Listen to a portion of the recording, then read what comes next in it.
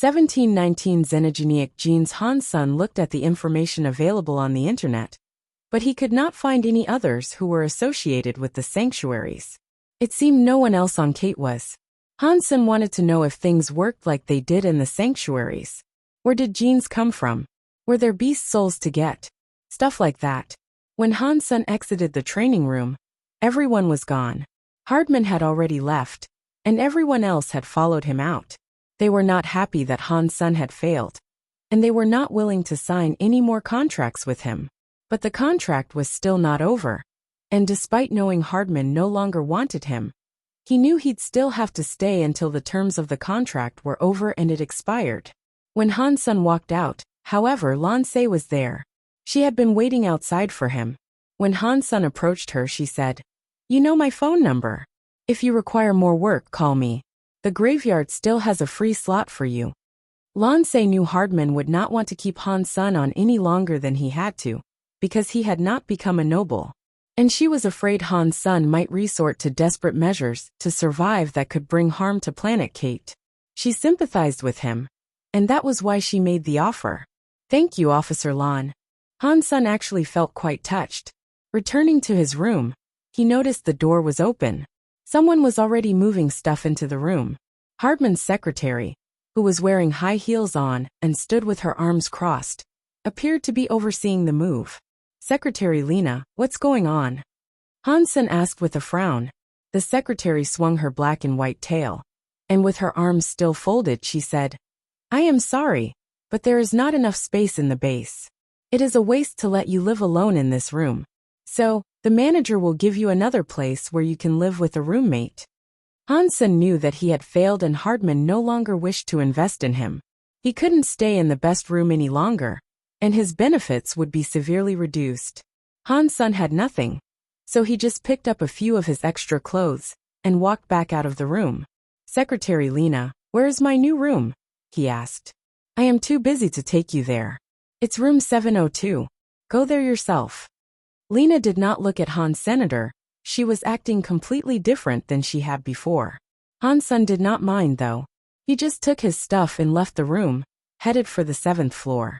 The 7th floor was living quarters for the hunting group, but it was just an ordinary dorm room, where 4 people bunked together.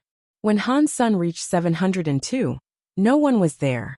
He set up the room and got his own key for the place. Then he took a shower and changed clothes. His old clothes had been destroyed, so he was walking around in his Geno armor. Wearing it did not cost him energy as it had in the sanctuaries, but he didn't really need to have it on right then. After the shower, Han Sun found an empty spot to put down his few possessions. To Han Sen's surprise, when he touched the bone he had found with Old Cat, he heard an announcement play. Xenogenic gene discovered. Old Cat had told him that the bones were useful outside the sanctuary, but he hadn't expected to have Old Cat's words confirmed so soon. "How do I use this?" Han Sun checked out the bone, not entirely sure how he'd earn the Geno points it contained. Han Sun ran his skills, but the bone remained quiet. He gave it a drop of real blood, but it also stayed quiet. The voice from the sanctuary had only spoken once, and it was now silent. Whatever it was, it couldn't help Han Sun anymore. "Do I have to eat this to make it work?" Han Sun tried to bite the bone, but it was so fucking hard, his teeth almost crumbled to pieces. That definitely wasn't going to work. "It looks like I'll have to cook it," Han Sun thought to himself. The bone was not very big. It was red and purplish, and it had a metallic hue. If Han Sun had not have found it himself, he would not have believed that it had come from some creature's body. He planned to make a soup out of it, despite not knowing if that would work. There was no other way though. Han Sun wanted to at least try it, so he bought a small cooker from a shop and brought it back with him to the living quarters. Back in the living quarters, Han Sun filled up a pot with water and tossed the bone in. He then put a lid on it and plugged the cooker in. He turned it on and allowed it to cook. As he was doing this, the doorbell rang. 3 Cape people, covered in sweat, came waltzing in. Everyone in the base knew Han Sun had made the flowers chime, and that Hardman had bought him in the hopes of gaining a noble. Even if they didn't know, the word that Han Sun had failed to generate a Geno weapon spread like wildfire. "Bud, don't take it too hard. It's okay if you didn't evolve twice. 99.9% of people don't, and you know what? We're still living. The Kate man patted Han-sun on the shoulder. He didn't mean to mock Han-sun though. It was a genuine attempt at comfort. Thanks, but I'm okay. Han-sun did not think failing was a big deal. When others failed, that was that. Han-sun still had the Dongxian Sutra and the Blood Pulse Sutra to work with, so he still had another 2 chances. It would be no big deal even if Han-sun failed completely. Han-sun thought that he could always absorb xenogeneic genes to evolve as well. There was more than one way to progress. You are welcome. But don't thank me. If one day you are in danger, and people come to your aid, it'll cost you more than a thanks. Another Kate told him. And what should I say? Han-sun laughed. Say nothing. Now do you have cigarettes? A Kate asked, lying on the bed. No, I don't smoke. Han-sun used to smoke, but he had been in the sanctuaries for too long. Since there were no cigarettes there, he was forced to stop. Is that yours? What are you cooking? The last Kate saw Han-sun's cooker, and just had to ask. 1720 Baron Gene. There was a problem generating my Geno armor. This is a medicine that should help, and so I am heating it up, Han-sun said. The Kate men nodded and no longer seemed interested. The 3 of them settled in, and then went for a shower, and Han-sun watched them. It wasn't hard to get along with people from Planet Kate, and with Han-sun's observational skills, he was able to tell that their fitness was greater than that of humans. But that seemed to be their only major advantage, their fitness. They were not as intelligent, and when it came to research and development, they were quite lacking compared to humans. Han-sun hadn't seen the nobles fight yet, so perhaps they were much stronger than ordinary citizens. Han-sun stayed in the living quarters. The names of his 3 roommates were rather strange, so he just called them Long, Suatu, and Kuan. They weren't hostile, but neither were they overly friendly. They were just average roommates really. Han-sun wasn't in a rush to open the cooker, so he waited until the next day, when the other 3 were out, to stop the cooker and lift the lid. It released a puff of fragrance and steam. When he gave it a sniff, Han-sun noticed it smelled like blood. He knew that the cooker might not have any effect on such a hard bone. But now that he was taking a look, he was genuinely surprised. All the water had become purplish and red. It smelled like blood, and it was frothing. Han-sun knew that should have been impossible, as when blood was boiled, it usually became solid. After poking around in the weird liquid with a spoon, he noticed that the bone was gone.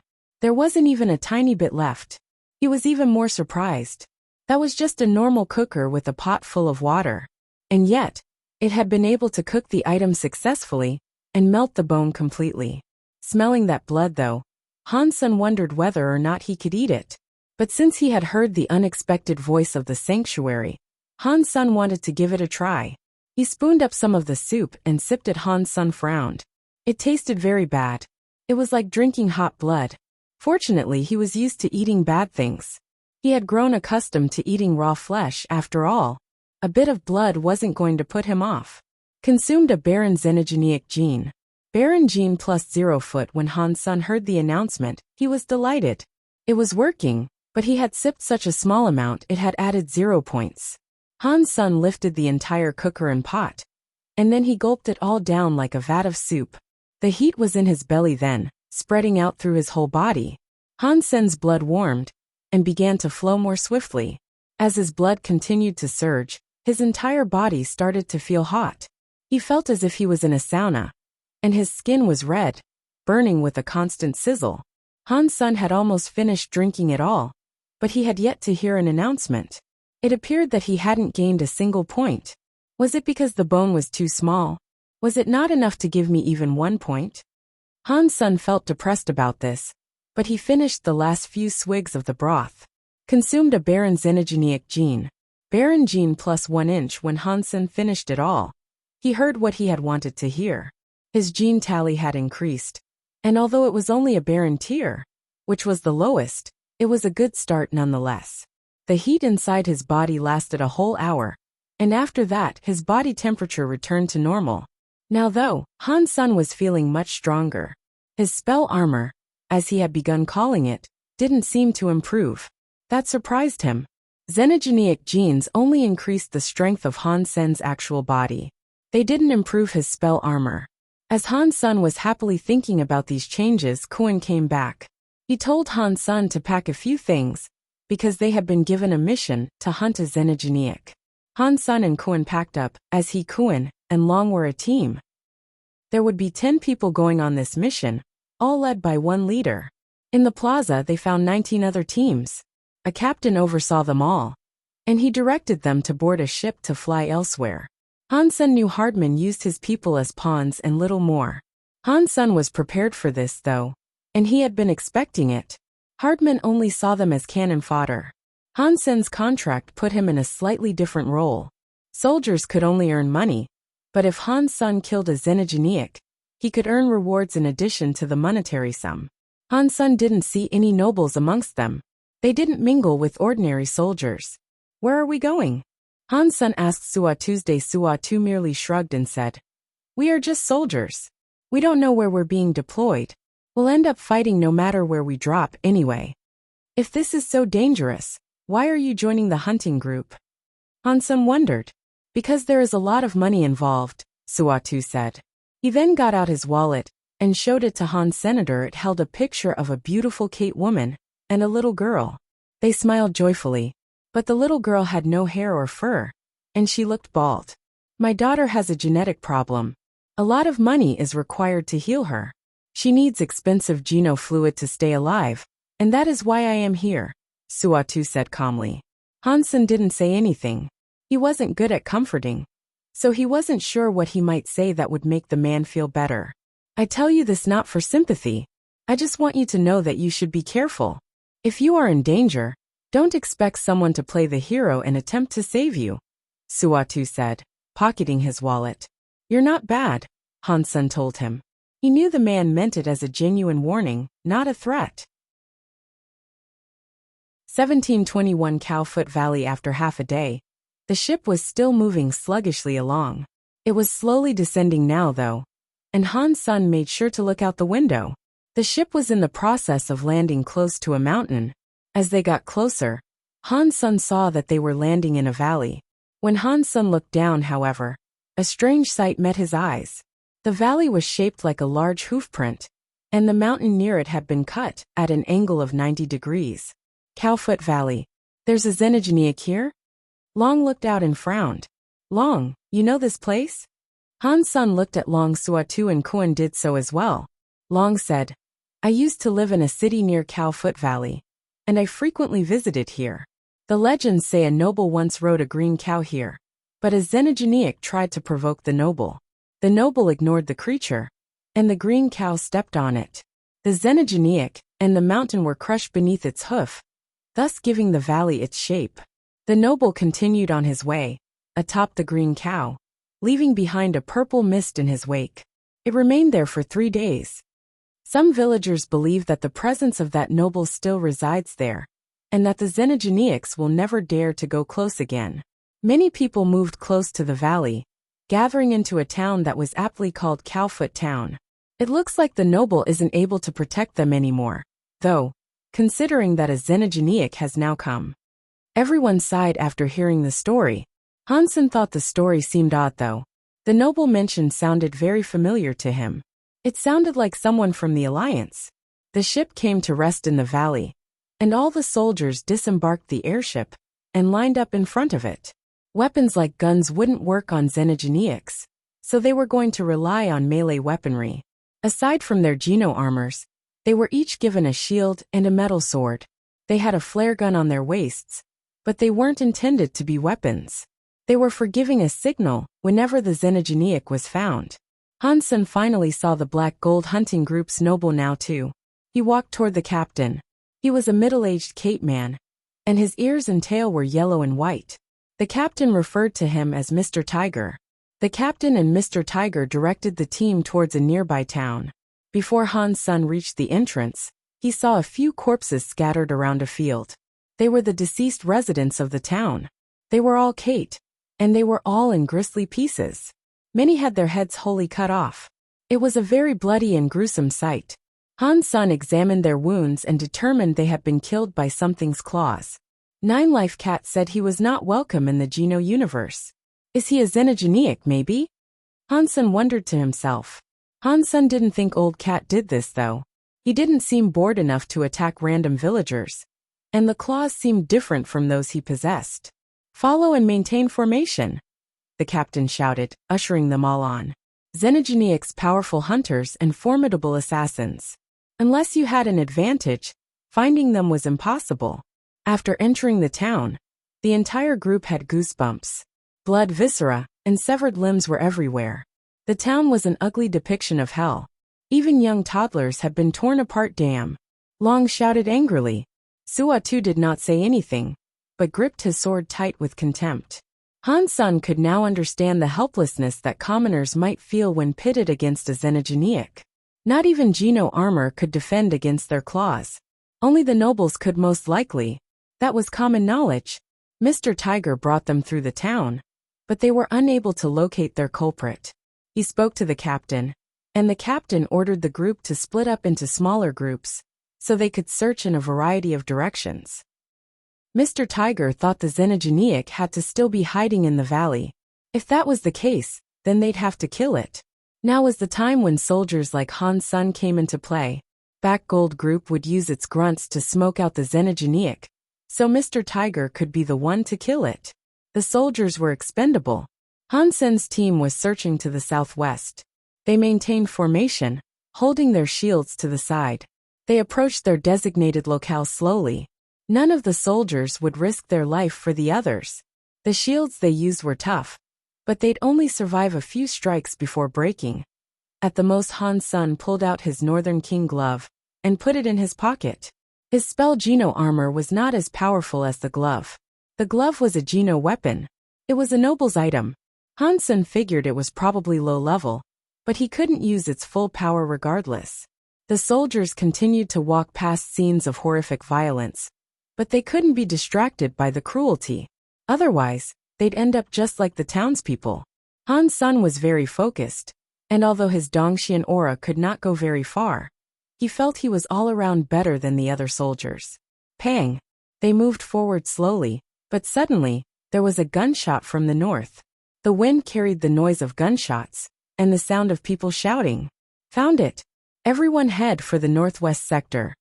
The communicator sounded with a voice. The captain acknowledged, then instructed the group to turn. But all of a sudden Hansen paused. He detected a shadow bolting through an alley, headed right for Suatu's. Suatu was facing the captain, so he was unaware of the shadow coming right for him. Careful! Hansen shouted. He ran in front of Suatu, but it was too late to pull the man away. Instead, Hansen sent a kick into Suatu's back before leaping away himself. The black shadow went right past Hansen and Suatu, almost touching them. When everyone heard it, their faces changed as they screamed, Xenogeniac! 1722 First Battle. With the Xenogeniac, Hansen recognized what he was seeing. Judging from its appearance, it was a kate. It looked like a human, but it had cat ears and a cat tail too. That meant it was a kate. But it was different from the other kate people that Hansen had seen. It had no Geno armor, and its nails were half a foot long. They were like swords, and they shone with a fluorescent blue color. The eyes of the creature were glowing red as well. The Xenogeniac did not stop after rushing past Hansen and Suatu, and it went straight for Long. Its hands, each bearing 5 dagger-like nails, flashed toward Long's head.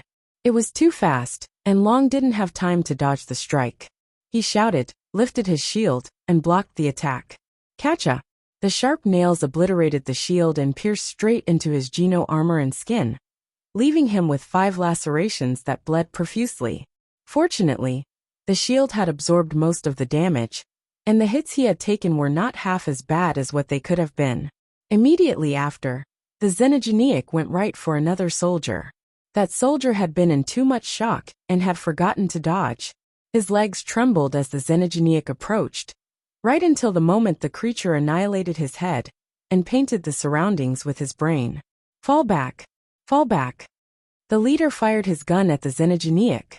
When the bullets hit the foe, they crackled against him like fireworks. They didn't even break the skin, though. Report! Xenogeniac discovered in the southwest. The leader barked his report into his phone, all the while shooting at the enemy. The Xenogeniac didn't even seem to notice the bullets. He just jumped back towards Long, who had only just gotten back on his feet. Long's face turned white. It was too late for him to dodge, and he had no shield. He lifted his sword and brought it down toward the Xenogeniac's hand. The Xenogeniac's hand grabbed the sword. The creature gently pressed on it, and it shattered. The creature's other hand was moving forward to grab Long's head though. There was nowhere Long could run, and he abandoned all hope. He fell back, wanting to escape, but he was far slower than the Xenogeniac. Dodging was a futile endeavor. Just as the hand was coming down to plant itself on Long's face, a fist wrapped in black armor appeared above him. It punched the Xenogeniac right on its temple, knocking the creature away. The punch did not hurt the Xenogeniac, but it freed Long. And when he turned to look at the savior fist, he noticed it was the doing of no other than Han. Senator Long looked at Han Sun with a complicated expression. Han Sun was surprised by what he had done too. He had gathered up all the strength of his spell Geno armor to deliver that punch.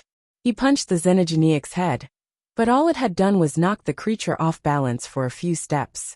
The Geno armor wasn't comparable to the Xenogeniac.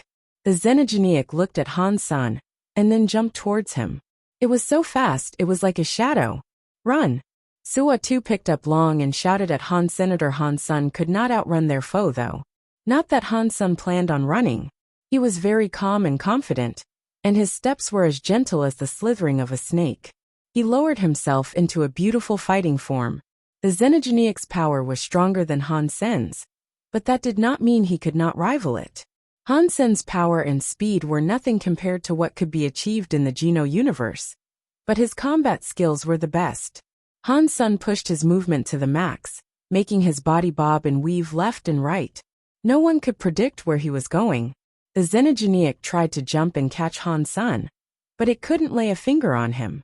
Suwa too, and the team were frozen in shock at the spectacle. Although the creature was only a step behind Han Sun, he was not at all frightened. Each of his movements was made with absolute composure and calm, and he managed to avoid the Xenogeniac's attacks each and every time. It was rather difficult to believe. Han Sen's speed was not too far off Suatu's, but it was still quite slow compared to the Xenogeniac. But he could dodge the Xenogeniac's attack all the same, and the Xenogeniac couldn't even scrape his armor.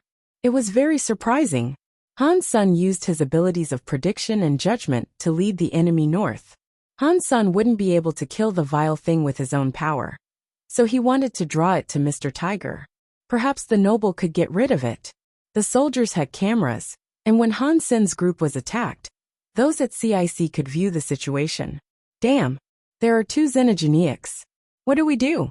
Mr. Tiger is already dealing with one, and we can't deal with the other. We should have invited Mr. Allen. Commander Gura's forehead was sweating. Wait a minute. There's a soldier leading the Xenogeniac at 11 o'clock, a moderator shouted. The commander could not believe that. No way. How can an ordinary soldier do that? When he saw it clearly, he was shocked. The soldier's body was moving left and right, and you could see that he was not scared. He was intimidating to watch. The Xenogeniac was chasing the man, unable to hurt him. The soldier was evidently leading it in a particular direction. Who is that soldier? Commander Gurus was frozen in awe. Han Sun was like an artist. He had never before seen someone move with such grace and dexterity. Sir, his name is Han Senator. He is the outsider Hardman brought in, the moderator said. The outsider that was able to make the flowers chime, but failed to become a noble? Commander Gurus mumbled to himself. Then his face changed. He grabbed the phone and said, "Don't draw the Xenogeniac to 11 o'clock. Do you hear me? Answer me." Mr. Tiger was already fighting a Xenogeniac, and if another one joined the fight, he'd be in danger. If that occurred, the operation would be over. Chapter 1723 Killing a Xenogeniac Commander. Where should I lead it? Han Sun asked calmly. Gurus was shocked that the voice he heard was so relaxed. He barked down the line. Go to the southeast and buy Mr. Tiger some time. Wait until Mr. Tiger is able to finish dealing with the other. As soon as he said it, Gurus realized that was one of the strangest commands he had ever given. It was odd telling a soldier to keep a Xenogeniac busy for some time. People would think he was crazy for issuing such an order. But he had no choice, given the circumstances. Sure, but I can't make any promises. Han's son agreed and changed direction, leading the beast east. You do your best, son. Gyrus gritted his teeth. He couldn't imagine that someone like Han's son would delay the Xenogeniac long enough for Mr. Tiger to kill his own enemy and move in to help. And when Gyrus reviewed Mr. Tiger's situation realistically, he wasn't even sure if the noble would be able to fight another Xenogeniac immediately after.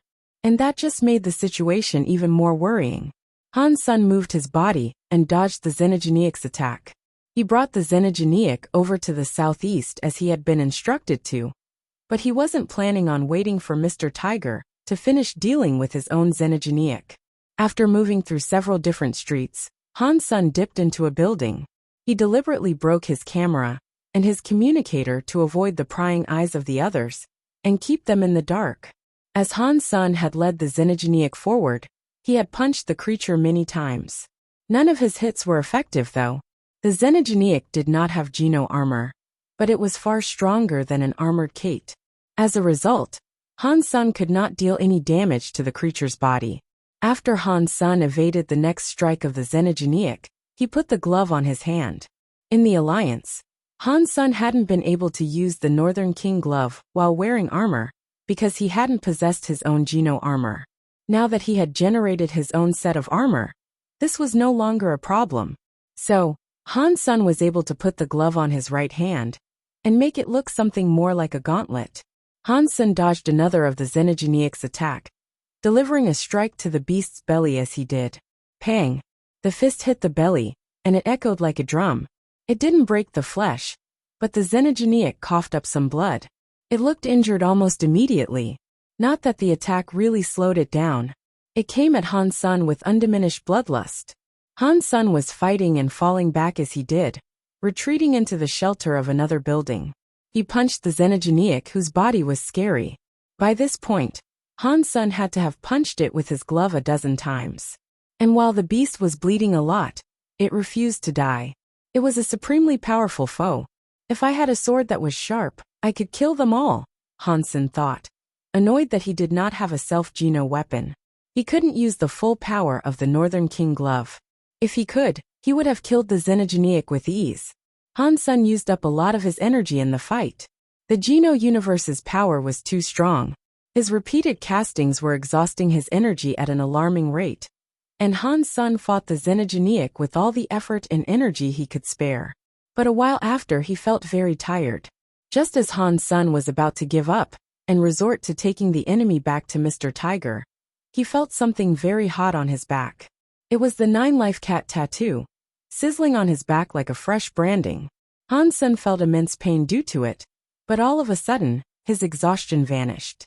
Hot power surged inside him, and his body's cells erupted like a volcano. It made Han's son feel like he was filled to the brim with power. Pang! Han's son punched the Xenogeniac again, sending the creature flying. It smacked into a concrete wall and left a deep hole in it. The Xenogeniac fell down onto the floor, heaving up blood. The place on the creature's chest that had touched Han's son's fist was scorched. As if the beast had been branded by his burning fist, Han's son was, needless to say, happy about this. He ran forward and gave the Xenogeniac another punch. And where the next fist landed, the entire patch of the beast's skin was blackened. Han's son punched it another 3 times, and eventually the chest was broken and caved in. What was left was a black, gaping hole where the heart had once been. It was dead. Xenogeniac Baron hunted, Xenogeniac gene found. Perhaps it was because he had left the sanctuary, but the rules seemed to have changed a bit. The announcements were starting to get vaguer. When the Xenogeniac died, the heat on Han's son's back faded away. His condition returned to normal. Before he had the time to think about what happened with the tattoo, though, Han's son leaped over to the creature and pulled out its 10 nails. The nails were where the thing had mutated. Perhaps because it was dead, the monster's body was far weaker. Han's son was able to remove the sharp blue nails with ease. And after Han's son took the 10 nails, the body became much softer. It returned to looking almost like a normal Kate. Its previous strength was all gone. Just as Han's son wondered how he might deal with the body, it started to flare and burn. It quickly turned to ash, and when the wind blew, it scattered like dust on the breeze. Han's son was frozen. He didn't know 9-Life Cat's tattoo could imbue him with such power. I need to find out what this whole 9-Life Cat business is about. Old Cat did say the reputation was bad. If it really is infamous, however, it should be easy to learn a thing or two, Han's son thought to himself. Han's son, answer me. What's going on? Gyrus had seen Han's son enter the building, but he hadn't seen what had transpired there. He had wished to send someone else to check on Han's son, but no one had been willing to enter due to the fact that Han's son had been tangoing with a xenogeniac. Soldiers were tasked with finding xenogeniacs, not hunting them. If they knew where a xenogeniac was, they wouldn't go near it. Before Gyrus received a response, though, he saw someone exit the building. It was Han's senator. The xenogeniac that had been chasing him was gone. Chapter 1724. Signing a new contract in Black Gold Group Space. Hardman, Lena, Gyrus, Mr. Tiger, and Alan were all watching a video. The video was of Han's son's encounter with the xenogeniac and his subsequent flight to the building. The video was not taken from one angle. There was a multitude of different views, so it was a little messy. Even so, it highly impressed those who were now watching it. Han's son's speed and power were average for a Geno armor soldier, but the fact that he lasted so long without sustaining an injury was nothing short of a miracle. What do you guys think? After watching the video, Hardman looked at Gyrus, Mr. Tiger, and Alan. Mr. Tiger and Alan were barons. Gyrus was not a noble, but he was still very talented. All of them were qualified enough to speak on behalf of the entire hunting corp. Interesting man. The power and speed shown are normal, and so were the skills used. Theoretically, any soldier might manage to do what he was capable of. The fact that he was able to dodge the xenogeniac again and again made him look as if he was invincible, though. I don't think it was luck either. He must have something that makes him far better than the rest and enables him to do what he did, Alan said. You're saying this lucky dodging method is actually a skill? Hardman asked, after thinking for a long time. Mr. Tiger considered that and said, perhaps it is not a skill, but it could be his instinct. All creatures have instincts, and they can vary from creature to creature. Maybe that was an instinct belonging to his race. Hardman nodded and asked Gyrus, what do you think? I think he is most certainly different, Gyrus answered. Be more specific, Hardman said. Gyrus quieted a bit and answered, he gave me the impression that he was not new to this. It's like he has been through a lot, and he is a fighter who has endured many life and death scenarios. He has only just generated his Geno armor, so how much experience could he possibly have? You overestimate him, Lena said. This is just my opinion, of course. I could always be wrong, Gyrus said coldly. Manager Hardman, if we can, I'd like to keep this guy, Alan suddenly said. Why? Hardman looked at Alan with a shocked expression. Alan was not prone to sudden outbursts. He's an interesting guy, and he may prove useful if we keep him around, Alan said. I'll consider it. Hardman nodded. The day's fight ended with Mr. Tiger killing his xenogeniac. Han's son said the xenogeniac chased him into the building and then ran off. Where it had gone to he did not know. Gyrus and Mr. Tiger commanded the entire platoon to scour the rest of the valley for it. But when they were unable to find the other xenogeniac, they returned to base. Suatu and Long thanked Han's senator. Han's son quickly became rather famous after that day, and people viewed him differently. Han's son didn't think anything of what he had just been through. He had endured far worse in the past, so it mattered little.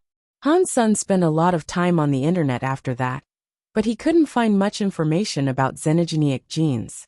Ordinary people did not know anything about them. They were collected by noble and higher class sorts. Commoners didn't have much information on the subject. And Han's son was not able to learn anything about the 9-Life Cat, either.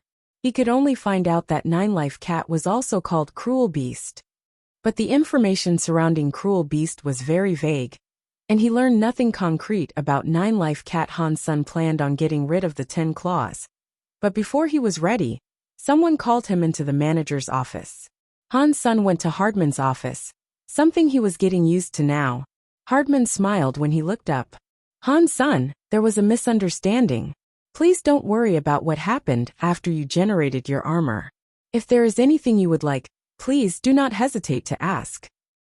I will satisfy all your desires. It's fine, Manager Hard. Just tell me what it is that you want, Han-san said coldly. Hardman nodded and smiled. Straight to the point. This is a contract the group is willing to give you. If it's okay with you, you can sign it and become a proper member of Black Gold Hunting Group. Han-sun looked over the contract, and he found that its terms were great.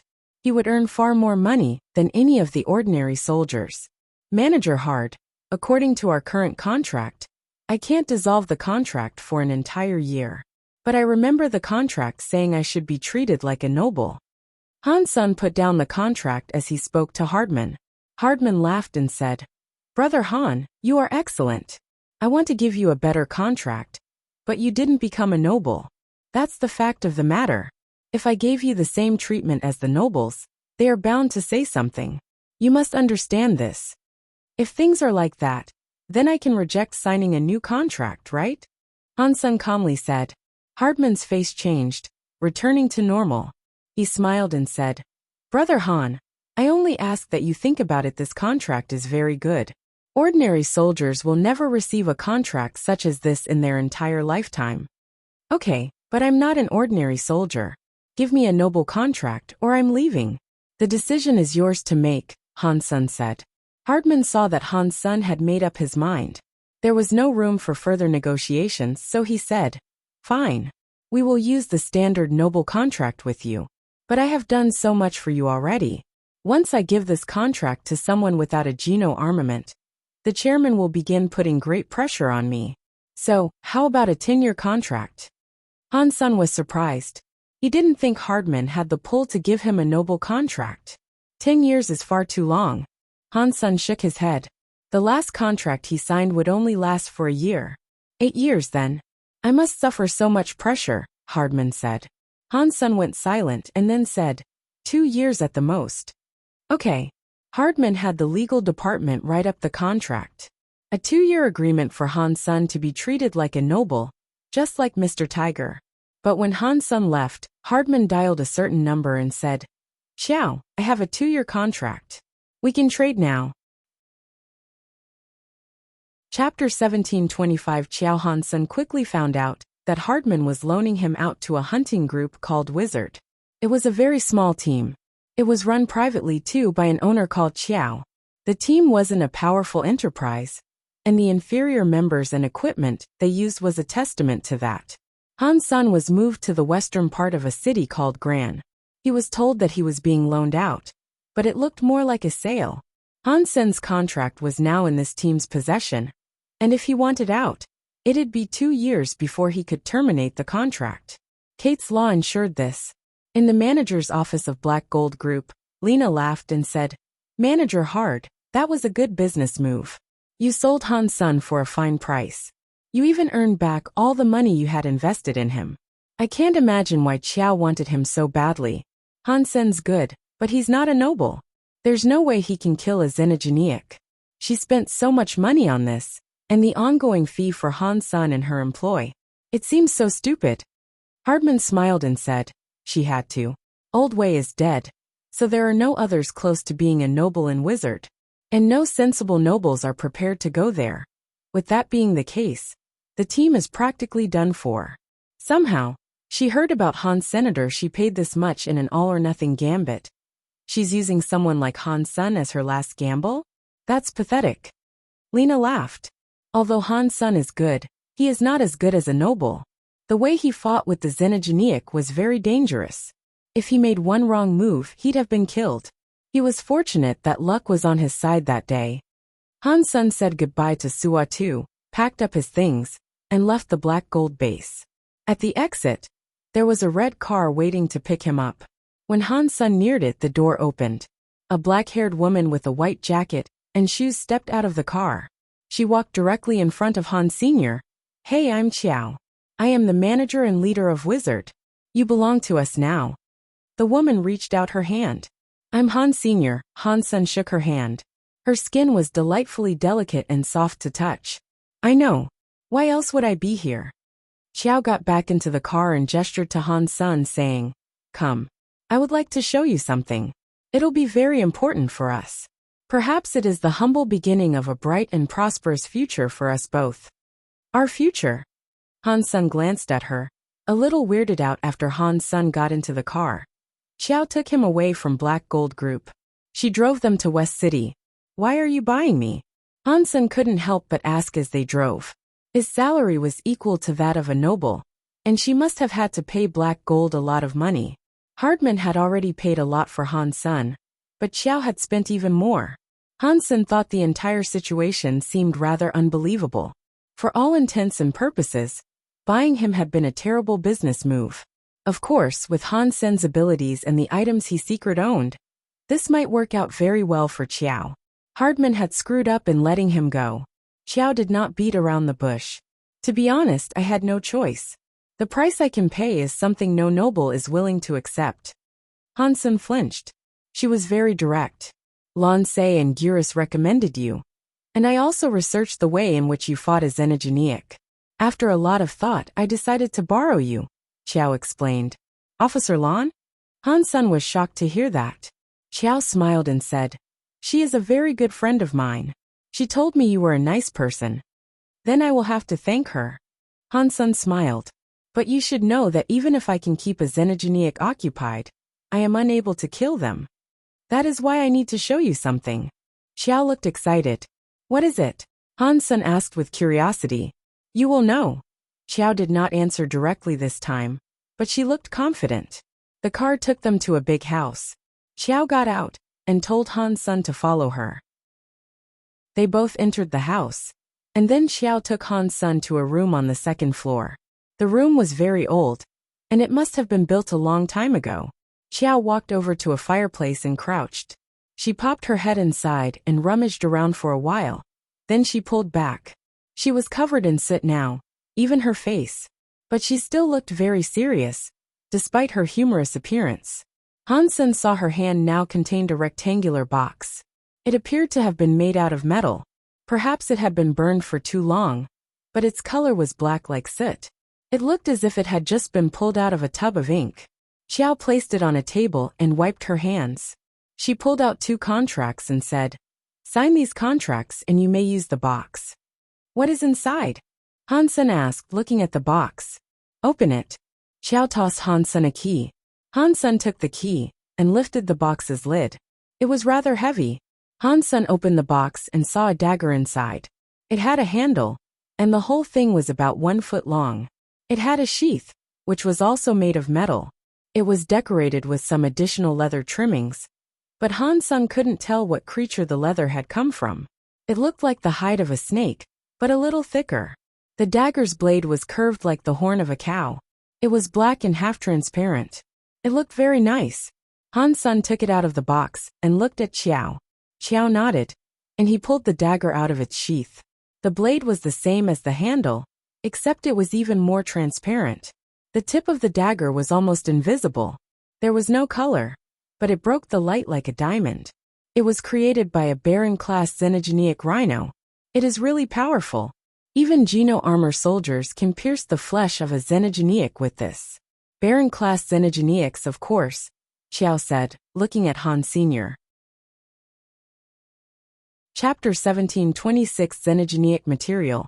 Now Han Sun understood why Xiao had bought him. With that dagger, you could kill Xenogeniacs even if you weren't a noble. Still, it wouldn't work if given to the average soldier. They lacked the speed and physical prowess to match a Xenogeniac, and they would likely end up killed before ever getting a chance to use the weapon. Xiao must have studied the fight between Han Sun and the Xenogeniac, and determined he was capable enough to wield the dagger effectively. It was the reason why she had bought him. So pieces of Xenogeniacs can become weaponry? Han Sun asked as he fiddled with the rhino horn dagger. There are many different Xenogeniac materials, and most can be used to create weapons, Xiao answered without even having to think. Can we eat them? Han Sun smiled, as if he was joking. Xiao shook her head and said, I have never heard of an edible Xenogeniac material. And who would want to? Unstable genes can affect the genes of your entire body. Most ordinary people wouldn't even be able to digest them. Some xenogenic materials can be used for medicine, however. Han Sun was confused when he heard that. If nobody could consume xenogenic genes, how was he able to? And the stuff had melted through a simple boiling process. Han Sun wanted to see if he could cook the rhino dagger and eat it. Unfortunately, he knew it didn't truly belong to him, so he shelved the idea. He looked over the contract Xiao gave him, and one of the terms said the dagger would be lent to him for the duration of his time in Wizard. If he ever left the team, he would have to give it back. Han Sun signed it without hesitation. He had to work with Wizard for the next 2 years, and for the time being, that weapon was perfect. It was only after Han Sun became a part of Wizard that he realized the team was all sorts of bad. The training base had been sold, and the dilapidated old house they were standing in had become their new base. It was all that Xiao had, and the only other member of the team, who was an old woman who had raised Xiao. She was in charge of housework most of the time. That meant the only real members of Wizard were Han Sun and Xiao. Can the two of us slay xenogenics? Han Sun asked. They had no one to assist them, so there was the whole matter of even finding a xenogenic. Even if they knew where one was, they might not be able to force it out. Xenogenics were faster than ordinary creatures, and they were very good at hiding. That's why most teams use so many people to hunt for them. I have thought about this. The xenogenics are evil, but they won't risk anything unless they are confident. If a noble was out hunting them, there is a chance they would not dare strike. You are different, however. You aren't a noble, and there's every possibility they'd relish the chance to try to attack you. Before Xiao could finish, Han Sun understood what she was getting at. Han Sun slumped his shoulders. What kind of resource will I need to harvest for the production of a weapon? You need the right materials, and you have to find an expert to forge it for you. They are difficult to produce, so you'd need to enlist the service of a genuine professional. Otherwise, the weapon you produce might not even function properly. I hear 30% is the usual percentage for success in forging, due to the instability of the base resource. My father used up many resources through the years in forging endeavors, but he was only ever able to successfully craft this dagger, Xiao said. When should we go hunt? Han Sun asked, as he needed xenogenic genes now. I have been looking for a xenogenic. For the time being, you should rest. I will find us one before long. Xiao escorted Han Sun to a room that was to be his private place. This place isn't all that bad. It's better than Black Gold leaseways. Han Sun was satisfied. Although he needed to share half his rewards with Xiao, Xiao did all the mental heavy lifting. Searching for information and scouring for reports was what she did, and it was something Han Sun couldn't without help in such matters. Han Sun wouldn't be able to find any himself. And if he couldn't find xenogenics, he couldn't kill xenogenics. And Xiao had given him the rhino horn dagger too. Now Han Sun could kill xenogenics with greater ease. It was more than right to give her half the loot. The 9-life cat was also a liability, since it didn't always work. He couldn't put his faith in it after killing the xenogenic. Han Sun had tried to activate the 9-life cat tattoo again, but couldn't when Xiao left him to settle in. Han Sun locked the door and made sure no one was watching before he brought out his pot. He put the 10 blue metal claws inside to cook them. The second day, when Han Sun opened the pot, he had to hold his nose. The water in the pot had turned to something that looked like swirling blue ink. It had a pungent stench. Han Sun used his spoon to give it a good stir, and he noticed all the nails had been melted away. Weird. If the xenogenic materials can melt this easily, the people here should know. There's no way they can be used for weapons. Something is most certainly wrong with all this, but what that is exactly, I can't say. Han Sun frowned. He couldn't figure out what was going on. There was nothing unusual about the pot or the water, so the problem had to lie with Han Senator. But Han Sun did not know what he had done to cause the ingredients to change in such a way. Han Sun drank the blue juice, and he immediately noted how different it was to the bone juice. It wasn't even hot, it was actually cold. It felt like he was freezing his own bones when he drank it. Consumed a Baron xenogenic gene. Baron gene plus 1 inch. Han Sun's head began to emit a white mist. His hair and eyebrows were covered by a thick layer of frost, and his teeth began to chatter. Han Sun had to cast skills for over an hour in order to recover. The 10 nails had only provided him a single gene, so Han Sun frowned. It seemed that it did not matter how much of the material was consumed. He stayed there for the next 2 days, and eventually, Xiao called Han Sun with a quest. When Han Sun entered the car next, Lan Se was in the passenger seat. Han Sun, we meet again. Lan Se smiled. Officer Lan, why are you here? Are you a part of this quest? Han Sun asked. Lan Se smiled and said, remember the xenogeniac that murdered the factory workers? You guys are going to kill it. I hope you don't wind up dead. Chapter 1727, Who reaps the benefits? A train's horn cracked the air, while powerful aircraft flew through the sky above. Han Sun was a little confused when it came to Kate technology. You could see old steam trains, but you could also see nuclear-fueled aircraft. Some people even rode creatures on the street.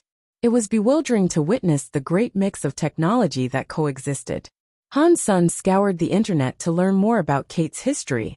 He knew Kate wasn't very well developed, because they had been invaded a few times, and much of their technology was left over from other cultures. That was one of the primary factors that contributed to the mix of different technologies. The Kate people had only had their liberty for a few dozen years. It wasn't too long ago that they had been ruled by outsiders. Xiao's red ladybug car came to a stop before the abandoned factory. Xiao and Lan Se's faces darkened. A big truck was parked in front of the factory, and a few aircraft circled the airspace. It looked like someone had beaten them there. It's Black Gold Group. Xiao saw the symbol on the truck and frowned. Lan Se frowned and said, weird. Why are they here? No one else should know, except for the members of security. Xiao looked disappointed and said, with Black Gold's power, it's not a surprise they can grab information like this. As they discussed this, 2 people dismounted an armored truck and approached them. Han Sun noticed that the approaching figures weren't strangers. It was Hardman and his secretary Lena. Hardman walked to the car and knocked on the window. Xiao rolled the windows down, and with a smug and boastful face, Hardman immediately said, Xiao, are you interested in the xenogeniac here? It is a shame you are late. After that, Hardman glanced at Han Sun but did not say anything. It looks like you haven't got what you came for though. That means it isn't too late. Sorry, we're in a rush. Can't talk. Xiao started up the car and drove past the truck. Hardman didn't try to stop them. He just looked at the car and laughed. They are for real. Xiao really thinks that Han Sun has what it takes to kill a xenogeniac. Like she said, they are in a rush. Desperate people will do anything. Lena laughed too. Hardman shook his head and returned to the armored truck. Gurus was inside commanding the operation. Lan Se observed the soldiers situated all around, and her heart sank. It looks like we won't have the slightest chance. Black Gold employs far too many soldiers. He'll find it before we will. Maybe they won't, and maybe it's a good thing. Xiao's eyes went bright, and she sped up. Sit tight.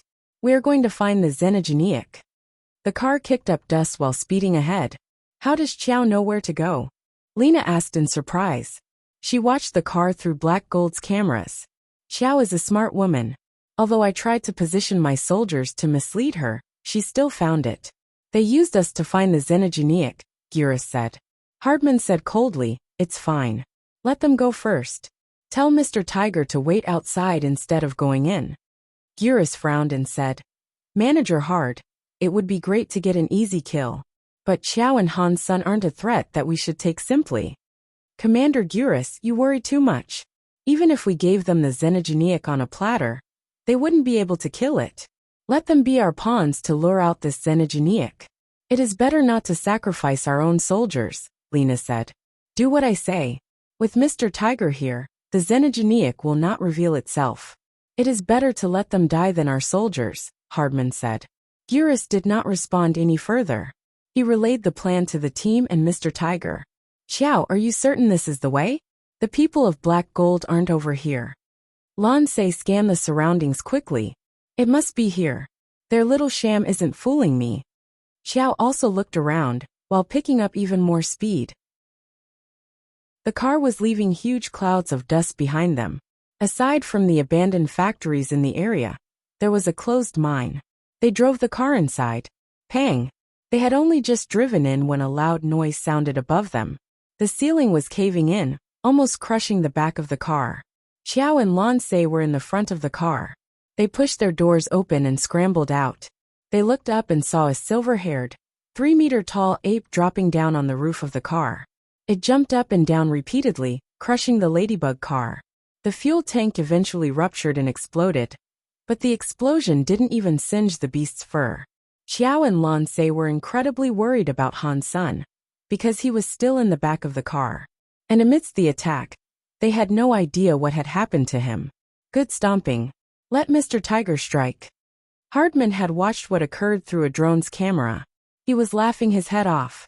Mr. Tiger, we have a lock on the target. You can go now. Gurus told Mr. Tiger.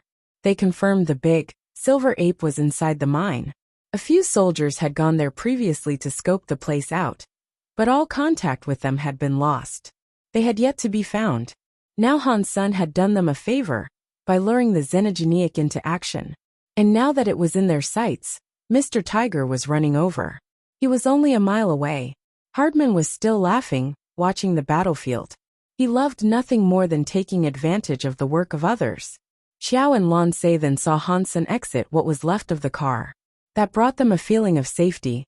Seeing him emerge in one piece was quite relieving. The silver ape saw Han Sun and grabbed hold of the wreckage of the car. He threw it at Han. Senator Han Sun moved quickly, evading the car. The car flipped end over end until it was stopped by a warehouse, which promptly collapsed. The silver ape roared and jumped towards Han Sun with blinding speed. Han Sun went forward, going right for the ape. His eyes were calm like well water. The rhino horn dagger was in his hand, but he didn't unsheath it. His right hand grasped the handle as he went for the ape. Kid, this is my prey. Mr. Tiger was already in the mine, sounding excited. Chapter 1728. I want this person. Hardman and Lena looked as if they were watching a movie. Until the Xenogeniac was killed, no one could tell who would take the beast down. They didn't think Han Sun could kill the Xenogeniac, and he had actually helped them draw it out. He was very nice. Hardman even lit up a cigarette to enjoy what came next. Xiao and Lan Se looked at Han Sun and the silver ape, hoping that the soldier she had chosen would be able to deal with the creature. Even though Mr. Tiger had joined the fray, there was still a chance that Han Sun could get the kill. Mr. Tiger roared as he ran, holding a tiger head sword. He lifted it as he ran up to the ape. He was quite a distance from the creature, and before he reached the foe, Han Sun had already run past the ape. When Han Sun passed the creature, there was a gleam of light across the ape's neck. It was so small that no one was able to see it. After he went past it, Han Sun stopped a few steps later. The big ape quickly turned around and looked at Han Sun furiously. It wanted to roar again, but when it opened its mouth, it only made noise for a single second. Its red eyes opened wide, as its neck suddenly split open, gushing blood like a fountain. The silver ape clutched its cut neck and fell to the ground as blood began to pool and run around. After a moment of writhing, the beast lay still. Mr. Tiger was only 20 meters away from the ape when he started to slow down. He couldn't believe what he was witnessing. The ape was on the ground, bleeding profusely. Xiao and Lan Se looked on in disbelief, remaining quiet in suspense. Inside the armored truck, Gira's eyes were shiny. Hardman and Lena had nothing remotely close to a smile, but their eyes were open wide, staring at the monitor. They were fixed there, unmoving. It wasn't until the cigarette burned low enough to scorch Hardman's hand that he changed. The pain made him stop. He lobbed the remains away, and with a glum look he asked hopelessly, "How was that possible?" Xenogeniac Baron hunted, Xenogeniac gene found. Xenogeniac beast soul obtained. When Han Sun heard the announcement, he was dumbfounded. He had never expected that killing a Xenogeniac could grant him a beast's soul. Nice job. Before Han Sun could check out the beast's soul, Xiao and Lan Se came forward to compliment him giddily. Xiao had faith in Han Sun, and she had placed her hope in his abilities. But she still hadn't gotten used to Han Sun, and his performance made her believe she was dreaming. Lan Se looked at Han Sun in exuberant excitement. She did not have a Geno armament, but she was absolutely thrilled to see Han Sun perform so well. Then Mr. Tiger approached. Xiao's face changed as she moved to block him. She waved her phone and said, "Mr. Tiger, it's fairly obvious who this belongs to. I have sent a video to the official website already. The video is already uploaded, so please go." Mr. Tiger laughed and said, "I'm not the kind of person who would try something so cheap." Mr. Tiger looked at Han Sun and gave him a thumbs up. "That was good. Thank you, Mr. Tiger. If we ever have the time, we should chat about sword skills together." Han Sun might not have liked Hardman, but that did not mean he disliked everyone that belonged to Black Gold Group. Hardman didn't represent the individuals in his employ. "Sounds good. Give me your number, and I'll give you a call sometime," Mr. Tiger said. Han Sun gave him his phone number. Mr. Tiger then looked over to the body of the silver ape. After that, he looked to Xiao's broken car, laughed, and said, "There's no one else in the area, but I can give you a ride out of here." In Black Gold Group's meeting room, the video of Han Sun slaying the ape played repeatedly. It was slowed down, on a perpetual loop of playback. Hardman, Lena, Gurus, Mr. Tiger, and Alan were all there together. There was also a young man in the host's seat. The young man watched, while everyone else didn't say a word. They just watched the video with him. Finally, the young man paused the video. He looked at Hardman and calmly said, "Manager Hard, was this man once a member of a black gold hunting team?" Hardman developed a cold sweat, and he said, "Third Master, this man failed to become a noble. Xiao offered us a decent price, so I want this person," the Third Master said. He stood up. "I'm going to join the next meeting. I'll be back in half a month. When I am, I'll see him standing in front of me." After that, the Third Master left along with his people. Hardman sat down on a chair. His expression looked awful. "Manager Hard, you are in trouble." Gurus patted him on the shoulder. "You acquired Han Sun, but then you went and sold him. Why would you do such a thing?" Mr. Tiger was mocking Hardman, and not even he was happy about the fact that Hardman had shamelessly sold Han Sun off. "Why don't we just buy him back? With Black Gold's power, we can guarantee his return to the fold. He is merely a commoner wielding a xenogeneic weapon. I'm not really sure what the third mister thinks he sees in him." Lena lifted her lips in a sneer. "Shut up." Before Mr. Tiger could speak again, Hardman stopped Lena. Hardman was not a big-boobed woman with no brains. He was a very smart man. He knew what the Third Master had seen in Han Sun's performance. He knew the weapon was not the only thing that Han Sun wielded. He had offended Han Sun many times, so he wasn't sure if he could get Han Sun back. But he had to commit to the order given to him by the Third Master. He didn't even want to think about the consequences of failure. Hardman looked very nervous. Aside from Lena, everyone else eventually left. No one was able to help him out of this predicament after all. The silver ape's body was in the warehouse. Han Sun did not have time to look at it, as he was investigating the xenogeneic beast's soul. Chapter 1729 Violent Ape Baron Xenogeneic Beast Soul. Violent Ape, Shapeshifting Type. When Han Sun saw that it was a shapeshifting type beast soul, he was exuberantly happy. If the xenogeneic beast souls were the same as those in the sanctuaries, that meant he would become the violent ape he had just slain. With Violent Ape's power and speed, his own lack of power and speed would no longer be an issue. In his room, Han Sun tried summoning the Violent Ape beast soul. When he did, the shadow of Violent Ape consumed Han Sun, and his muscles bulged swiftly. He grew silver for all over, as he embodied the silver ape. Han Sun felt as if his body possessed a new strength. He was incredibly happy, and he was eager to test how strong he had now become. But there were no geno trees around. He would have to go to the testing clinic for that. But it wasn't as if Han Sun could randomly transform in front of everyone. This was not a sanctuary, and he didn't think that the people of Kate had seen a shape-shifting beast soul before. They would probably think he was a xenogeneic and kill him. Also, I'm not sure if I can use Geno armor after I transform. Han Sun wanted to try it out and see if he could, so he summoned his spell Geno armor. The results surprised Han Senator after transforming. He could indeed make use of it. The armor seemed to change shape to match the user's body. It made him even stronger. Amidst Han Sen's happiness, he suddenly felt a pain in his head though. He immediately felt tired. It looks like I am already exhausted. It seems that shapeshifting takes too much out of me at this stage. Han Sen turned off the beast's soul and put it back. He had only transformed for a few minutes. And if he was in battle, he didn't think he could use it for any longer than 5 minutes. 5 minutes is not too shabby. With this and the rhino horn dagger, killing barons will be a trivial task.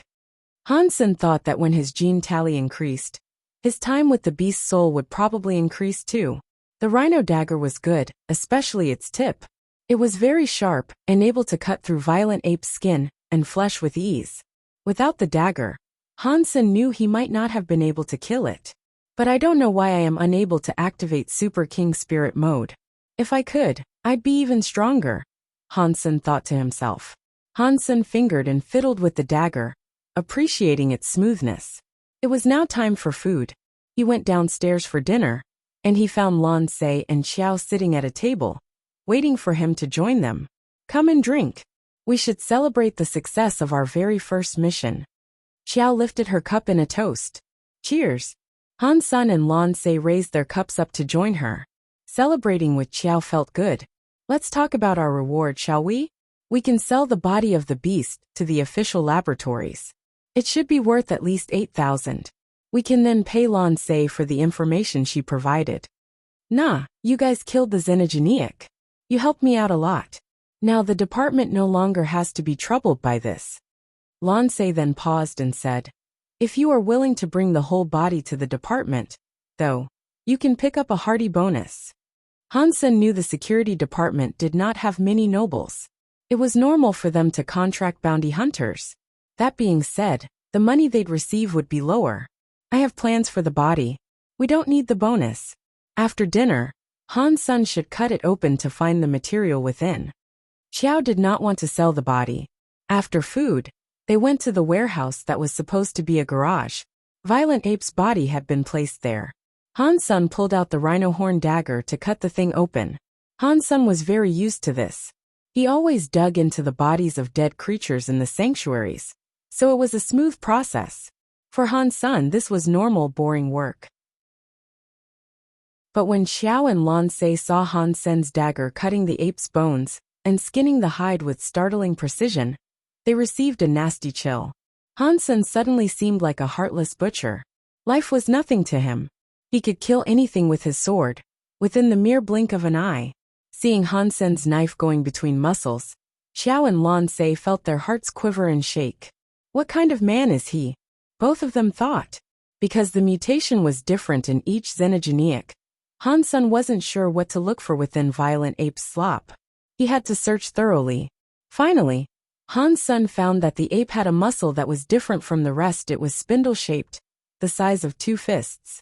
It was red like a ruby, and as hard as a rock. It's a muscle material. Xiao frowned after seeing the material. That was because muscle materials were the cheapest. They were worth 20% less than any other part. Muscles were common, and weapons could not be made out of them. So no one wanted to pay as much for them. According to our agreement, the materials should be shared equally. I now plan to sell it though, and share the money. Is that okay? Xiao asked. Han Sen said, if you are selling it, can I buy it? What do you need it for? Xiao looked at Han Sen curiously. Xenogeniac materials were rare, but she didn't think they could process or do anything with it. They'd need special noble powers to make anything of it. I would like to examine it, Han Sen said. He couldn't say he was going to eat it if he did. Xiao would think he was nuts. Sure. Barren muscles are worth 100,000. If you give me 50,000, it's yours, Xiao hastily told him. I don't have money. Could you deduct it from my wages? Han Sen asked. Aside from the share of spoils, Han Sen still received a salary. It wasn't much, but it was still quite a lot compared to most. Okay, no problem, Xiao quickly agreed. Xiao wished to say something more, but the phone rang. It was Hardman on the line. Chapter 1730, I want to buy him back. Han Sen made a silent gesture to Lan Se. Xiao picked up the phone. Xiao answered the call at dinner, because it was Hardman calling. Everyone knew what he'd be calling for. Xiao didn't want Han Sun to get any confusion or doubts, however, so she answered the phone right there in front of him. She didn't let Hardman know that Lan Se was there with them too. "President Xiao, can you talk?" Hardman was worried about Han Sun possibly being there. He thought he had offended Han Sun, and that Han Sun wouldn't agree to any repurchase. So he thought to get to him through Xiao. "Yes, you may speak," Xiao answered. Hardman didn't beat around the bush. He directly told her, "Xiao, I want Han Sun back. How about I double the money you gave me in exchange for him?" "Manager Hard, I only have one person in my employ. Giving me money doesn't solve the issue of having that number reduced to 0. Xiao looked at Han Sun and smiled. Hardman gritted his teeth and decided to raise the price. "Okay, triple. Manager Hard, this isn't a monetary issue. No matter how much money you give me, I will not be able to find anyone to replace Han Senator. My team needs to go on." Xiao's face didn't change, and she remained smiling. That meant she was telling Hardman that Han Sun was not for sale. It didn't matter how much money she was offered. Hardman looked glum, so he decided to play his final card. "President Xiao, how about I quadruple the price you paid me, and I'll find you another baron to replace him, with abilities that can equal Han Sen's. On top of that, he'll be loaned out to you for 3 years." Xiao and Lan Se thought this was very strange. The offer was extremely good. Han Sen thought this was normal. He actually thought Hardman was being too cheap and still offering far too little. Xiao said, "Manager Hard, you should know Han Sun has used a xenogenic weapon. It does not belong to him, and if he leaves Wizard, he will have to return it. Knowing this, do you still wish to buy him?" "Yes." Hardman gritted his teeth. He really had to buy Han Sun to please the third master. If he didn't, things would go poorly. He had to buy him back through any means necessary, even if that meant dipping into his own pockets. "I am so sorry. I can see your sincerity, but I cannot sell him," Xiao said firmly. Hardman looked ill, but he still went on with his plight. He said, "Xiao, don't reject me just yet. At least sleep on the prospect.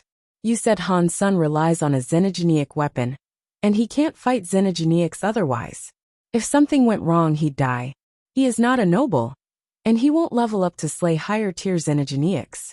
The baron I can lend to you will be a different story entirely. Plus, with the money you'll be given, you could assemble a great team. Even if you keep him for now, do you really think Han Sun will stay with Wizard 2 years down the line, when the contract is up?" "Manager Hard, I am sorry. Han Sun is not for sale." Xiao spoke with seriousness. "There is no need to answer me yet. Again, you should think about it. And if the price still isn't enough, there is plenty more we can discuss. Think about it first. Think about it. We can talk more another time." Hardman's heart was bleeding. After the call, Xiao turned to speak to Han Sr. "You heard what he has to say. What are your plans and thoughts? I would like to keep you, but if you do want to switch, I won't force you to stay where you do not wish to." Han Sun smiled and said, "I don't have too much to offer Black Gold. Plus, I'm lazy. I can't be bothered moving." Xiao looked very happy when she heard that. She raised up her cup for a toast and said, "Han Sun, I may not be able to promise you much right now, but the one promise I can make is that, while I live, I will strive to make Wizard the best it can be. Let us drink in the hopes of a brighter tomorrow." Lan Se raised up her cup as well. "Cheers!" The glasses chinked against each other, a symbol of the promise. Han Sun didn't want to go to Black Gold because of his relationship with Xiao. He did admire her, but he also thought staying in Wizard meant greater freedom. Black Gold was locked down with too many rules, and since Han Sun had a lot of private stuff he wished to dive into, he thought he would be better off where he was. Han Sun brought the ruby-looking mussel to his room for investigation. The thing looked far prettier than any hunk of beef. It was hard, but the fat and the meat looked as soft as snow. It made people want to cook it like a good steak. Merely thinking of this, Han Sen's mouth began to drool. When he tried to pull it apart, he couldn't. The rhino horn dagger would only leave light marks across it, and even if he could cut through it, he'd be unable to fry it. "What is changing the mutated materials when I boil them?" Surely there is more to the process than water in a pot. Something has to be affecting the materials. If I can figure out what that is, perhaps I can enjoy it like proper food. Han-sun was going to take a while to think it over this time instead of boiling it immediately. Over the next few days, there was little to do. Aside from practicing, he was researching how to eat xenogeneics. As he did, he discovered something of note. Han-sun did not find out what affected the xenogeneic genes, but he learned something quite interesting. He tried cooking the violent ape's meat in a fire. As he did, he noticed that the muscle's texture was changing, almost as if it was thawing out. The ruby texture melted into the fire, and the gemstone-like item began to transform into normal meat. It was the same as throwing the meat into water.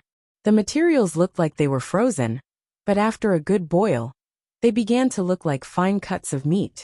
Han-sun knew this couldn't be a normal process for Planet Kate. If this was the way things always worked, the beings in this universe should have discovered the process before. There was no way he was the first to try cooking a xenogeneics material.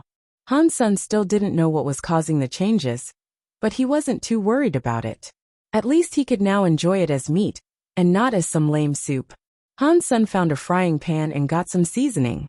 He placed the thawed meat on the pan, and cut it into a few slices of a good steak.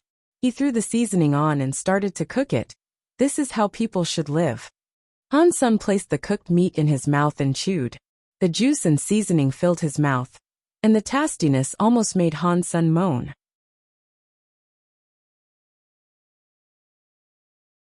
Chapter 1731. Lockdown. Xiao looked glum. Over the last few days, she had kept her ears to the ground and tried to find the location of more xenogeneics. But strangely, it was as if they had all vanished from existence. It was like she was deaf and blind, unable to learn anything. Xiao knew why though. It was because she hadn't agreed to return. Senator Hardman was using his ties and relationships with others to prevent her from getting news of any more xenogeneics. Compared to Black Gold Group, a tiny team like Xiao's was nothing. No one would favor Xiao and her team over a grand organization such as Black Gold Group. A hunting team that could not locate xenogeneics was pointless.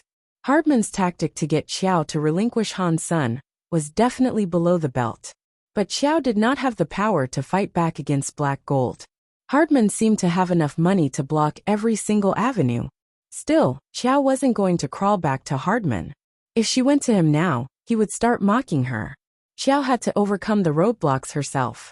Are there too few xenogeneics on Planet Kate? Han-sun asked Xiao as they ate. Xiao thought for a moment before responding. There are two different sources of xenogeneics. One is when beings evolve and mutate, or when those mutated beings reproduce. The other source comes from another place called xenogeneic space. What is the difference?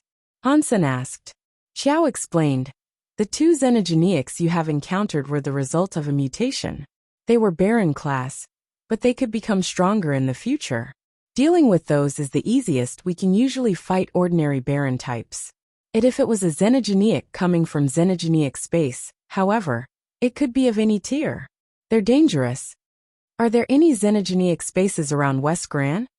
Han-sun knew it was rare to encounter xenogeneics, and they were rarer than nobles. It was difficult to say if there was even one spawning once a day. There is one, but it is dangerous. Although it is a small xenogeneic space, most of the creatures inside are barren class. Some are Viscount class, however, and they are too dangerous to risk going against. I'm trying to find new sources, hoping to find a single baron we can take out, Xiao said. If it isn't too much trouble to go out and take a look, let's go, Han-sun said. It's too dangerous. Xiao shook her head. Hardman has blocked your resources, right? Han-sun said quietly. With the way Xiao worked, it shouldn't have taken this many days to find another monster. Han-sun wasn't stupid though, and so he could imagine what had happened. I will find a way. I am a manager, so it is my role to face this problem myself. You just need to keep in the best of shape. You will have a job coming your way soon enough, Xiao said stubbornly. Han-sun nodded and did not reply. Xiao didn't want him to take any risks, and Han-sun understood that. Besides, he had never seen the power of a Viscount at work before, so it might really be quite dangerous to go seek them out. What else can I do? After eating, Xiao went out, and Han's son went on the internet in his room. Han's son wanted more money-making opportunities. Xiao didn't need the ingredients, so Han's son could buy the parts of the material she'd otherwise sell off. The only problem with that was that he needed money to do it. He needed a lot of it too. But Han's son didn't have money, and he had already spent all his wages on buying the muscle from the silver ape. If he wanted to purchase more xenogeneic materials to absorb more xenogeneic genes, he had to have more cash. Violent Ape gave him 1 Baron gene. Even if he could kill more of the monsters, that meant he'd have to kill 100 Barons to get 100 Baron genes. There were many jobs available online, but not many would provide him the chance to earn big bucks. Han's son wasn't very good when it came to financing, so he couldn't do financial stuff to make money. Han's son scrawled the web for a while, but he was unable to find anything that'd give him a lot of cash. The phone suddenly rang, and Han's son noticed it coming from a number he could not identify. He picked it up. Han's son, where are you? I am coming to find you. Let's practice sword skills together. It was Mr. Tiger calling him, and he shouted down the line loud enough to deafen Han Sr. Where are you? I'll come to you. Han's son lived in Xiao's house, which was also Wizard's base. He didn't want to invite strangers there without Xiao's permission. I'm at home. Come here, I'll wait for you. Mr. Tiger gave Han's son his address, and then closed the communicator. There was nothing for Han's son to do right then, so he packed a few things and went to the address Mr. Tiger had provided him. Mr. Tiger's house was far larger than Xiao's, and its luxury was comparable to a 5-star hotel. It was gorgeous, but it didn't even feel like a home. Han's son, you are finally here. Come, let's head to the training room.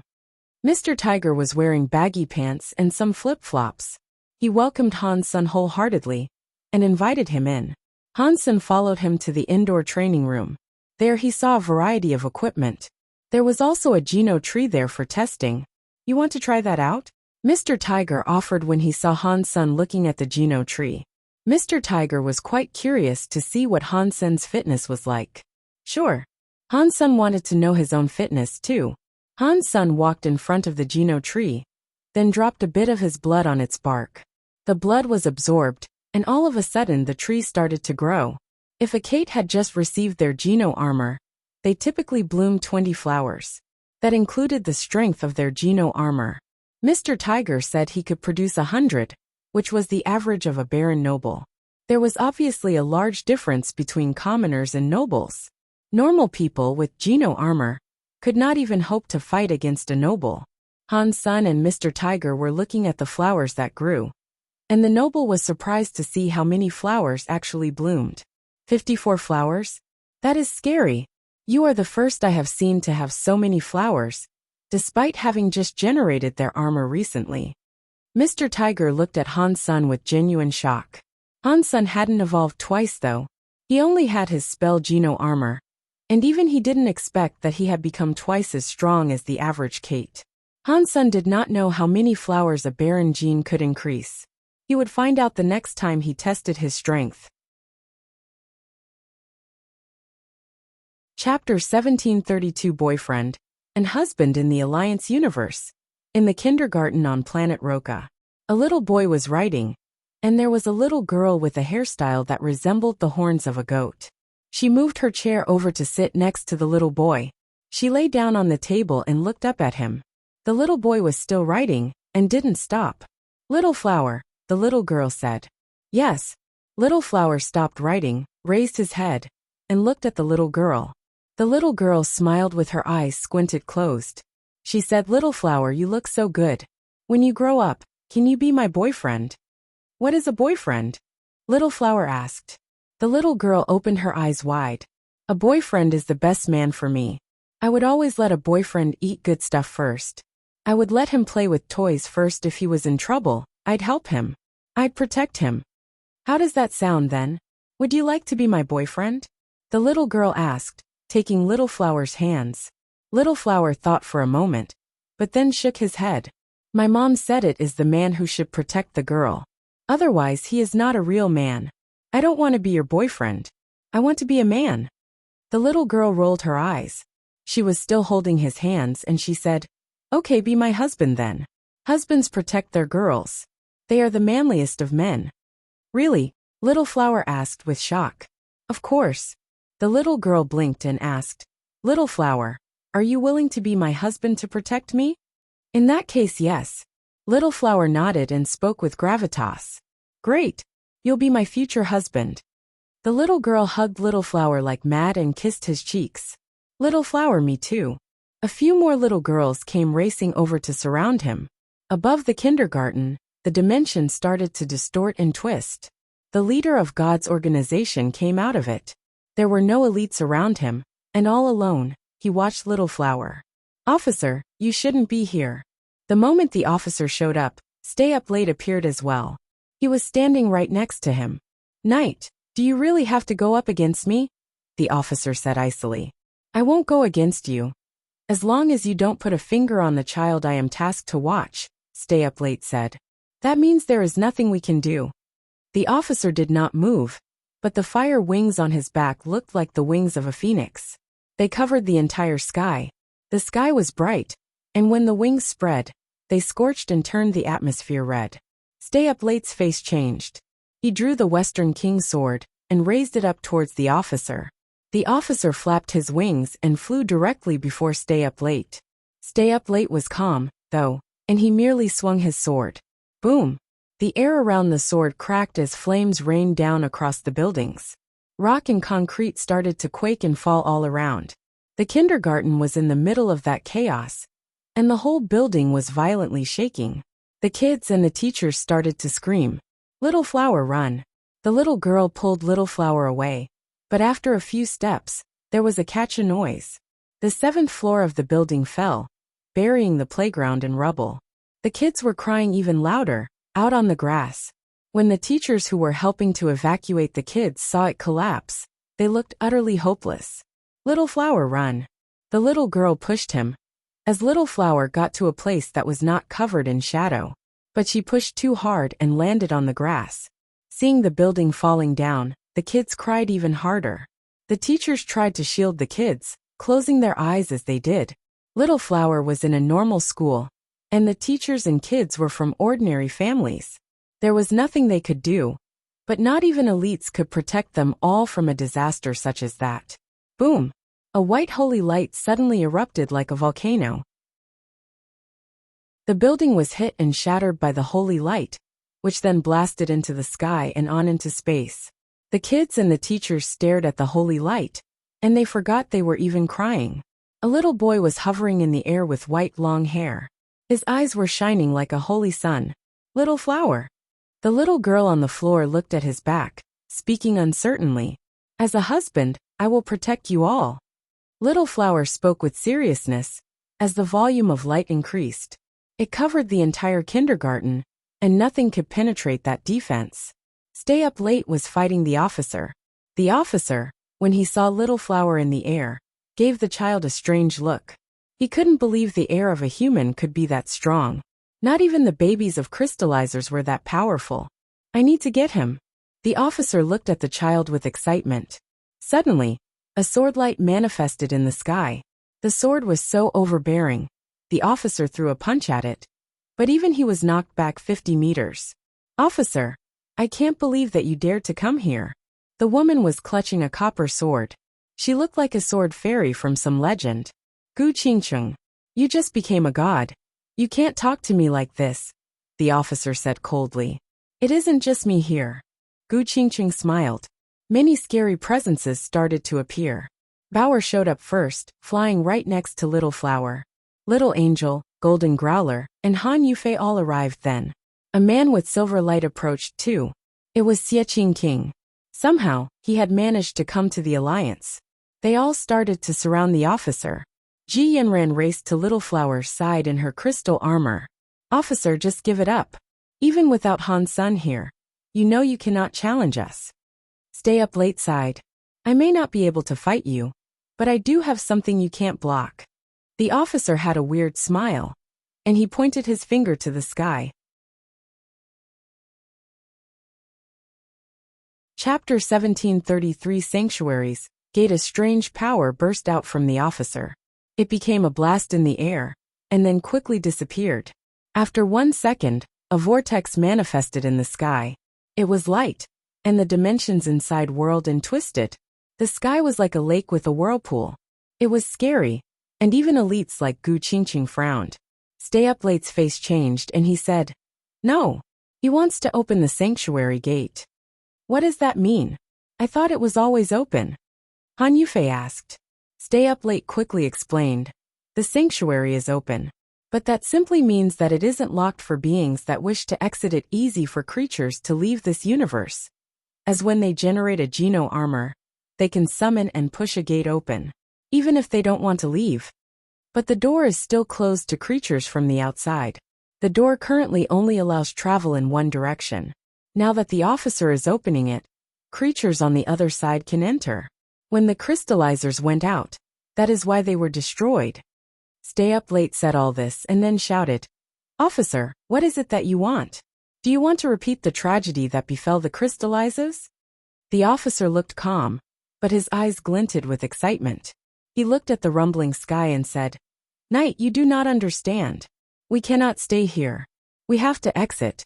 No matter what we do, it is imperative that I go out." "You aren't just leaving. You are destroying the sanctuary. You do not have to open the door if you wish to go out." Stay Up Late shouted, "Why are you still talking to him? Just kill him already." Xie Qingqing jumped towards the officer with a silver light. The officer waved his fist and blasted Xie Qingqing away though. The silver light shattered as his body fell to the ground and produced a deep crater. Xie Qingqing managed to get back up, but he was bleeding from the corners of his lips. "He is getting stronger." Gu Qingqing's face changed. He used his body to open the gate. "He is going to go over the maximum power threshold believed attainable," Stay Up Late said. "Didn't you say Geno armor can't level up? How is he increasing strength like this?" Gu Qingqing asked. "I don't know. His presence is a little strange." Stay Up Late shook his head, and he looked at the officer who was hovering in the sky.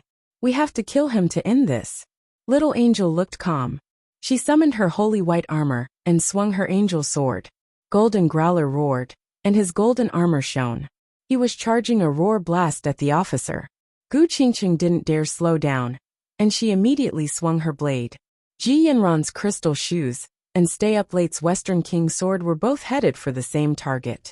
Many scary powers were going converging, but the officer remained motionless. Perhaps it was because he was leveling up, or there was another sinister motive entirely. Boom! All that horrendous power went against the officer, producing an explosion that was scarier than a supernova. Luckily, the impact was wholly in the sky. If it had gone against the ground, the entirety of planet Roka would have been destroyed. When the power died off, Stay Up Late was shocked. The officer had not been killed. He hadn't even been injured. But his body had experienced a number of weird changes. The Southern King Fire wings were being eaten by the armor he wore. They were actually being eaten. The officer's black armor had a number of black cracks, like many mouths from hell that were gnawing and gobbling up the wings. The power they cast had been absorbed by the armor, and that was why nothing had come of their strikes. "This is the presence of the other race." "You," Stay Up Late's face changed. "Yes. Ever since the disaster of the crystallizers, I have searched out the leftovers that destroyed them. After all this time, I have found a way to infuse it with me and make my Geno armor more powerful. There is a price to pay, however. If it wasn't for you, I wouldn't have bothered doing it." The officer was in the sky, looking calm and passionate. "Why? Why do you have to do this? Does going out mean that much to you? You will destroy the world we live in, just so you can leave?" Stay Up Late looked at him and said, "Knight, you don't understand. You never will. It's because you're not here yet." The officer was being honest. "Then tell me what it is that you are afraid of." Stay Up Late shouted, "What am I afraid of?" The officer looked to the sky, where the vortex whirled. There was some black stuff in there, and it was spreading like a black hole. Inside the black hole, something scary was emerging. It sounded like some sordid, frightening beast. "Officer, you really want the sanctuaries to have a repeat of the first disaster?" Stay Up Late shouted. The officer laughed and said, The crystallizer disaster? That was nothing. If we don't get out, something 1,000,000 times worse will happen. After the officer said that, something roared. A dragon-like creature came out of the black hole. Everyone's face changed. Only the officer looked greedy. Come. You guys know what this world looks like. The officer ran to stay up late and touched his shoulder. The armor on his hand was like a mouth, biting into Stay Up Late's shoulder. It chomped into Stay Up Late's flesh and armor. Stay Up Late held back the pain and swung his Western King sword at the villain. The officer grabbed it, though. He didn't break it, but cracks started to form across the blade. They were starting to spread. Stay Up Late wanted to pull his Western King sword back, but it wouldn't budge. And when he gave a firm tug, it went catcha and broke. Half of it was swallowed by the officer's armor. Chapter 1734 Officer Mutation Little Angel and Golden Growler ran towards the officer. With one hand, though, he was able to latch onto Little Angel's sword. His other hand grabbed Golden Growler's face. His hand bit into the angelic sword, while Golden Growler was sent flying away with missing chunks of flesh. Gu Qingqing and Stay Up Late attacked the officer, but nothing they tried worked. The officer's powers were too much, and they far exceeded what should have been possible inside the parameters of the sanctuary. The scary presence was something tangible in itself. Boom! The black vortex in the sky became bigger. The dragon-like talons were emerging from the pit. The body of a monster began to emerge. It had red eyes and it was covered with scales. The creature was rank with the smell of blood, and only seeing half of the beast was scary enough. Roar! The beast loosed a murderous roar. It generated a shockwave across the galaxy, breaking meteors.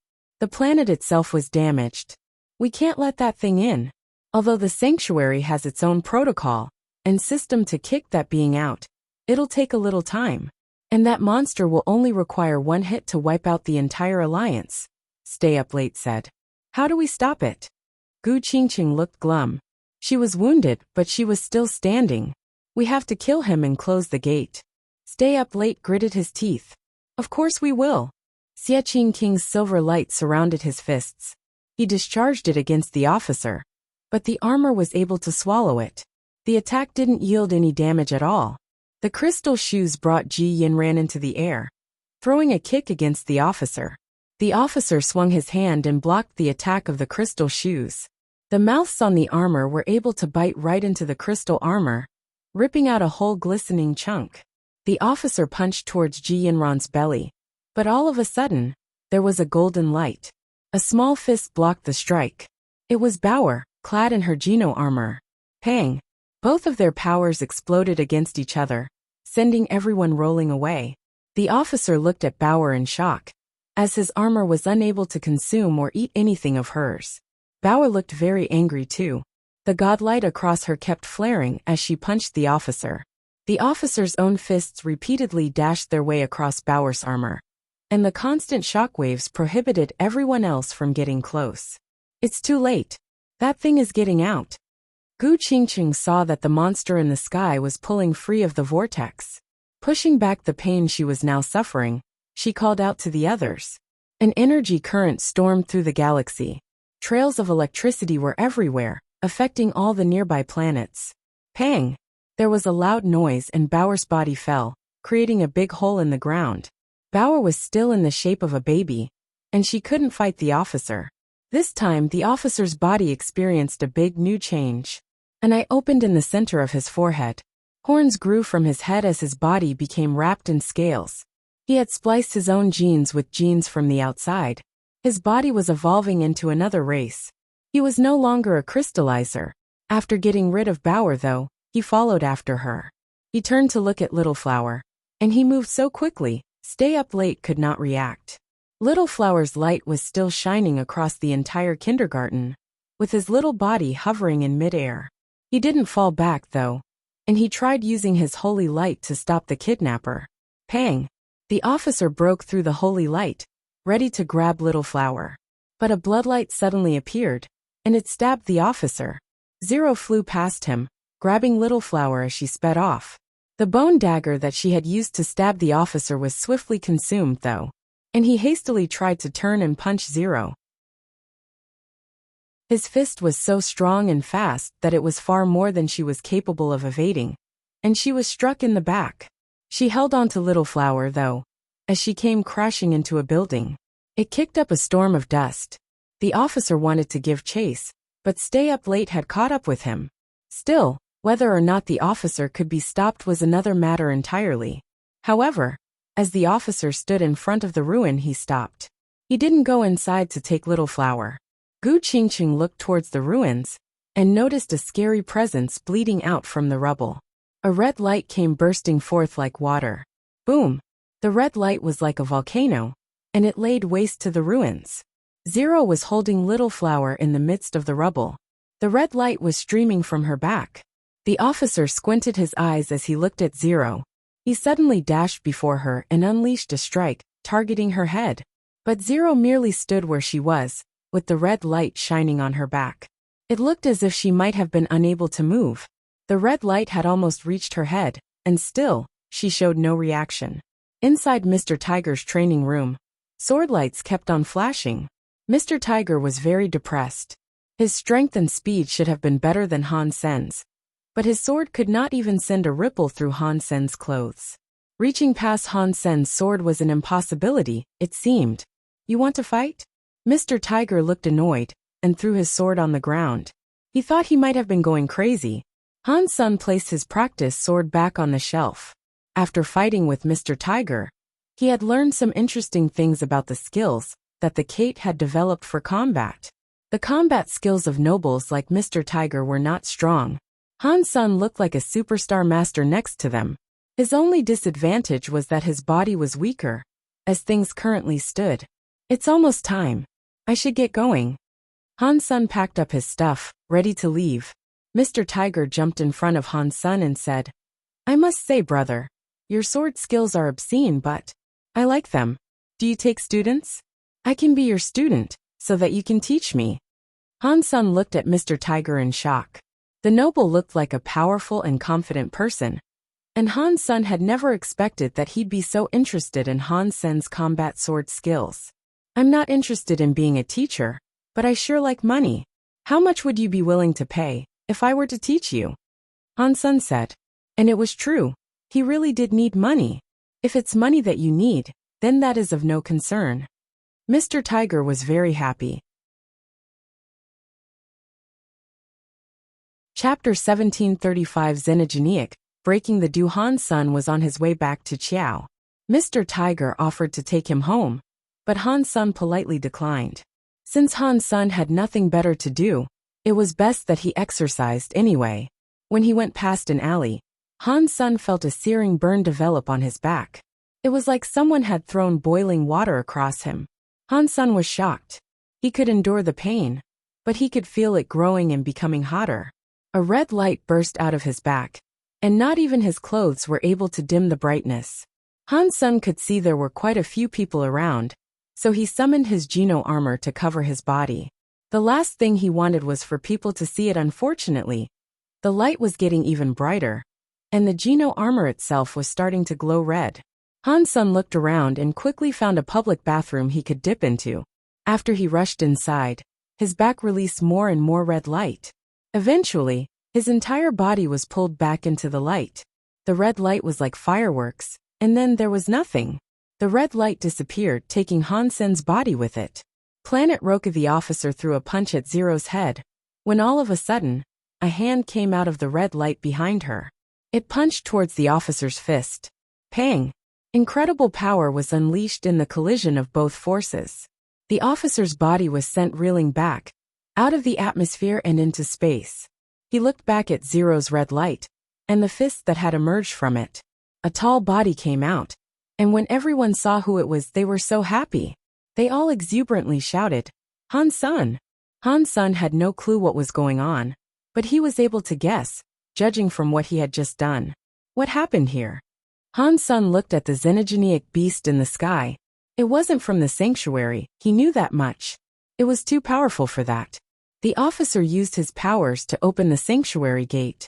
Stop him, or the creatures from the outside will enter. Stay Up Late shouted, Dad, Little Flower jumped into Han Sen's chest from zero. Han Sen saw everyone there was injured, and even Ji Yanran was holding Bauer, blood streaking the baby's face and mouth. They each looked wounded, and that made Han Sen a very angry man. Officer, I have no grudge with you, and yet you attack my family again. Do you think I'll let this slide again? Han Sen's power was frighteningly strong. The Geno armor's power exploded away from him.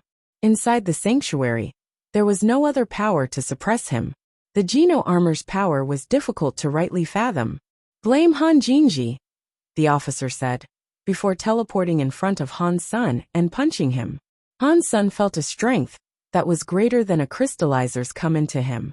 His foe had the presence of a xenogeniac from Kate Planet. Han Sen frowned, but Han Sen's fist did not stop. It hit the officer's fist again. He punched the officer and sent him back into space. Then he followed up and chased after him. Impossible. How could you achieve such power? The sanctuary should be kicking you out for this. Why? The officer's mouth gaped in disbelief. He had spliced as many mutant genes as he could to earn that power, and he was going to leave soon. But Han Sen was more powerful than him, and above that, he could stay in the sanctuary. He had surpassed the system, and was above the rules. Han Sen wasn't interested in talking with him, though, so he just threw another punch. The xenogeniac was entering the sanctuary, and Han Sen didn't think it was just a baron. If it entered fully, it could most certainly deal damage to the entire alliance. Dad! Hit him! Little Flower was clinging to Han Sen's neck, and he looked very angry. This was the first time Han Sen had seen Little Flower so angry, and it prompted him to increase the volume of power he was delivering. Pang! The officer's eyes watched Han Sen's fist come for him. He wanted to punch it back, but he couldn't. The fist landed on his jaw, and he was sent flying. Before he went too far, though, Han Sen appeared above him.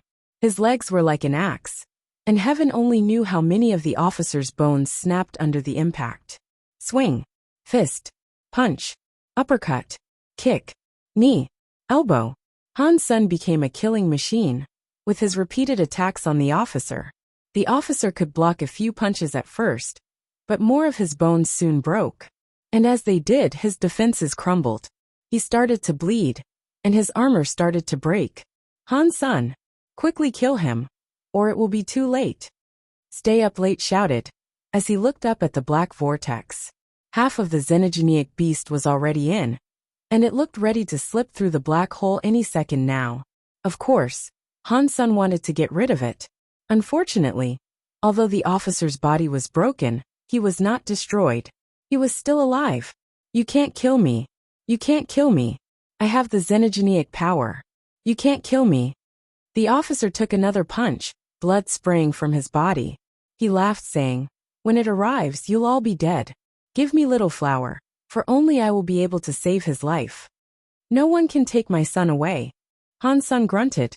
The shape of a half-transparent black dagger manifested in his hand. He thrust it into the villain, cutting open his flesh and armor. The dagger sliced open the officer's chest. It didn't kill him, though, and his body was able to recover easily. This is pointless. You can't kill me. Give me Little Flower and I will save him. The officer was angry, but he didn't care much for the wound. Han Sen looked at him coldly, and as he repeatedly stabbed the officer's body, he asked, why do you want him so much? Because he can be the real Arg. Before the officer finished, he screamed. There it is. Han Sen looked murderous. He used the rhino horn dagger, shoving it into the officer's brain. Catcha! Something was broken by the dagger's attack, and the officer's face froze. Blood oozed from his head, rolling down to his lips. No way! I can't die me Arg. The officer's head cracked wide open. In between the brain juices, a black crystal had been smashed in two. Han Sen raised his head, and his face changed. The officer died and the black hole shrank. But the xenogeniac had already come in, and that was terrifying. Chapter 1736 Super Spank. Everyone was in shock. The xenogeniac officer was incredibly hard to deal with already, but now they had a real monster from the outside to contend with. It wasn't a low-tier xenogeniac like the ones Han Sen had already dealt with before, either. The sanctuary door led to the big silence system. It was where the high-level xenogeniacs resided. There were high-tier xenogeniacs there, very much like the dukes. If they entered, there'd be a grand disaster, just like what had occurred to the crystallizers.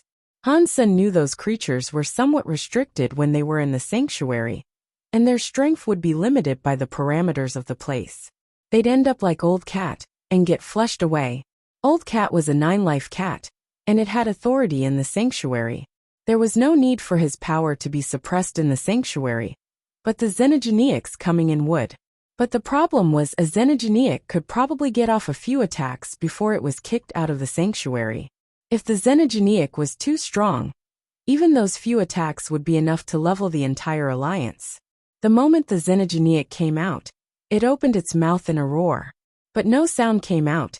Instead, a scary power gathered in its mouth. It was ready to fire. A black light was getting stronger around the creature. The power created a vortex, generating storms in a multitude of systems. It's over. Han Sen's face changed. That xenogeniac was not a baron or viscount. It was probably a marquis, or even a duke. Regardless, Han Sen knew he could not fight an enemy such as that. Skills were useless in front of such raw power. That was something that could destroy anything without question. Stay Up Late's face looked glum. Everyone thought the monster was way too scary too, and that it looked indestructible. Fuck. I have to try.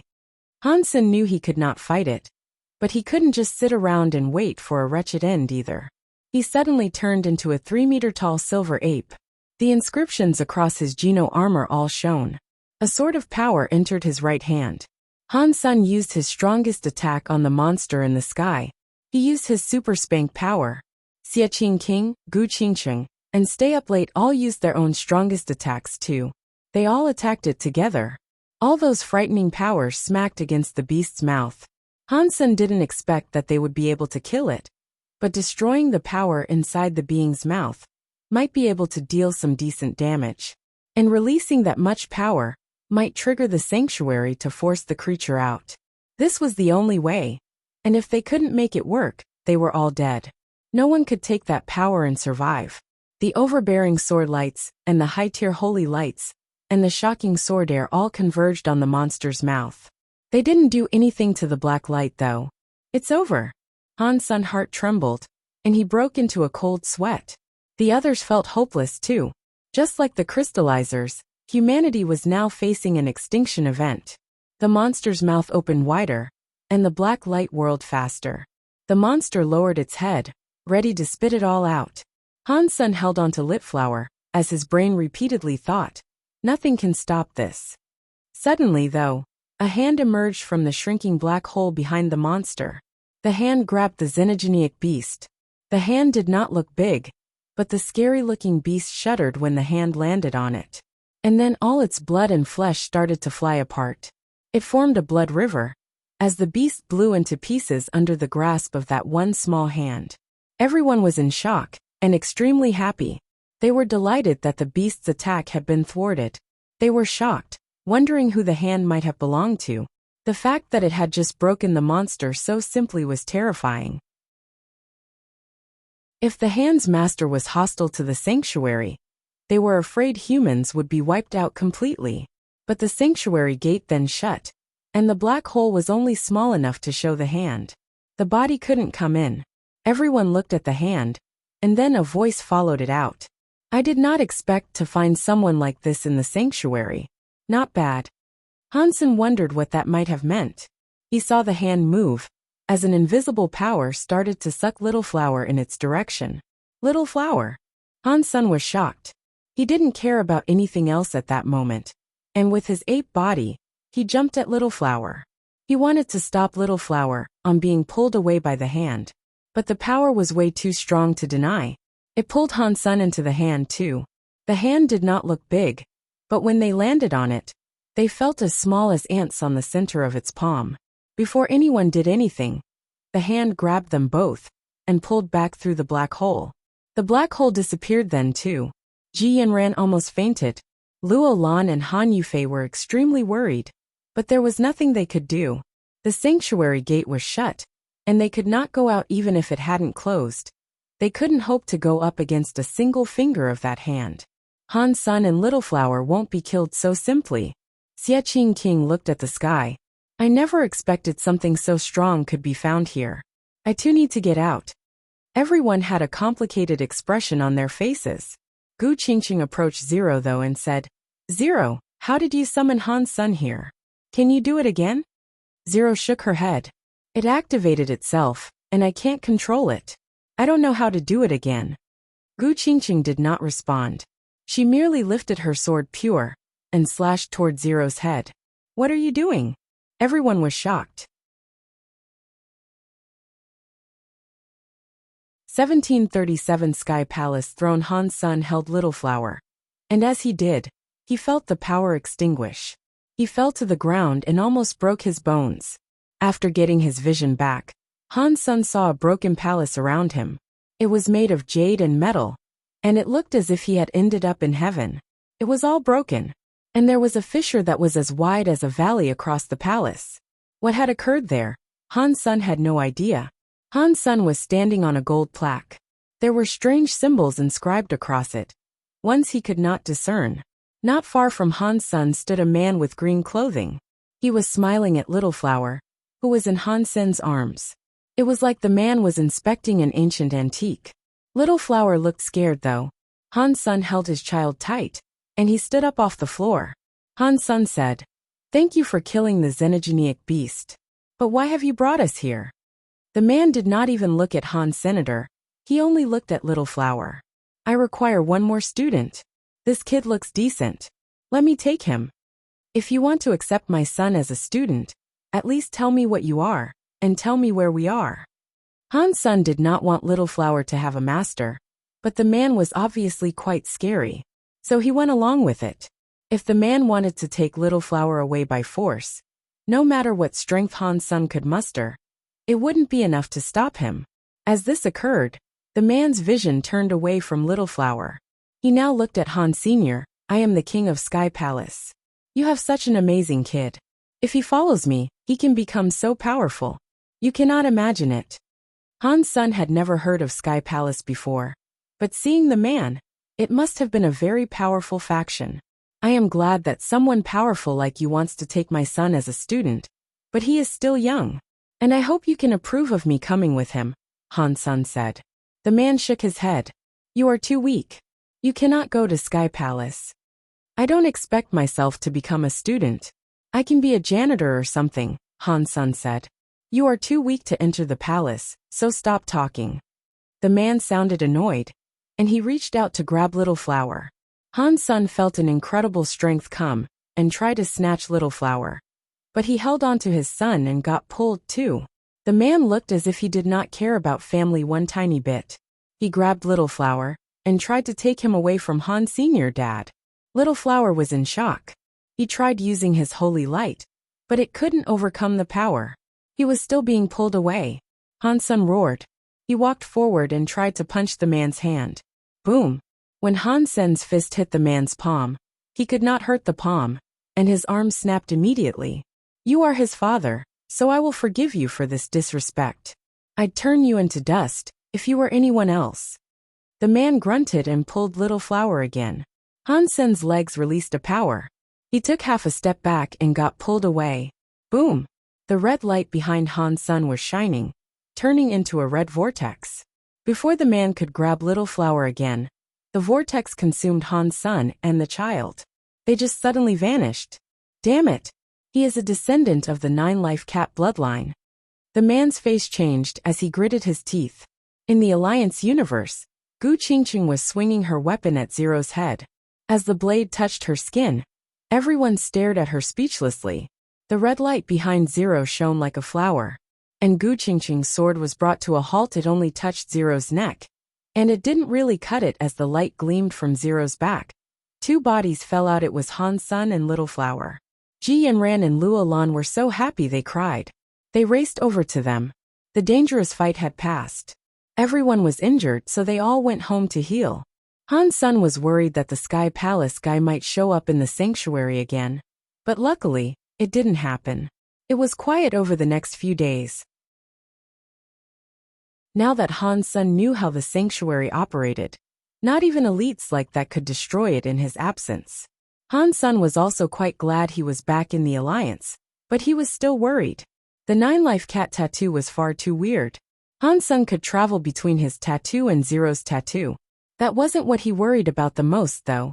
He was mostly worried that if Old Cat had that power, the cat could also summon Han Senator. It had happened to him once before, and he had no doubt it would happen again. So, Han Sen wanted to learn more about the 9-life cat tattoo. He and Zero were unable to control its power, but it was obvious that something triggered the activation of those tattoos. Its unpredictability annoyed Han Senator. Han Sen couldn't figure it out, though. Not long after, the Luo family contacted Luo Lan.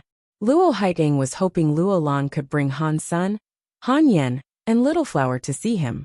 Although Luo Haiteng couldn't explain what it was all about, Luo Lan was able to guess why. They had a family meeting, and ultimately they decided to go and see the Luo family. Han Sen did not object. If Luo Haiteng was telling the truth, he did not have much time left. The man had raised Han Sen's mother, and even if Luo Lan did not explicitly say she wanted to see him, it was clear that she did. Aside from the Han family, they also brought Bauer along. Is he really? Luo Lan couldn't help but ask Han Sen about Luo Haiteng. Han Sen shook his head.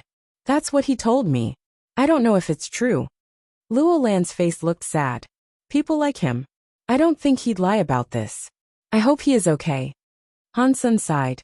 When they reached the Luo family's planet, Luo Li welcomed them in. But even Luo Li looked terrible. Sister, you are back. He has waited for you for a long time, Luo Li said sadly. How is he? Luo Li asked, feeling ill. Follow me. He's waiting. Luo Li did not answer. She simply brought them to a garden. When Luo Lan saw Luo Haiteng, she couldn't control a sudden urge to sob. Chapter 1738 Shurachi. When Han Sen saw Luo Haiteng, he was shocked. The Luo Haiteng he saw now was completely different. The man was so slim that he was practically skin and bones. His eyes were sunk deep in their sockets, and his hair was white.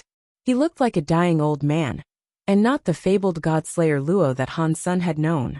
It was hard to imagine Luo Haiteng's body had become like this over the course of a few years. Don't cry for me. I just wanted to see your smile and anger. Luo Haiteng touched Luo Lan's hair. I'm too stubborn. I'm sorry. Luo Lan refused to raise her head. She did not want him to see her cry. If you weren't stubborn, you wouldn't be my granddaughter. Luo Haiteng looked so happy brushing Luo Lan's hair. Luo Lan smiled and cried.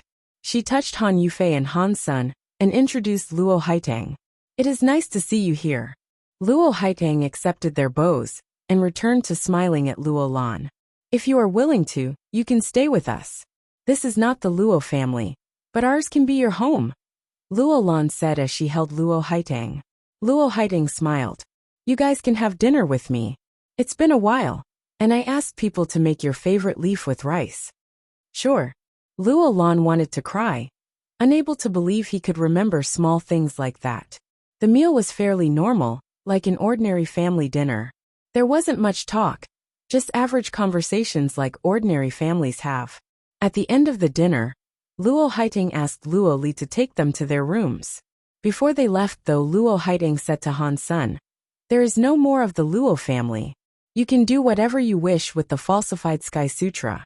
If you really want, you can give it to Jade Shura. Han Sen looked back at Luo Haiteng in shock. The skinny face was wearing a smile, but it had turned red, and the eyes in it were bright. When Han Sen saw this, his heart felt bad. Luo Haiteng's life force was so strong in that moment, and it was obvious he was going to die. He didn't think they'd ever meet again after that. Han Sen stopped, and looked at Luo Haiteng's life force. He didn't really care about matters concerning the Luo family, but Luo Lan and Luo Haiteng had a connection, and Han Sen did not want to see his mother upset. Luo Haiteng's body was messy. It was a human body, but he had Shura Qi. When a human practiced the powers of the Shura, it was something of a miracle for them to last this long. Luo Haiteng wasn't like Zero. She had Shura blood and could use Shura change. Luo Haiteng's body would be damaged if he used Shura change. It was something few could imagine. Han-sun knew that every time the man used it, the pain would be excruciating. Luo Lan told them to leave, but Han-sun turned back. He stood in front of Luo Haitang and placed his hand on the old man's chest. "What are you doing?" Luo Li was shocked. She started to run over to him, but Han Yufei stopped her. Han Yufei said coldly, "If Han-sun wanted to kill him, there'd be nothing you could do to stop him." Luo Li stopped struggling. It wasn't a nice thing to be told, but it was pretty much the truth. Without Godslayer Luo, the family was likely to fall too. Luo Li knew Luo Haitang was dying, and at this point, Han-sun was much stronger than Luo Haitang had been in his prime. "It's fine." Luo Haitang nodded to Luo Li, and then said to Han-sun, "Little Han, you don't need to bother with this. I know what is happening." Han-sun didn't say anything, but he used his Dongxian aura to cover Luo Haitang. Then, he used Yin Yang Blast to punch it in. Luo Haitang's problem was the fact that his Shura Qi could not combine with his body. The longer he practiced, the stronger the Shura Qi became, and the more the old man was injured. This was more than bodily decay. His very life force was being injured. It was like he said, his body had been irreversibly damaged. Han-sun knew a few healing skills, but they weren't very strong. Even the Silver Fox could not hope to heal Luo Haitang now. Han-sun did not need to heal his body though. Han-sun just had to get rid of the Shura Qi inside him. Without the Shura Qi around, he'd be easier to heal. And this wouldn't happen again. Luo Haitang had practiced Shura Qi for many years. It had combined with his flesh and integrated into every cell. It did not matter how strong you were. It would be difficult to remove Shura Qi without harming the body. But to Han-sun, this wasn't an impossible task. That was because his Dongxian aura could observe the sequential structure of Luo Haitang's body. He could break the chain of the Shura Qi. Han-sun just had to find the correct sequence chains and break them. Then he could remove the Shura Qi without hurting Luo Haitang. But that also meant all those years of practice would be gone, and Luo Haitang would not be as strong as he once was. Han-sun put a small amount of the Dongxian power into Luo Haitang's body. Then he broke the Shura Qi, one by one. Every time he broke a Shura Qi, Luo Haitang felt better. Luo Lan and Luo Li were delighted. Han-sun could only break a little each time. Otherwise he'd harm Luo Haitang's body. Because of this, progress was slow, and it took him a number of hours to reach the halfway point. Han-sun admired the fact that Luo Haitang had practiced the Shura Qi though. He had obviously put in a lot of effort. It was shocking that he had managed to endure all that pain in its practice. Luo Lan and Han Yufei were waiting patiently, while Ji Yanran brought Bao and Little Flower to rest. Bao was not tired though. She watched Han-sun with wide eyes. But Little Flower was young, and so Ji Yanran put him to bed. After Ji Yanran laid him down, she returned to watch Han-sun and Luo Haitang. While Little Flower was sleeping, he felt an itch on his face. It was so itchy it made him sneeze. And when he did, he opened his eyes. There he saw a red beast that looked like both a cat and a fox. It was smiling at him.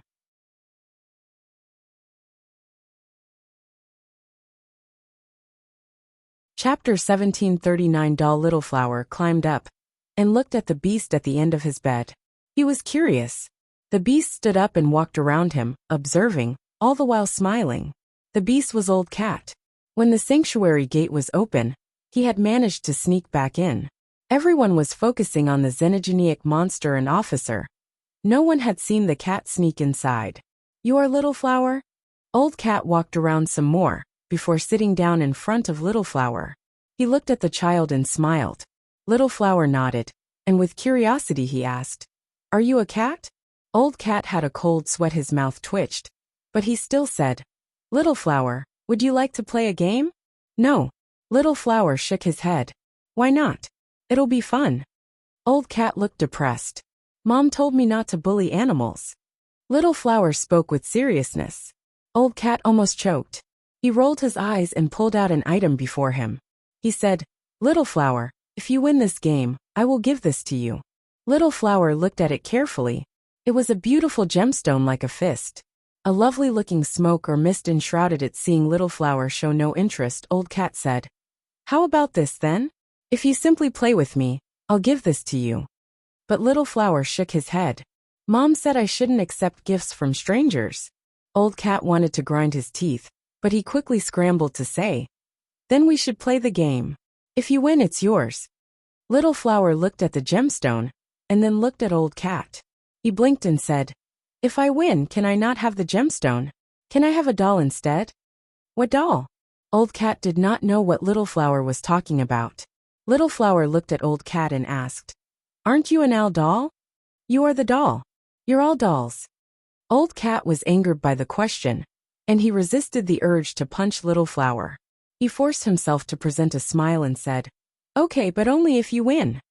Great. Let's play the game then. Little Flower clapped. Old Cat, hearing that Little Flower finally wanted to play, sighed. He touched his body and pulled out a box.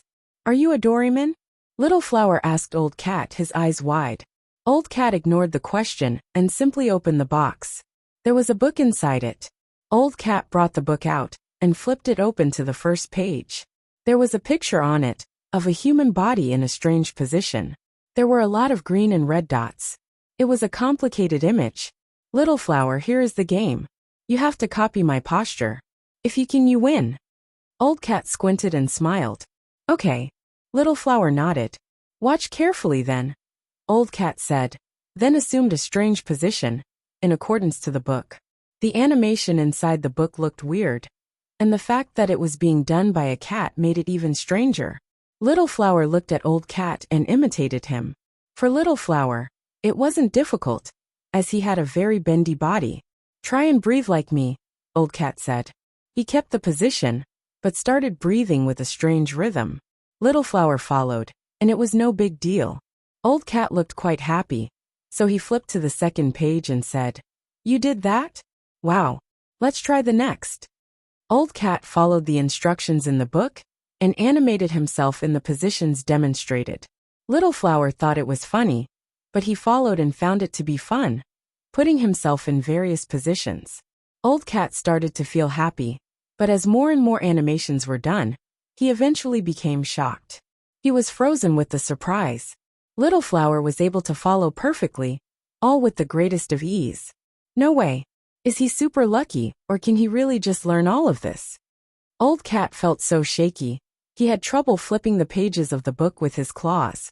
As he did more animations, Little Flower followed suit without flaw. The movements and rhythms were precise, and he had no trouble doing as instructed. Old Cat was happy, but he also had a thought. If Little Flower learns everything, I'm going to lose. Old Cat didn't actually plan on losing though. He wanted Little Flower to try out a few animations, so he could see if the child was talented, that's all. But it was no longer about a test of talent. As Old Cat flipped through the book, he knew that Little Flower was going to become something amazing in time. There were only 3 pages left, and nothing had challenged Little Flower yet. It didn't seem as if it was difficult at all for the child to learn the positions. Oh no! It is no wonder the monster in Sky Palace wants him. This is very weird.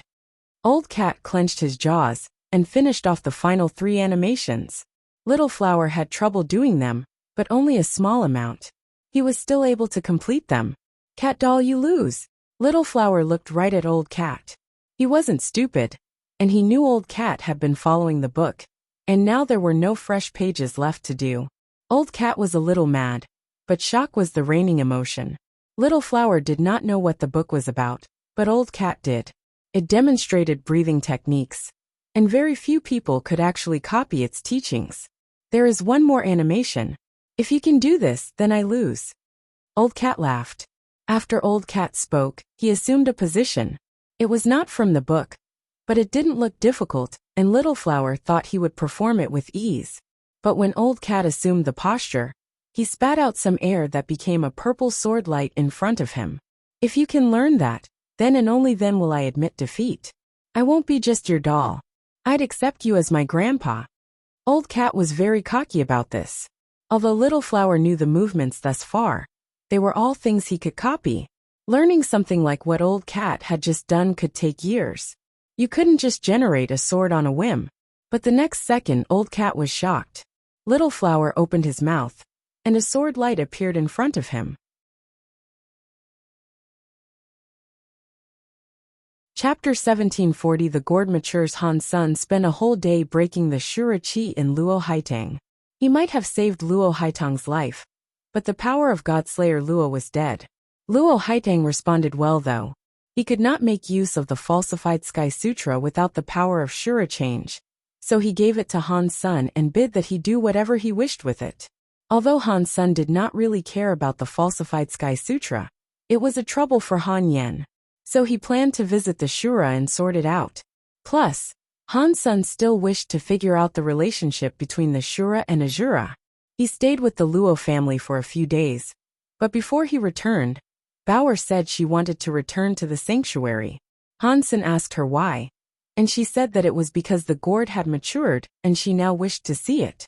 Han Sun did not know if he could go back though. He tried stepping into a teleporter, and it worked. They arrived in a spirit hall in the fourth god's sanctuary. But it was still random, and he did not know where he had ended up. When he walked out of the teleporter, two angry monsters approached. Han Sun merely waved his hand, making them fly away and get pinned against nearby walls. The inhabitants of the entire shelter were shaken after seeing that, and they did not dare attack. Han Sun grabbed a hold of a creature that spoke the human language, and after finding out where he was, he and Bauer made off in the direction that would take them to the underworld. Han Sun didn't kill the creatures there though. It would be pointless for him to do so, and it would be best if he saved them for others. Bauer told him the gourd had matured. He didn't know how she knew, but he was confident that she was correct. There was no reason to doubt, and Han Sun himself wanted to see what was inside the gourd. Han Sun kept flying in the direction of the underworld, worried that the Dark Spirit Elder might have already done something to the gourd. Han Sun spread his own life force around, so others would know he had come and creatures and spirits wouldn't bother him. They traveled to the underworld. He went straight to Mask Shelter to see Ling Mayer, but she was no longer there. The snake wasn't there either. He asked the creatures where they were, and he was told that they had gone to Dark Spirit Shelter. Han Sun traveled to Dark Spirit Shelter with no difficulty or doubt. Dark Spirit Elder looked rather bored in the vine garden. The gourd there was shining like some glowing orb, with enough luminosity to light the entire shelter. It was like a glowing fountain of life.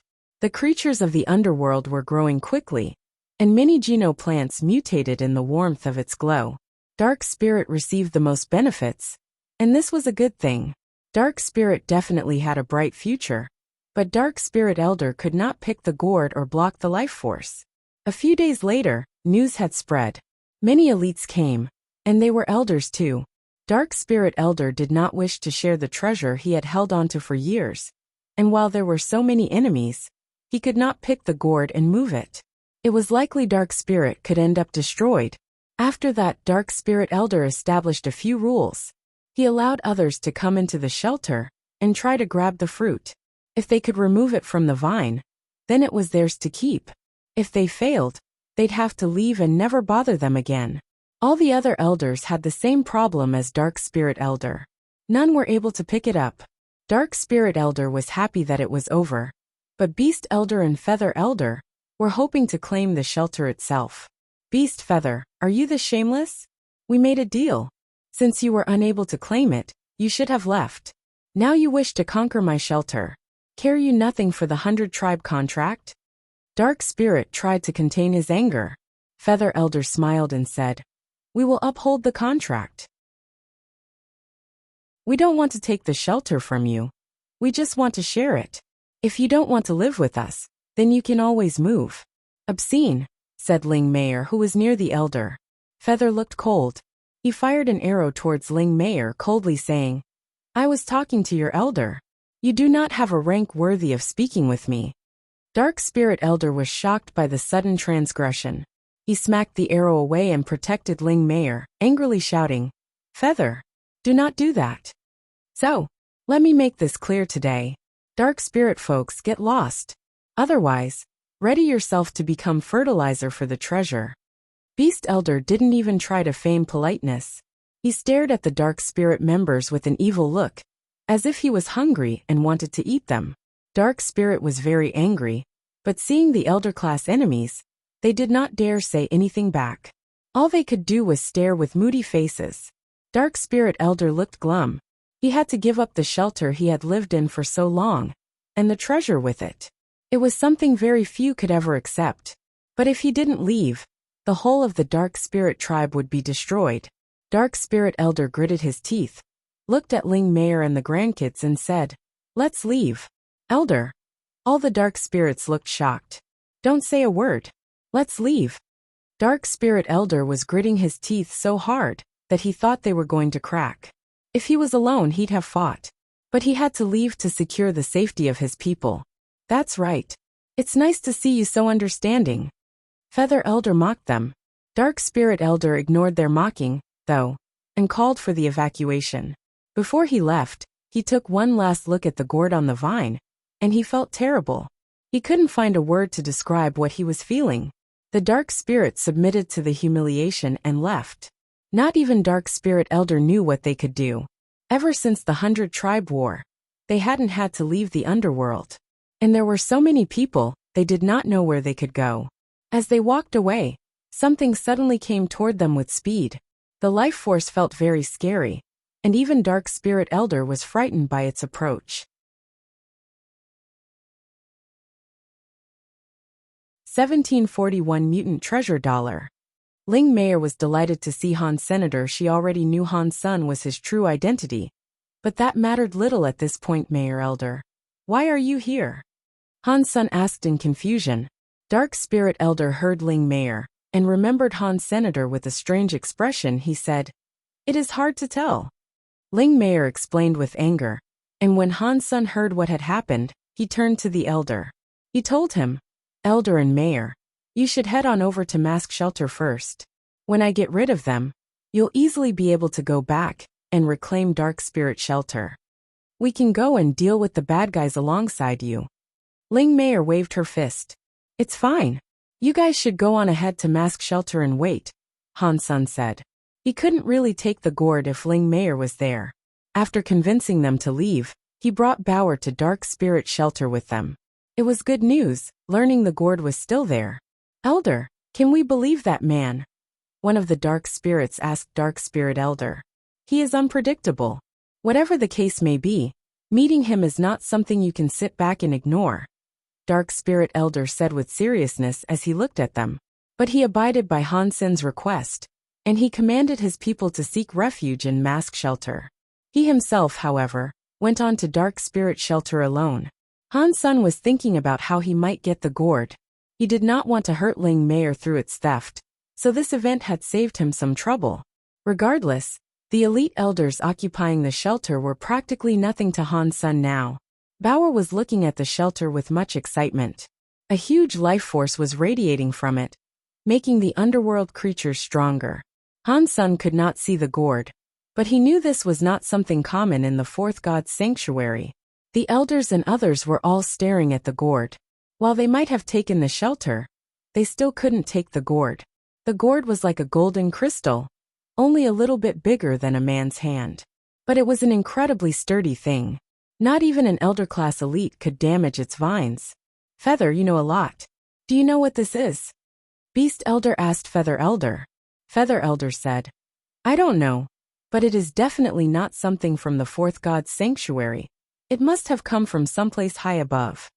Dark Spirit had this thing for years. Now it is ours, but we cannot take it. I don't feel safe. Is there really no way to bring it down?" Beast Elder said. As they discussed the matter, someone else suddenly appeared. The man was wearing armor, so you could not see his face. There was a little girl perched upon his shoulder, and they stood in front of the gourd, looking at it. The elders were so angry over the intrusion, they were ready to quickly destroy the pair.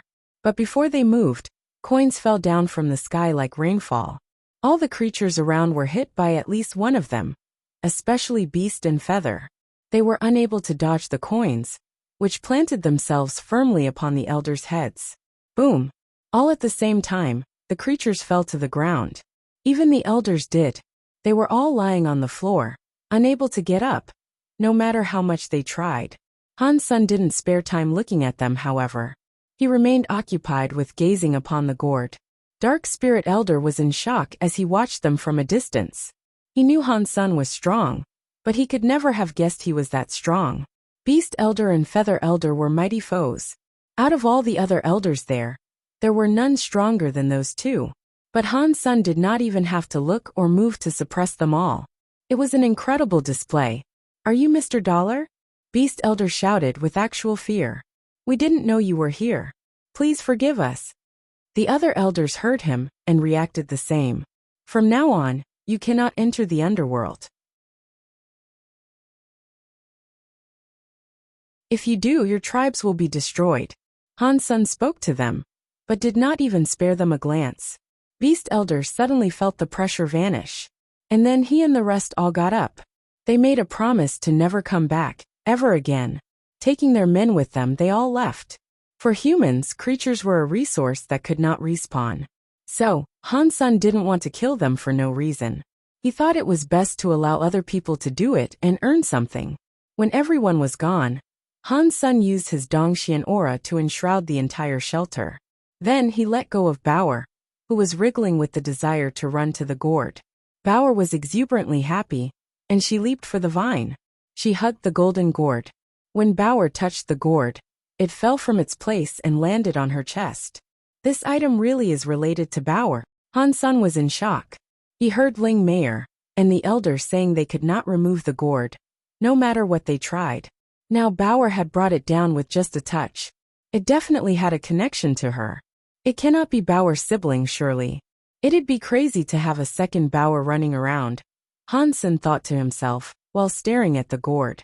Suddenly, the golden gourd Bauer was hugging began to shine. It did so with the luminosity of a firework.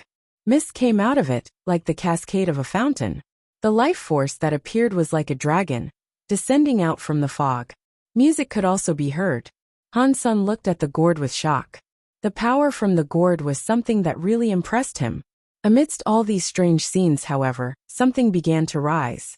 When Han Sen looked, he became even more shocked. A drop of blood emerged from the gourd. It looked like a tear. It looked like it had been forged from a golden crystal, and there was a weird light inside it. When the gold blood rose, the strange scenes began to fade. The gourd in Bauer's hand became pale.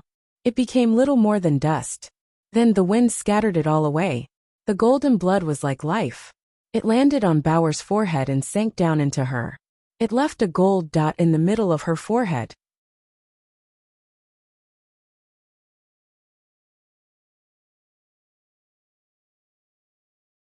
"1742 Evolving again, Bauer's small body was in the air. The gold dot on her forehead began to spread, dyeing the entirety of her little body gold. She looked like a small sun. The golden light had so much energy, Han Sen bathed in its glow.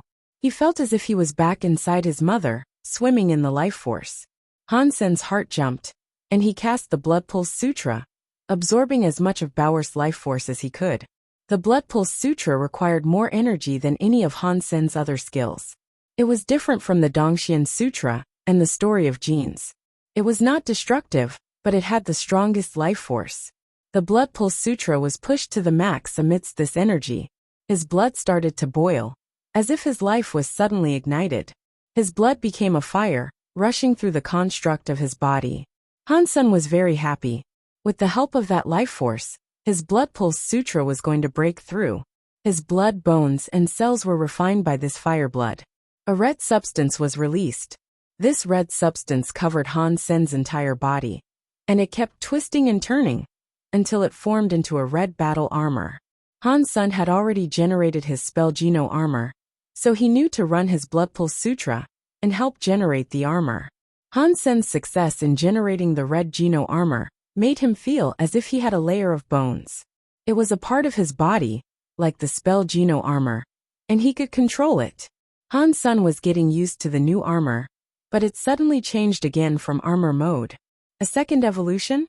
Han Sen was so happy, so he kept on running his Blood Pulse Sutra while he waited for the change. Now Han Sen could see what Geno armament he would receive as a noble. The Geno armor melted into Han Sen, becoming his blood. Just as Han Sen thought it would become a Geno weapon, it went inside him. Xenogenic. Han Sen's face changed. Things seemed to be turning out a way he had not expected. There were two directions that things could go in a person's second evolution. One was to generate a geno weapon, and the other was for him to end up mutating and becoming a xenogeneic himself. Han Sen was currently undergoing his second evolution. That was his situation right now. The geno armor was combining with his body to prompt a mutation. Han Sen did not want to be a xenogeneic, as it couldn't be reversed. It was comparable to the human body, which could not become younger. So he had no choice but to watch it happen. Am I going to become one of those monsters?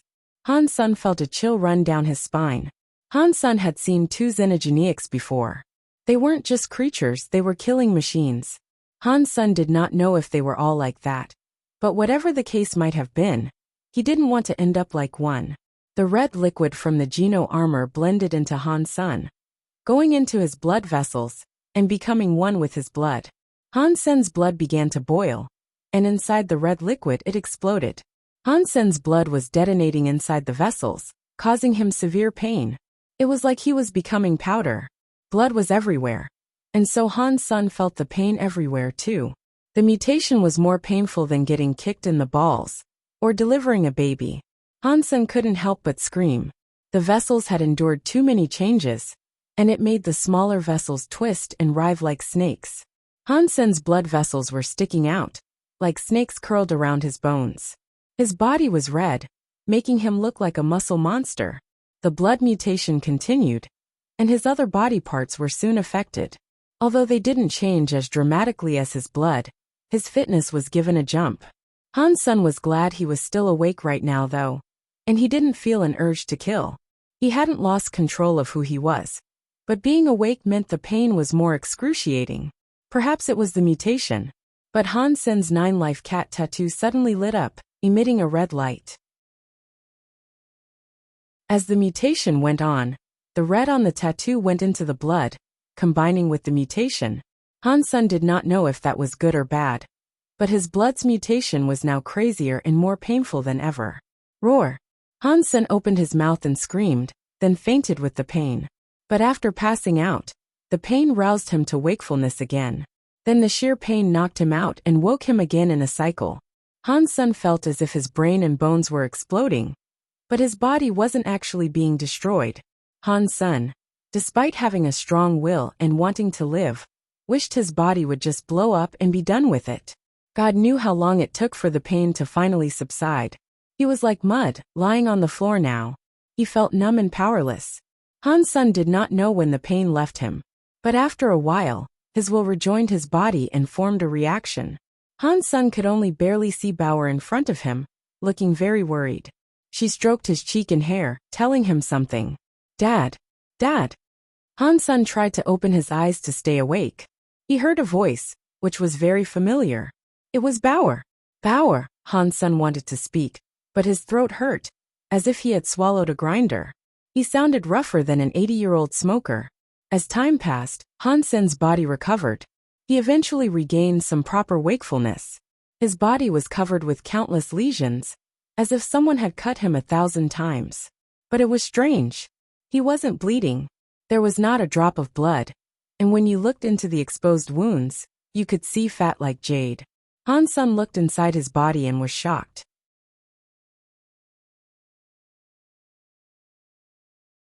Chapter 1743 Mutant Blood. Han Sen observed his blood and vessels. He wasn't even sure if it could still be called blood, though, because the red liquid had become crystal like a ruby. His heart and vessels had stopped working.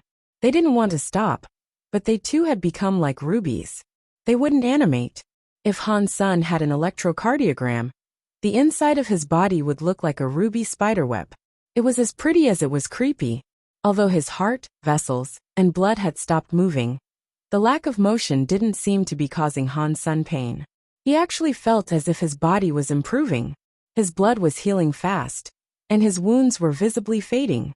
It was as if they had never existed in the first place. Han Sen didn't feel any pain now, and in fact he felt very energized. He felt as if he could annihilate an entire galaxy with a single punch. Did I become a xenogeneic? Han Sen clenched his fist. The energy coursing through him felt good, but he didn't fancy the prospect of killing anyone. Han Sen felt a strange power fill him up. He wanted to spend some time examining the feeling, but Bauer jumped up to him and disrupted his concentration. Han Sen held her. She didn't seem to have changed much. Aside from the gold dot on her forehead, there was nothing about her that was visibly different. Han Sen felt a difference in her weight, though. Bauer, are you fatter? She felt heavier. Bauer had been with him for a long time, so Han Sen could immediately tell that there was a difference in her body weight. Han Sen put her down and noticed she had grown taller by about 2 centimeters. It wasn't much, but she was taller. Are you finally growing up? Han Sen was delighted. Although Bauer was already a powerful companion, it was still good for her to develop. Han Sen would be happy with the prospect of her growing up. I can grow. Bauer looked at her body and seemed confused. She didn't seem to understand. Han Sen looked at the vines next. He noticed that the underworld's holy vine was dead, with no more energy. And the gourd was gone too. But that aside, the underworld itself hadn't changed. Han Sen picked up Bauer and turned to leave. He also told Dark Spirit Elder he could go back and return to his rightful shelter. I'm sorry, but I broke the holy vine. Take these as compensation for the damage. Han Sen offered a few life geno essences to Dark Spirit Elder. The elder didn't accept them though. He smiled. It's best that it is gone. After this, I now understand that the item was deadly. If it was still there, I wouldn't dare allow Dark Spirit to remain beside it. Han Sen knew the man was speaking the truth.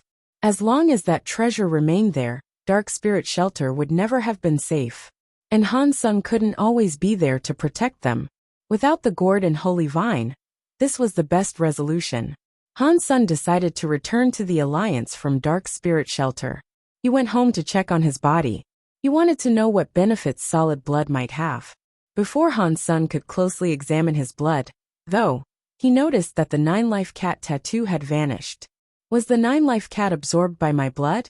Han Sen checked his own blood and couldn't help but be impressed by its beauty.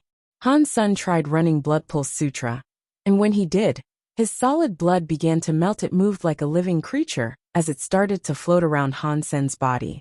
Han Sen was getting stronger and stronger, and the crystallized blood melted more and more quickly.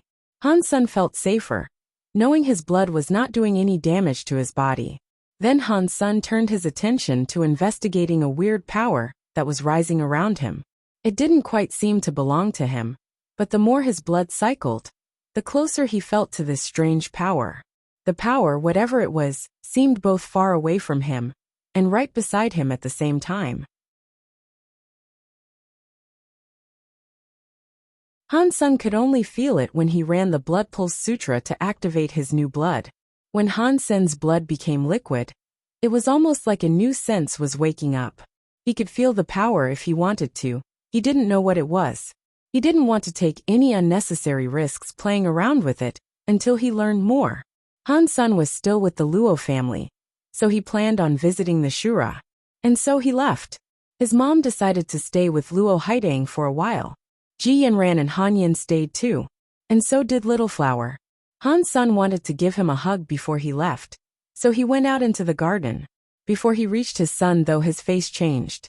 He teleported toward Little Flower. Little Flower was sitting on a swing, and a red beast crouched on his shoulder. It looked like a fox, but it wasn't a fox. It looked like a cat, but it wasn't a cat. It was Old Cat of the 9-life cat. Old Cat, what are you doing here? Han Sen looked at him darkly. Old Cat had come to see Little Flower, and that did not make him feel good. Old Cat smiled. Do not worry, friend. We are good friends, and I won't hurt you. I just want to borrow your son for a few years, and then return him once he has grown up. Han Sen did not say a word, and he just ran towards them. Before he arrived, there was a red flash. They both disappeared. It looked as if they had been consumed. Old Cat, you asshole.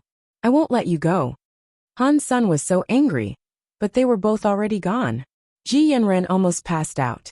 Han Sen held her and said, Don't worry. If he really wanted to harm Little Flower, he wouldn't have waited until now. He didn't take him away secretly, and he wanted to let us know he wouldn't harm him. Will Little Flower be okay? Ji Yanran's eyes looked wet. She was worried because she was a mother. Yeah, don't worry. I will find Little Flower. Han Sen continued, shouting angrily. Old Cat, you asshole. I won't let you go. When Han Sun said that he would find them, he was not joking. And that was because he had found a way to leave the sanctuary.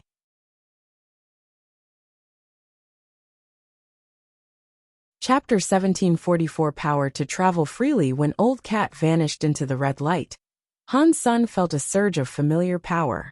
It was the same as the power that rose when he used the new abilities of his blood. Now Han Sun knew that the strange power he had detected was the path to leave the sanctuary. Han Sun did not know if it was because he practiced Blood Pulse Sutra, or if it was because he had absorbed the 9-life cat tattoo. But it now looked as if he could leave the sanctuary. Han Sun did not have time to deal with the Shura right now. They weren't a problem for the time being. And with Little Angel, Golden Growler, Gu Qingqing, and Xie Qing King, they could handle the Shura while he was gone. Han Sun was worried about Little Flower. He didn't think Old Cat would kill him, but he didn't know anything for certain. He didn't feel safe, knowing he couldn't keep an eye on the boy. Han Sun packed and said goodbye to Ji Yanran. He found a safe place where he could try to use the strange power to follow Old Cat. After he ran the Blood Pulse Sutra, his blood started to melt. He could feel the power whirl in the air. He didn't want to take any risks, so Han Sun waited for all of his blood to melt before doing anything. Before he moved, though, a power landed on him. Han Sun felt as if he was inside a teleporter. Things in his vision swiftly changed, but the scene that appeared before him was familiar. It was a bathroom he had ducked into just before Zero pulled him back to the Alliance. The toilet was the same, but he could see one more thing that was different. There was a person standing before him. It was a Kate woman. Her pants were around her ankles, and her snow-white butt and cattail were showing. The woman pulled her pants up and looked in the mirror. She froze when she saw another person there, and then she took a breath to scream. Han Sun jumped over and covered her mouth, saying, "Don't scream. It's me, Han Sr." The woman wasn't some random person. It was the police officer Lan Se. Xiao had a mess on her hands after Han Sun left. Wizard depended entirely on Han Sun now, so it drove her nuts to learn that he had disappeared. She would have thought Han Sun was some trick or ploy of Black Gold Group. But the fact that he hadn't yet shown up at Black Gold Group was the only thing that stopped her and Lan Se from believing that they had been looking for Han Sun for a while. And Lan Se had yet to give up. She had found out someone similar to Han Sun had gone into this bathroom and disappeared. That was why Lan Se was here, hoping to follow up a lead. When she wasn't able to find anything at first, she decided to have a wee. Before she could pull up her pants, though, a man appeared right behind her. She saw that it was Han Sun, but she still couldn't help but scream. Now that Han Sun was holding her mouth, she couldn't speak. But after a bit, she calmed down and gently pulled his hand away. "If I let you go, will you stop screaming? I didn't mean to appear here. I didn't think it was occupied, so," Han Sun said, letting his hands go. Lan Se looked at Han Sun, and then kneed him in the balls.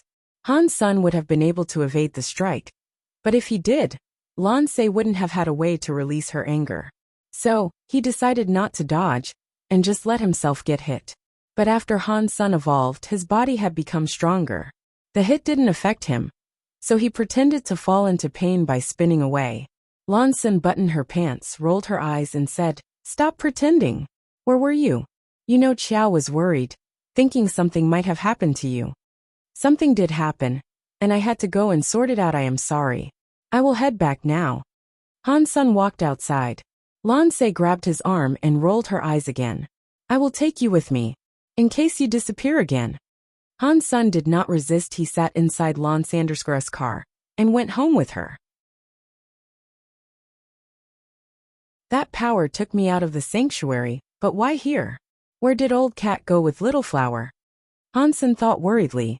Han Sun did not know where Old Cat had gone to, and he couldn't think of any reason that the cat would come here. Lan Se brought Han Sun back to Qiao. He couldn't explain where he had gone to, so he had to make up some nonsense for a cover story. There was nothing they could do about Han Sun's lie, though. But at least he was back now, and that brought them some relief. It was already nighttime, so Qiao let Han Sun rest. She had learned something regarding a xenogeniac, and she planned on hunting it down tomorrow, with Han Sun now back with them. Han Sun went back to his room and used the Blood Pulse Sutra. He thought he could feel the power, and he wanted to see if he could return to the sanctuary on a whim. He remembered Old Cat had been unable to. Otherwise, he wouldn't have been trapped there. He was still teleported away, though. As Han Sen's blood melted, the power in the air became stronger. It was just how things were in the sanctuary. Han Sen summoned the power in the air, and before long, he found himself back in the sanctuary, where he had been. It works. That means I can travel between the outside and the sanctuary whenever. Han Sen was glad about this, but it wouldn't help Han Sen find Little Flower. He didn't know where his son was. Han Sen couldn't find Little Flower in the sanctuaries, so he used his powers to teleport back to the outside. As the red light surrounded him, though, Bauer appeared out of nowhere and jumped towards Han Sen. Han Sen couldn't stop the teleportation process, and the power pulled him back out of the alliance. Han Sen appeared in Xiao's room with a baby in his arms. He checked Bauer out, and she wasn't injured or anything. This power can bring others too? That's very good, Han Sen thought, considering how he might use the powers in the future. Humans wanted to leave the big silence system, but they had found it impossible. With Han Sen's new ability, the risk no longer existed.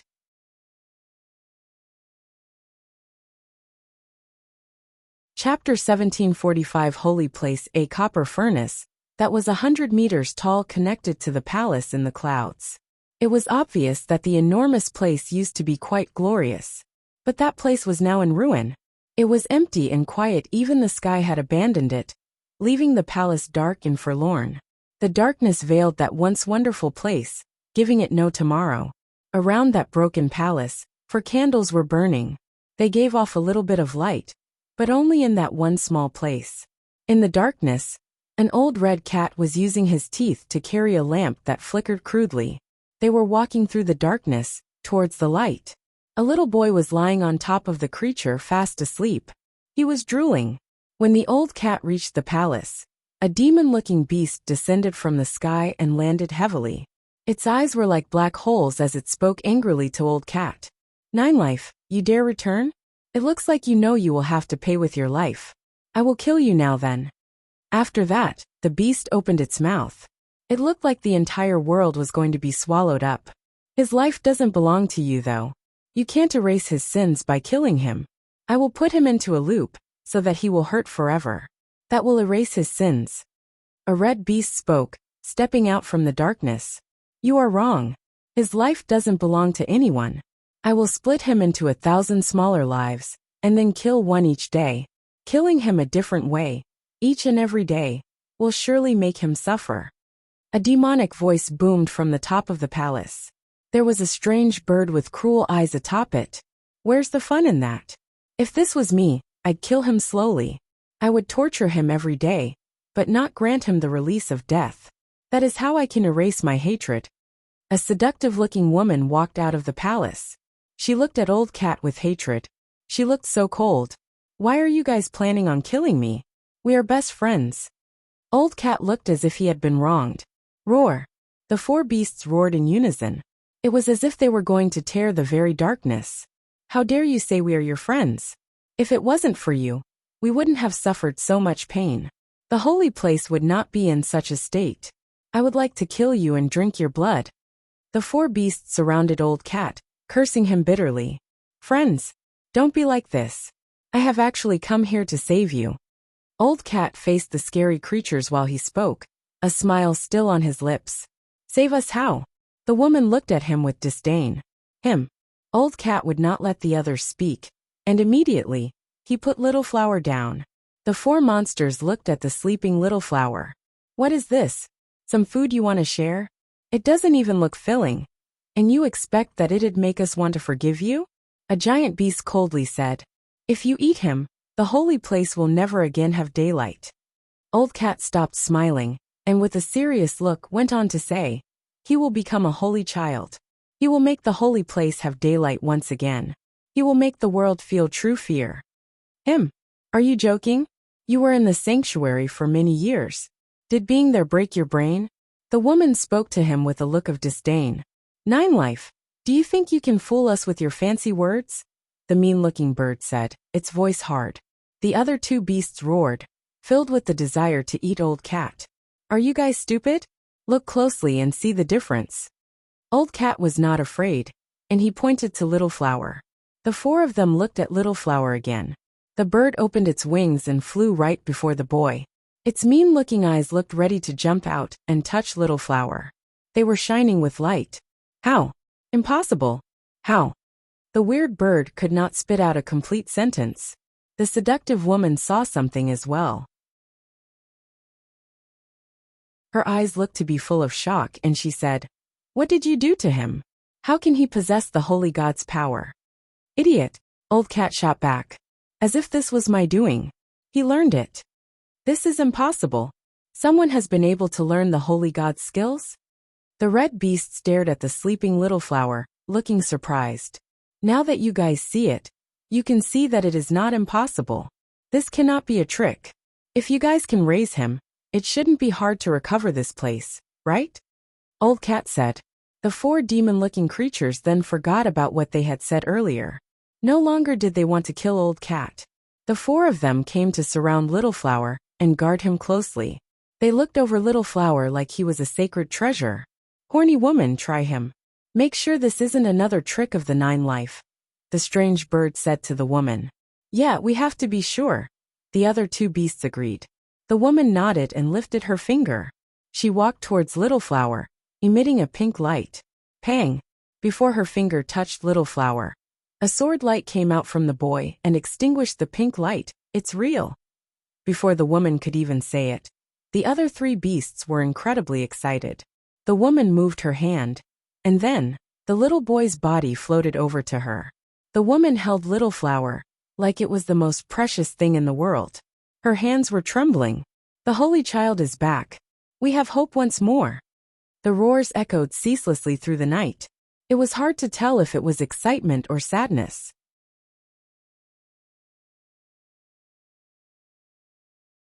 Chapter 1746 Holy Heaven, is that your daughter? In Xiao's house, Xiao and Lan Se looked at Han Sun and Bauer, who was sitting on the sofa, in shock.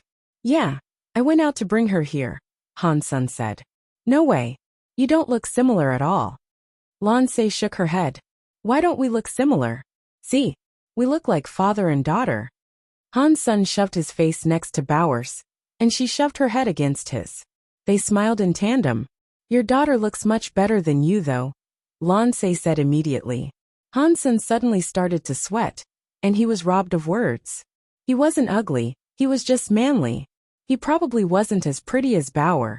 It's okay that she is here, but you can't let her presence interfere with work.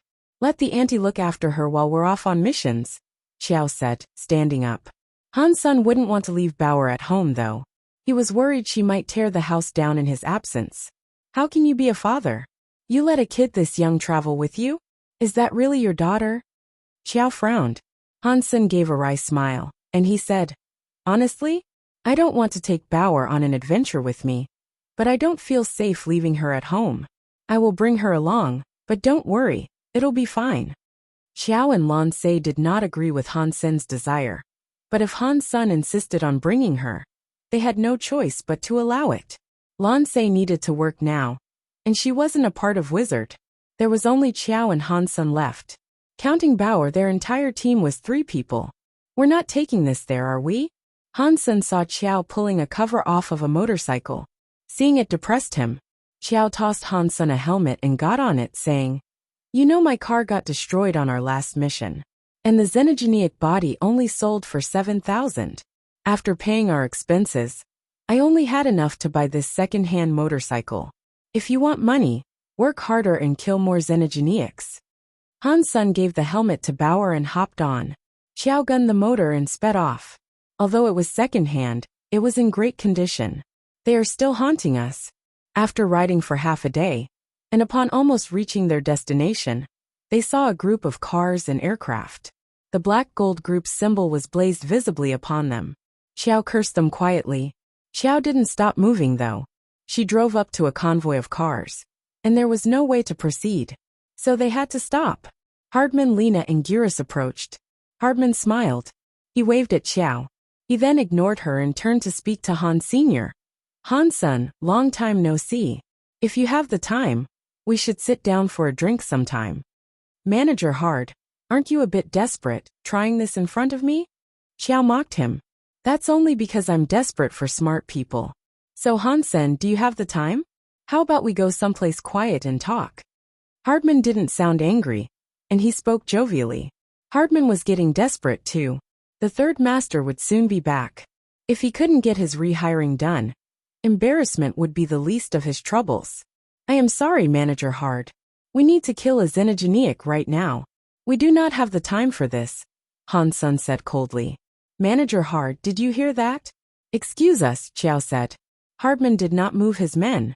He just shook his head and said, if you are going to the Black River for a Xenogeniac, there is no need for you to go. Why?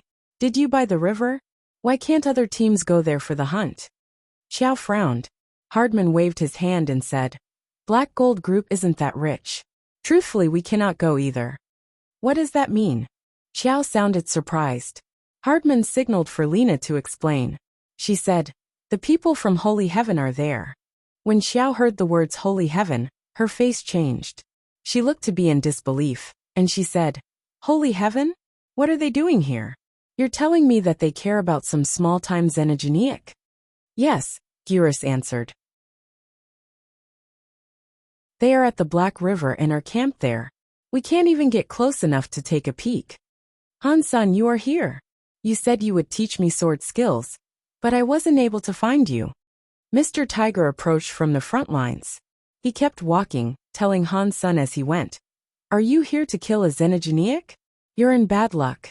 I don't know why, but Holy Heaven's people are here for the Xenogeniac. I'm not sure why they'd want it, but they've sent 2 people out for it. Hearing Mr. Tiger say all this, Xiao realized that they weren't lying. Holy Heaven had indeed come to Black River. What is Holy Heaven? Another big group? Han-san was confused. He had never heard of a big company such as that before. I wish it was another company. At least we could compete that way. Xiao lowered her voice and said, Holy Heaven means feathers. They are a superior race. They are born nobles. All of them have had their second evolution. They are so powerful. And they even took down a Xenogeniac space for a camp. The camp was called Holy Heaven, so that is why they are commonly referred to as such. Planet Kate is tiny compared to Holy Heaven. We have no choice but to listen to their commands. If you don't, then you'll die without even knowing how. Gyrus slumped his shoulders. Han-san frowned. He had seen a feather before, but it was retarded. Even so, it was very scary. They weren't like normal people. A few people were discussing matters when some movement came from ahead in the convoy. They saw a man and woman who looked like angels flying their way. The man was handsome, and the woman was pretty. They were 2 meters tall with gold armor. The woman had a bow, whereas the man wielded a lance. They looked like angelic warriors. Do feathers have genders? Han-san was curious, as the feather he'd seen hadn't possessed a gender. Feathers are unique, and they aren't assigned a gender when born. When they become adults, though, they do. Xiao gave a silent gesture at the 2 feathers flying towards them.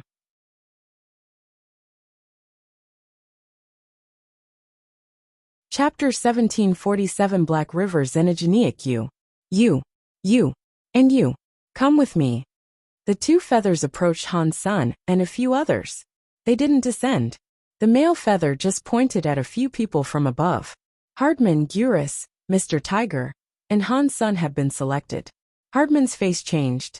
He smiled and said, What can we do to help you both? Black Gold Group will do its best to assist you. Cut the crap. Just come, the male feather said coldly. He looked annoyed. Sir, do we need more people? Hardman did not dare fight back, so he smiled and spoke. Pang!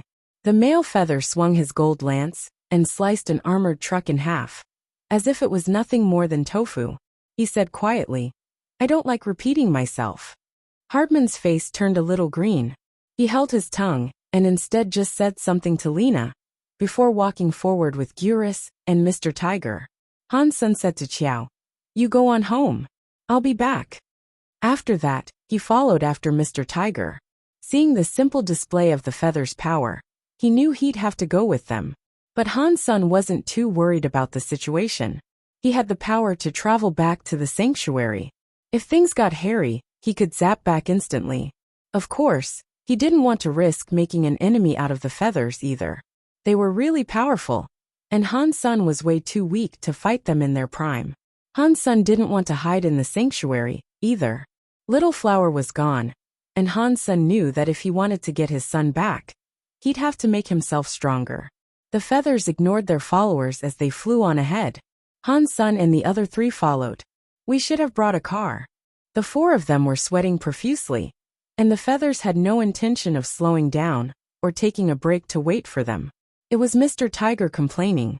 It was worse for Hardman, though. He wasn't a noble, and he wasn't the sort to participate in battles. Out of the four of them, he had the worst body. His lips were turning white, but he didn't dare to stop. He kept on running in pursuit. They ran a dozen miles until they reached a black river. There, the feathers stopped and landed on a rock on the riverbank. "Gentlemen, we will try to help by giving this everything we've got." Hardman was gasping, but he still managed to smile. "You four jump in the river here and swim downstream," the feather said coldly. He sure looked arrogant. After saying that, the faces of the four changed. Now they could guess why the feathers had brought them here.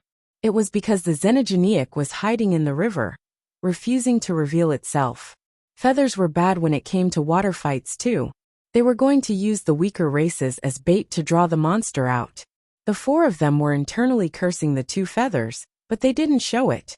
Hardman quickly said, "Respectfully, if you wish to draw out the Xenogeniac, we have many lesser soldiers for the task. If we call on more, we can definitely draw it out.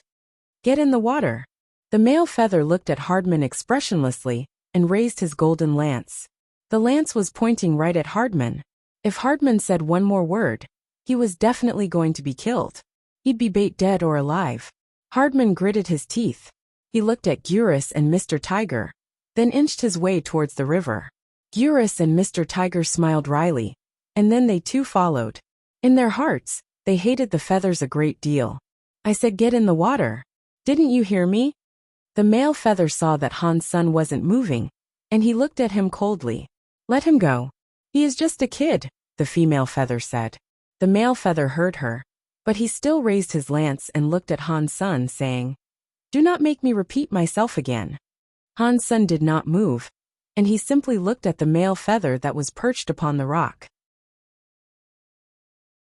Han Sun could survive an attack from the feather, but if he went down the river, he wouldn't know when the Xenogeniac would reveal itself, and neither would he learn its level. He had no idea what to expect. If the Xenogeniac attacked underwater and caught Han Sun at unawares, he couldn't use his space travel technique. And then, staying alive would be impossible. So he didn't want to risk that. The male feather looked murderous. He was waving his gold lance around. Han Sun's hand clutched the rhino horn dagger. He would rather fight the feather than put his life in danger the other way.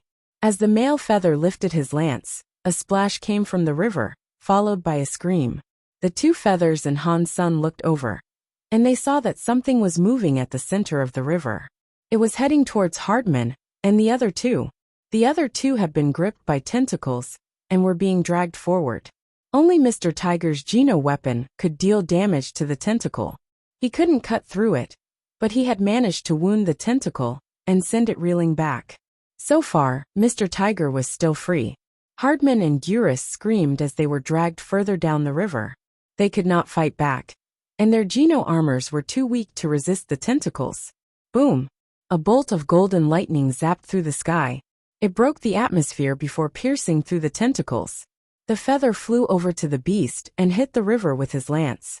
The water of the river pulled away from the lance, creating a dozen-meter-deep trench.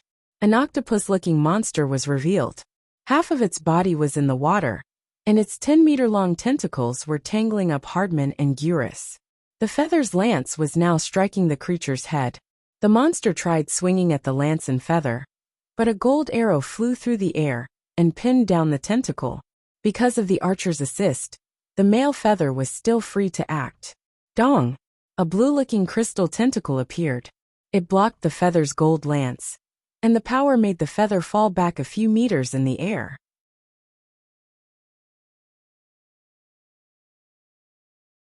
Chapter 1748 teach you how to be the lesser race, As the blue crystal tentacle reached for the male feather, a golden light shone down.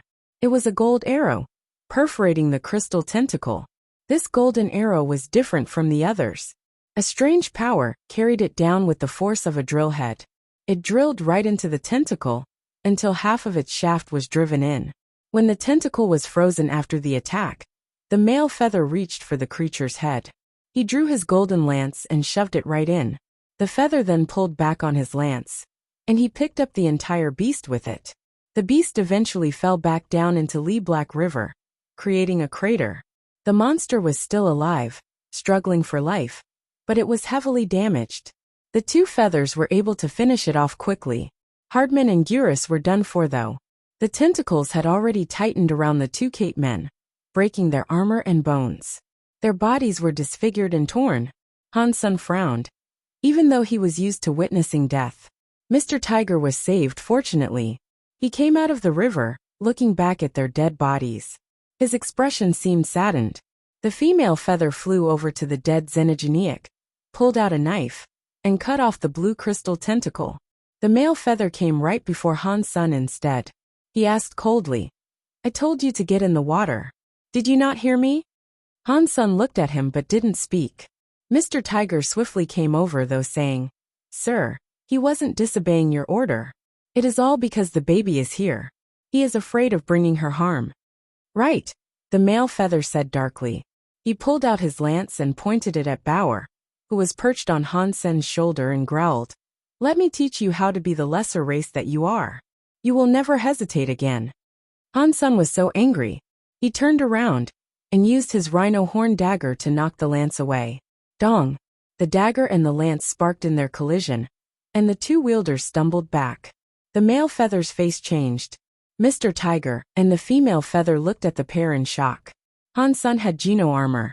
He was regarded as no more than a commoner. He wasn't even a noble, so it was strange that he had enough strength to knock back a feather. "We don't have a grudge against you, so why are you doing this?" Han Sun calmly asked, as he clutched the rhino horn dagger. The male feather hummed in growing anger. "Just because you have some modicum of power, it doesn't mean you can disobey a feather. And if I don't kill you right now, how can I assert rule and superiority?" After that, the male feather swung his golden lance and tried to strike Han Sun down. He was using all his power in a bid to kill the upstart pest.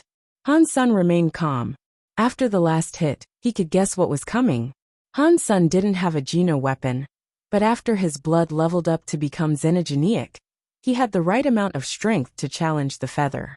His body's power was no worse than the feather's. Seeing the lance descending toward his chest, Han Sun merely stepped to the side to dodge the strike. Then he stepped right near the male feather, raised his dagger, and pressed it against the feather's neck. The male feather was in shock. He could not believe he had given Han Sun the opportunity to get so close. He'd be unable to block the dagger now. Han Sun's move was way too good. It was beyond his wildest expectations. The feather felt as if he had suddenly gone up against someone who wasn't an ordinary human. He seemed superior to all else in his race. A gold arrow suddenly flew towards Han Sun, aimed at his temple. The female feather wanted to get him away and save her companion. The dagger in Han Sun's hand did not move though. All he did was swing his head back and forth to catch the arrow with his teeth. Then he used the dagger to slit the feather's throat. Han Sun's crystal blood melted within his vessels, filling him like lava. The vessels twisted and contorted like snakes. The additional power was enough to drive the dagger deeper through the neck, completely decapitating the feather. The sheer force of the blow sent the head up into the sky. Mr. Tiger and the female feather looked on in absolute shock. No one could believe that a commoner, with only Geno armor, could manage to kill a feather baron. Especially since two feathers had been present, he was too fucking fast. Mr. Tiger opened his mouth. He thought he was dreaming. "How dare you kill a feather?" The female feather screamed, then fired another arrow at Han Senator. All those golden arrows were nothing more than raindrops to him though. Han Sun was still biting the first arrow, and electricity surged through his eyes. He dodged each and every arrow, nearing her with his dagger raised. He looked at her with murder. Han Sun had already slain one, so it was not as if he could leave a witness. If the other feathers knew what had happened, he wouldn't be able to stay where he was, or in any nearby system, for that matter. The female feather was confident in her arrows, but despite the storm of attacks she released, they couldn't strike Han Sen once. Han Sen's body was as fast as a snake. The female feather was unable to predict where he would move next, and she missed each and every shot. Seeing Han Sen only 10 meters away from her, the female feather flapped her wings with the desire to escape from him. Han Sen lifted his dagger and flew up with her though. She was the only thing in his eyes right now.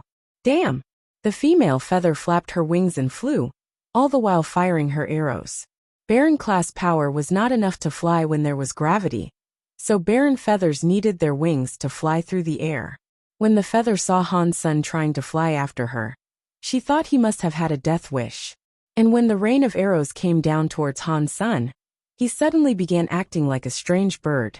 He flew strangely, pulling himself up through the air. He dodged each and every arrow until he was right before the female feather. The female feather was enraged. She pulled out her long sword in an attempt to block his dagger, and when the weapons collided, the female feather felt a huge force come against her. It blasted the long sword out of her hands.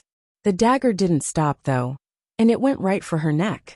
The arm that was holding the dagger turned red. The vessels inside looked like crystals as the blood inside boiled, pumping power into the dagger. Dong! The dagger slashed across the female feather's throat. A gold light came out from the neck to block the raging hit. Han Sen frowned. A feather necklace suddenly appeared on the feather's neck. It was hanging low against her chest, shining with a golden light. It was that gold feather pendant that had blocked Han Sen's strike.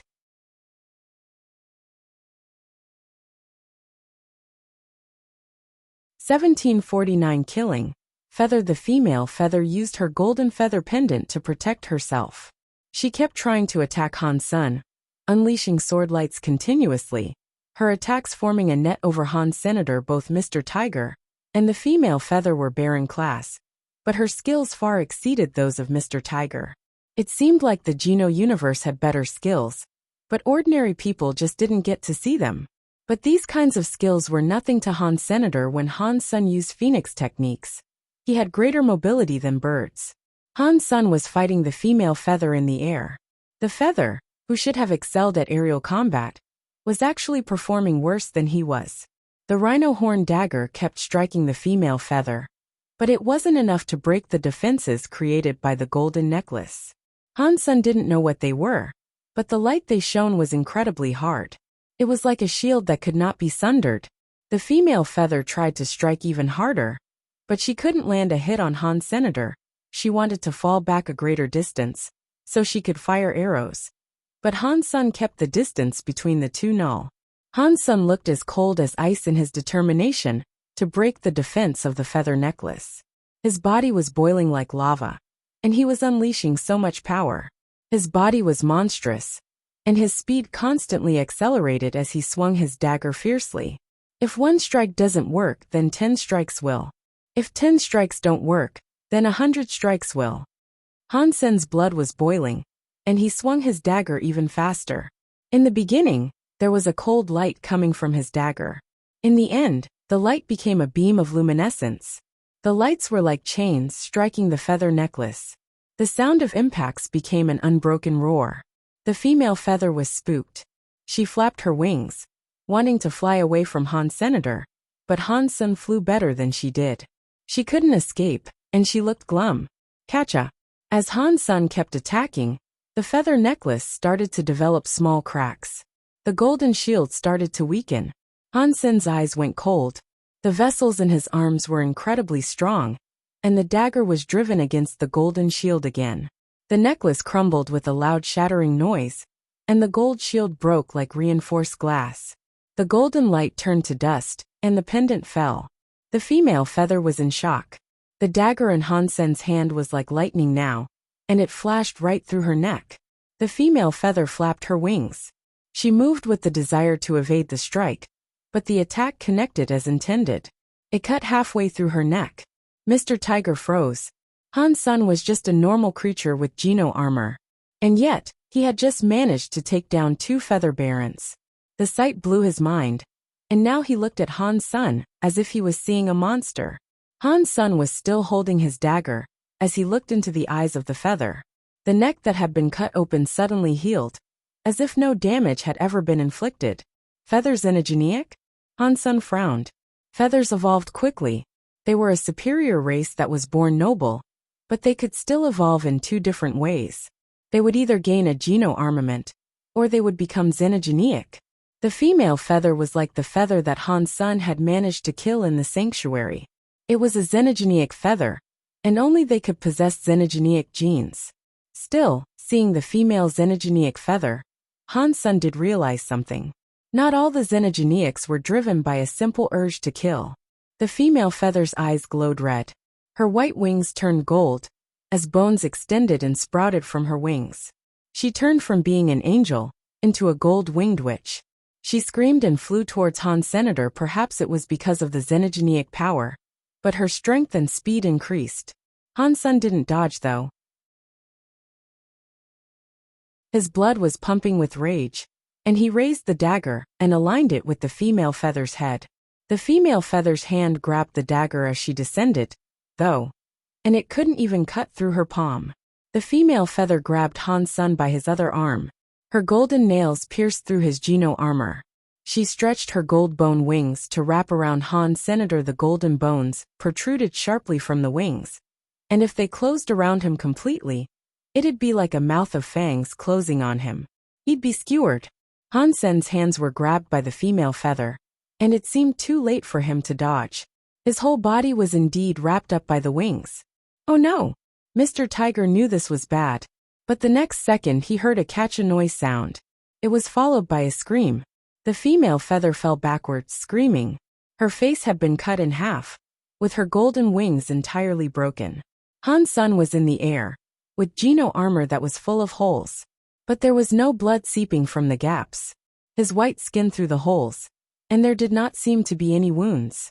Han Sen's body flew like a phoenix, going right towards the female feather. After the female feather used a xenogeneic gene, her eyes turned red with the desire to kill. It looked as if she had lost her own will and rationality. The head that had been cut open was already recovering, and her broken bones were regenerating swiftly. The creature screamed as it came back for Han Senator, but Han Sun wasn't going to give her any chance this time. Han Sun used his dagger to cut her body repeatedly.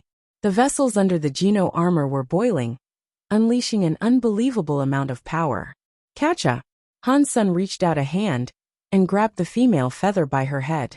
He chopped off her gold wings one by one. The feather tried to bite into Han Sen's arms, but Han Sun just moved them even more violently. With his dagger, Han Sun lopped her head clean off. The body minus its head still came for Han Sun though, and the bodiless head opened its mouth, still trying to bite into his arm. Han Sen's blood was surging like a volcano. It carried enough power for him to dismember the female completely and finally kill her. Xenogeneic Baron hunted, xenogeneic gene found. Gold feather which xenogeneic beast soul obtained. Han Sun heard the announcement play.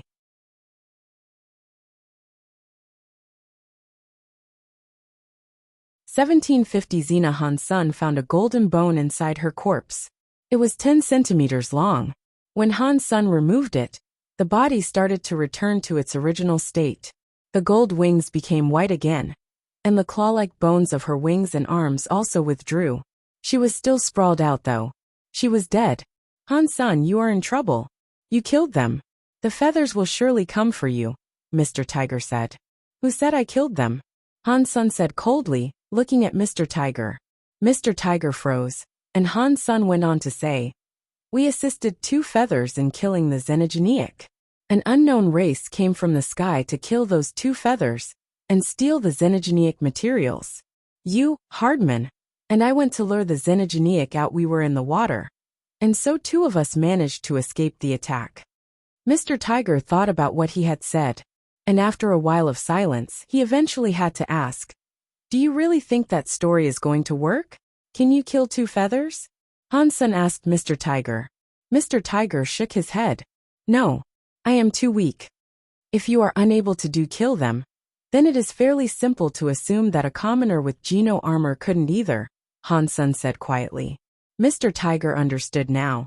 And Han Sun was right, it wouldn't seem possible that they could have killed the two feathers. No one would assume Han Sun had the power to kill a noble feather and a xenogenic feather the way he had. Mr. Tiger was still trying to wrap his head around the spectacle he had just witnessed. Let's go to the river and swim a little to make it believable.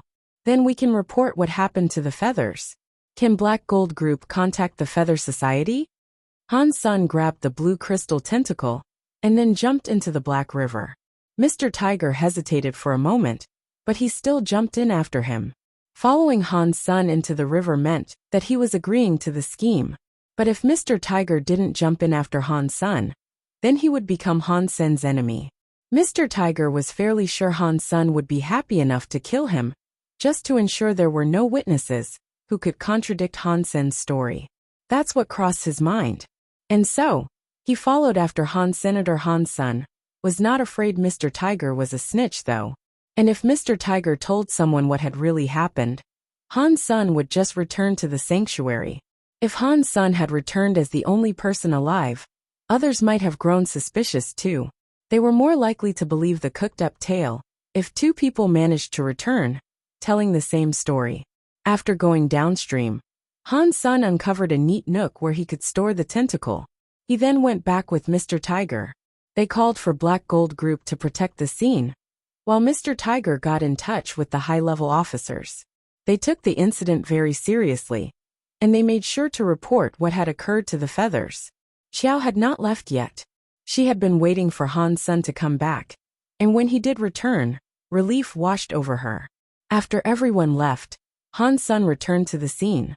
He dug out the blue crystal tentacle he had hidden, and he used the powers of space travel to send the tentacle and the bone to the sanctuary. The feathers wouldn't be able to find it there, no matter what they did. After Han Sun went back to Qiao's house, he found an opportunity to examine his new beast soul. Baron Xenogenic Beast Soul, Gold Feather Witch Bow type. Han Sun summoned it to play with it in his room. It was a beautiful feather bow that looked like a pair of spread golden wings. Unfortunately, there were no arrows. It was pointless to have just the bow, so Han Sun put it away for the moment. The next day, Black Gold Group told Han Sun to come to their headquarters. The feathers were in Grand City meeting with Black Gold Group, so Han Sun had to come to the meeting.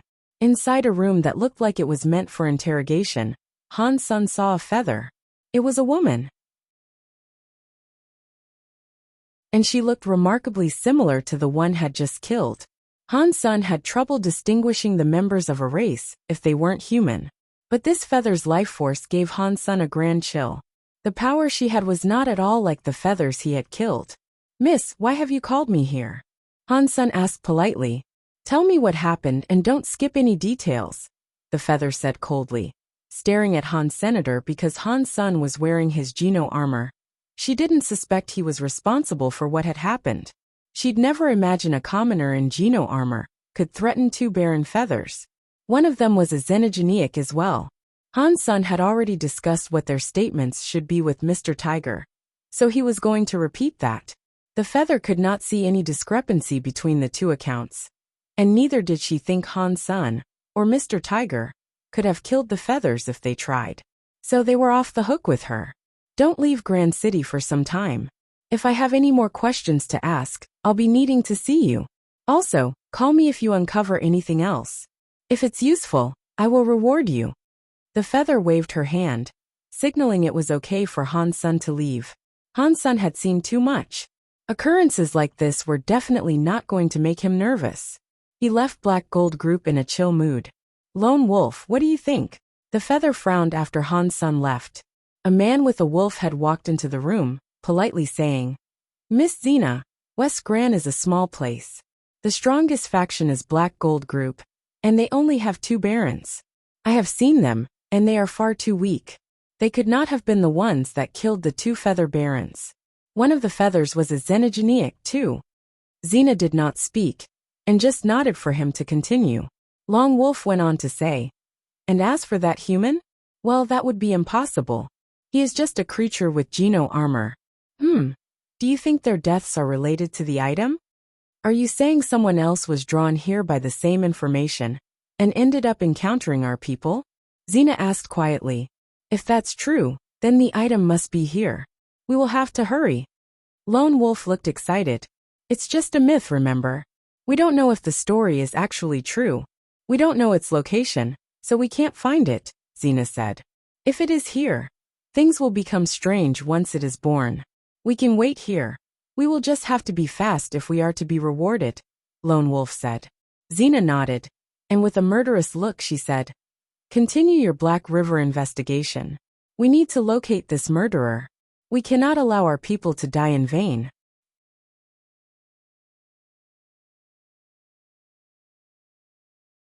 (1751) Strange scene. After being called for the first questioning, Han Sun was left alone by the feathers. Mr. Tiger had been so scared. He didn't dare meet up with Han Sun again, in fear that the feathers would suspect collusion. He wasn't going to snitch on Han Sun, as he was still very fond of him. It was just a sensitive matter, and one that he couldn't do anything about. He was not allowed to leave Grand City, so any news concerning xenogeneics in the area was pointless. There were no xenogeneics in the city, only existed beyond its borders. Han Sun spent his time practicing the Dongxian Sutra, hoping to generate its Geno armor. Due to Jade Skin not having any further progression available, Han Sun could not practice it. If he wanted it to continue, he'd have to forge something first, but he didn't have the time to do that. Han Sun also searched for information regarding the 9-life cat on the internet. All he could learn was based on myth, and there was no mention about whether or not such a race existed. And where they originally lived, he was not told. If Han Sun wanted to locate the 9-life cat, he didn't know where to start, so Han Sun chose to focus on leveling up first. Han Sun could deal with Barons no sweat. He was quite a high level in the Western Grand City, but when compared to the universe at large, he was still rather weak. Han Sun knew he most certainly could not deal with the feather called Xena. It was time for food, and Xiao was looking particularly tired that day. She didn't say a word. She couldn't hunt xenogeneics, and it was taking its toll. As she ate, the doorbell rang. The auntie opened the door, and Lan Se came strolling in. Xiao, be careful. Do not go outside, Lan Se quickly said to Xiao, coming right in. What's going on? Xiao raised her head to look at Lan Se, and she asked in confusion. Han Sun and Bauer looked at Lan Se, unsure what was happening. A great many outsiders have come to Grand City. They don't look like they're of a normal race, so something must be going on, Lan Se said. It sounds to me as if something big is going to happen soon. I am curious why 2 small feathers would visit this backwater city. They tried to steal our xenogeneic, and got killed for it. It's all too weird. What is going on these days? Xiao quietly said. No matter what it is, it's definitely not something we can take part in. My supervisor ordered us not to provoke them. If something happened, I'm afraid our entire department won't be able to stop it, so it's best to stay home, Lan Se said. Xiao was looking more and more disheartened, and she said, Han Sun can't leave town now anyway. We can't do anything. After Lan Se left, Han Sun retreated into thought. He didn't know what had happened to prompt a visit from so many outsiders either. It is a shame I don't have my usual intel. I have no clue about what is going on. Maybe there is something I can get out of it though, Han Sun thought to himself, wondering if he could grab an outsider and ask. But thinking of that female feather Xena, Han Sun quickly discarded the idea. If she knew he was up to something, it wouldn't bode well. 2 days later, when Lan Se returned again, she looked terrible. She warned Xiao and Han Sun not to go out if it wasn't absolutely necessary. Xiao asked about what was happening, and Lan Se told them of a strange scene unfolding in Grand City. Many people were dying. In an abandoned mine on the west side, a big hole had opened. It seemed bottomless. At night, however, there was the sound of a crying woman, and from that hole, a light would shine. Many people were drawn there to take a look, but those who visited the place at night never returned. No bodies had been recovered either. It was only safe to go there during the daytime, when there was no curious light and no crying woman. The security department sent a drone down into the hole, and for the first few hundred meters, there was only stone to see. But if the drone went deeper than 1,000 meters, it would also disappear and be lost to recovery. The supervisor had given orders to evacuate the place. The officers were warning residents to stay far away from the place. The outsiders in the city had shown great interest in that place. They all showed up there now mainly. Very infrequently were they seen scouring the city. 2 days later, more strange things were reported to have happened.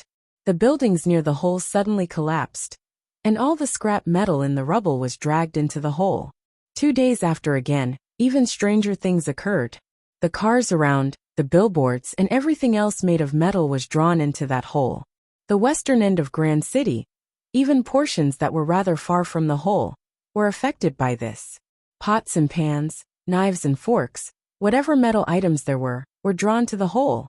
It was like they were being pulled away by a magnet. The suction wasn't very strong, but it caused panic in the city. Han Sun was curious about the black hole, but he couldn't figure out how he might go and see it. In the world full of darkness, Little Flower was sitting on a bronze throne. There was a table before him, laden with fruit. Holy child, try this. It takes 30,000 years to grow, and another 30,000 years to mature. And it also takes 30,000 to prepare the fruit. It tastes extra sweet. A red beast was trying to feed Little Flower fruit. Little Flower looked at the red fruit and seemed depressed. He said, "Jade King, I cannot eat. Can you help me? You have to eat. You are growing up, so it is fine to eat a lot. And there is also an empty fruit that has been growing for the past billion years for you. There is also the dragon saliva fruit." An evil-looking woman peeled the fruit, setting it down next to Little Flower. She smiled. "Ah, Auntie, I cannot eat anymore." Little Flower burped, and looked to be in pain as he rubbed his belly. "If you cannot eat, then exercise. Eat again once you have digested what you've currently got. Old Vulture, it is your turn to teach him." Auntie May spoke to a bird. "Holy child, let us begin." Old Vulture flapped his wings, and brought Little Flower to a plaza. He placed him down on the floor. Then, his black feathers turned into a dark rain of arrows, firing at the child. Little Flower held his belly as he dodged the strikes. He looked very depressed.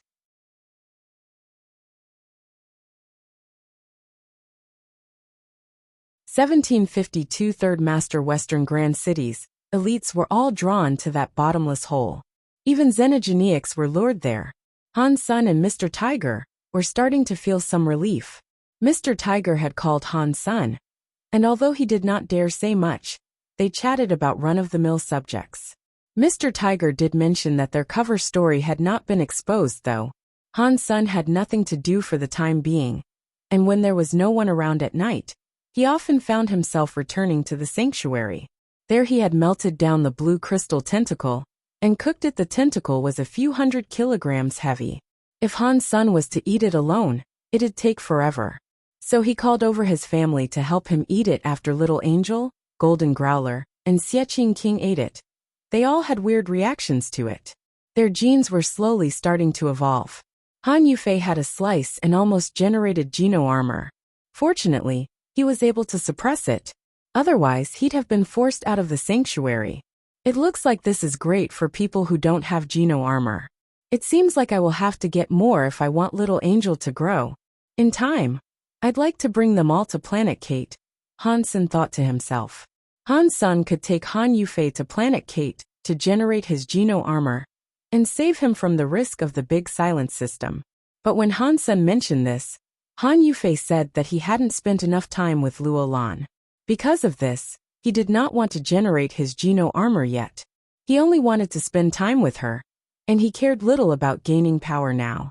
Han Sun ate some of the tentacle, but his xenogenic gene tally did not increase. He'd have to eat a whole lot of the stuff, just to gain a small amount. So, Han Sun decided that if he did ever get massive ingredients like this again, he'd bring them back for his companions to eat.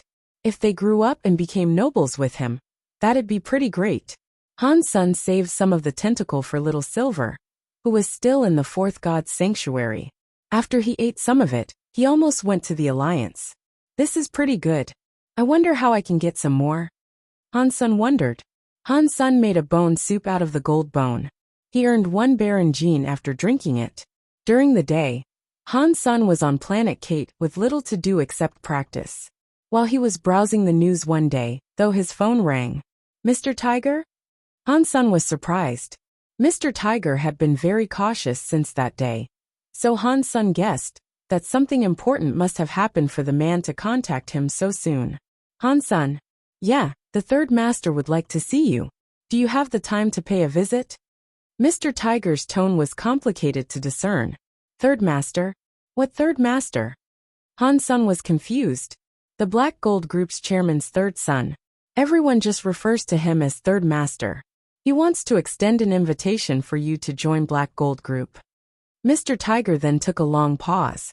After he said, I think this is a good thing. Third master must be willing to pay you a lot, as he seems to think that you are of great importance. I know you don't really care about the money, but with Black Gold Group backing you, I think things will be easier for you. Mr. Tiger tried to convince Han Sun to join because he knew of Third Master's temper. He wouldn't relent until Han Sun joined the company. But Mr. Tiger also knew that Han Sun was not someone to take lightly. He had just witnessed Han Sun slay the feathers after all. If Third Master pissed him off, who knew what sort of Armageddon he'd bring? So Mr. Tiger was quite nervous just asking him. Han Sun could guess what Mr. Tiger was really thinking. He smiled and told him, I am happy in Wizard. I don't plan to switch groups. Please tell Third Master that I am not against making new friends, though. Okay, I will go and tell him that. Mr. Tiger gave him a wry smile. He didn't think that would be enough to please Third Master. Mr. Tiger was now nervously making his way to meet with Third Master. Awkwardly, he told him what Han Sun had said. Third Master wasn't made mad. He smiled slightly and said, If he doesn't want to join, I will not force him. It is good to make friends, and I will meet him on the morrow. That was not the response that Mr. Tiger had expected, and he half expected that the other shoe would soon drop. Still, it was a good sign that Third Master did not lose his composure. Han Sun also explained the matter to Qiao. She did not need to worry about Han Sun potentially leaving her. The next day, a very luxurious vehicle parked itself in front of Qiao's house. Han Sun got in and found a man sitting inside waiting for him. Third Master was a pure Kate, with black cat ears and a black cat tail. Aside from that, though, he looked like a human. He was dressed in a black suit, and he looked quite fancy. Make yourself comfortable. There is no need for you to be so formal. If we're going to be friends, you should treat me as one. Third Master laughed.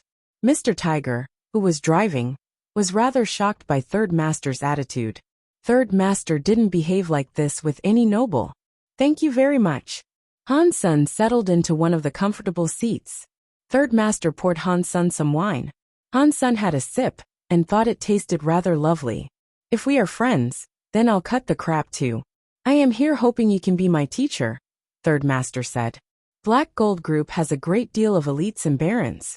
I only have Geno armor, so surely you must be joking, Han Sun said. Third Master looked upset and said, Han Sun, I am treating you like a friend. Please do not talk to me like that. I can tell the power you hold. If you can teach me, I am willing to do whatever you please. What would you like to learn? Han Sun asked quietly. Everything. I want to learn everything from you. Third Master was looking directly into Han Sun's eyes. I need to work with Wizard, though. I do not have much free time, Han Sun said. That's fine. Just tell me when you have time, and I will work around your schedule. It would be best if you could join us, though. If you did that, you wouldn't have to do anything, and you'd be showered with money, Third Master said. I have no intention of leaving Wizard, but I do have some time. I will set things up later. Han Sun looked out the window, frowned, and asked, Where are we going? The bottomless hole in the western side of the city. Third Master laughed. The feathers said I cannot leave the city. Han Sun shrugged his shoulders. This still counts as part of the city. You aren't leaving. And even if you did leave, Xena couldn't do anything with me here. Third Master looked confident in that.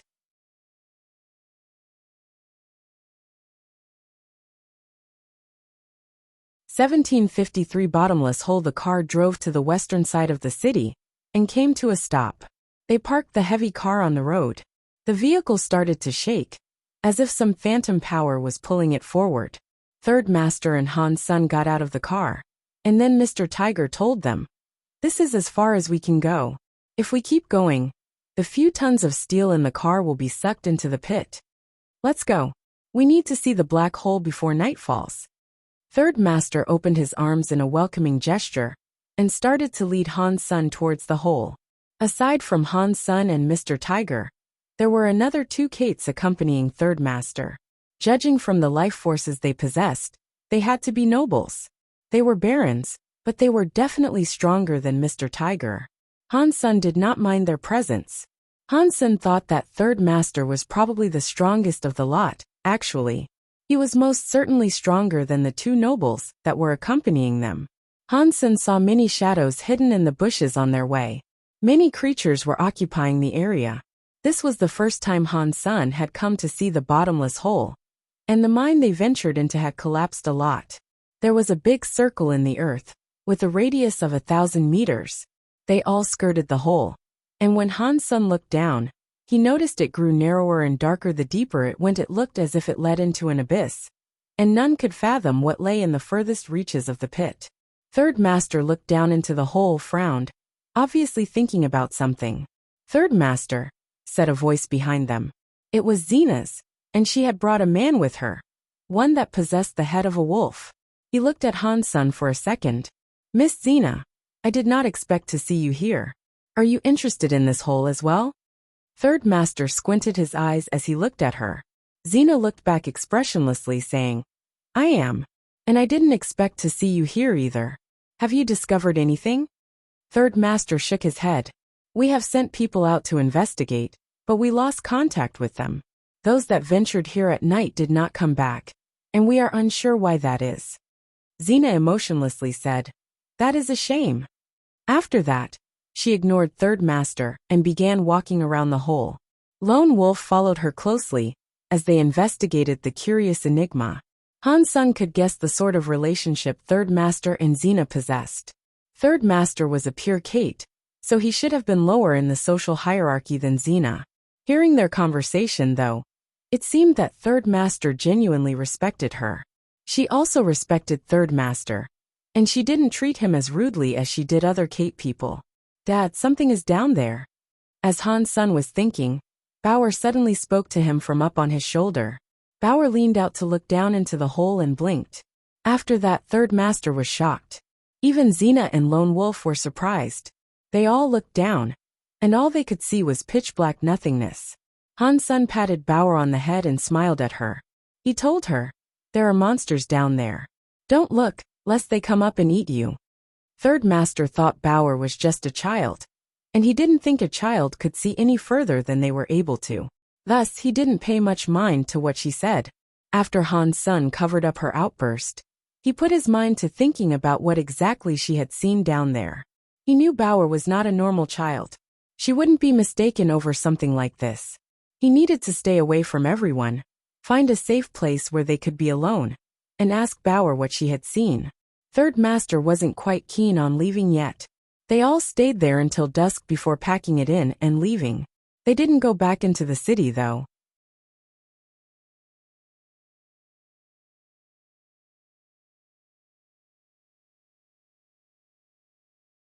"1754 Dongxian armor. Since the day they returned from the west, no one came looking for Han Senator, not even Mr. Tiger or Third Master had come by. And Third Master no longer asked Han Sun for the training he had previously requested. Han Sun asked what it was that Bauer had seen in the bottomless pit, and she said she saw an eye. What sort of eye was unclear. Han Sun felt a chill hearing that, though. The type of eye didn't really matter, as its presence meant something was living down there. He didn't go out for the next few days, and he spent all his time practicing the Dongxian Sutra.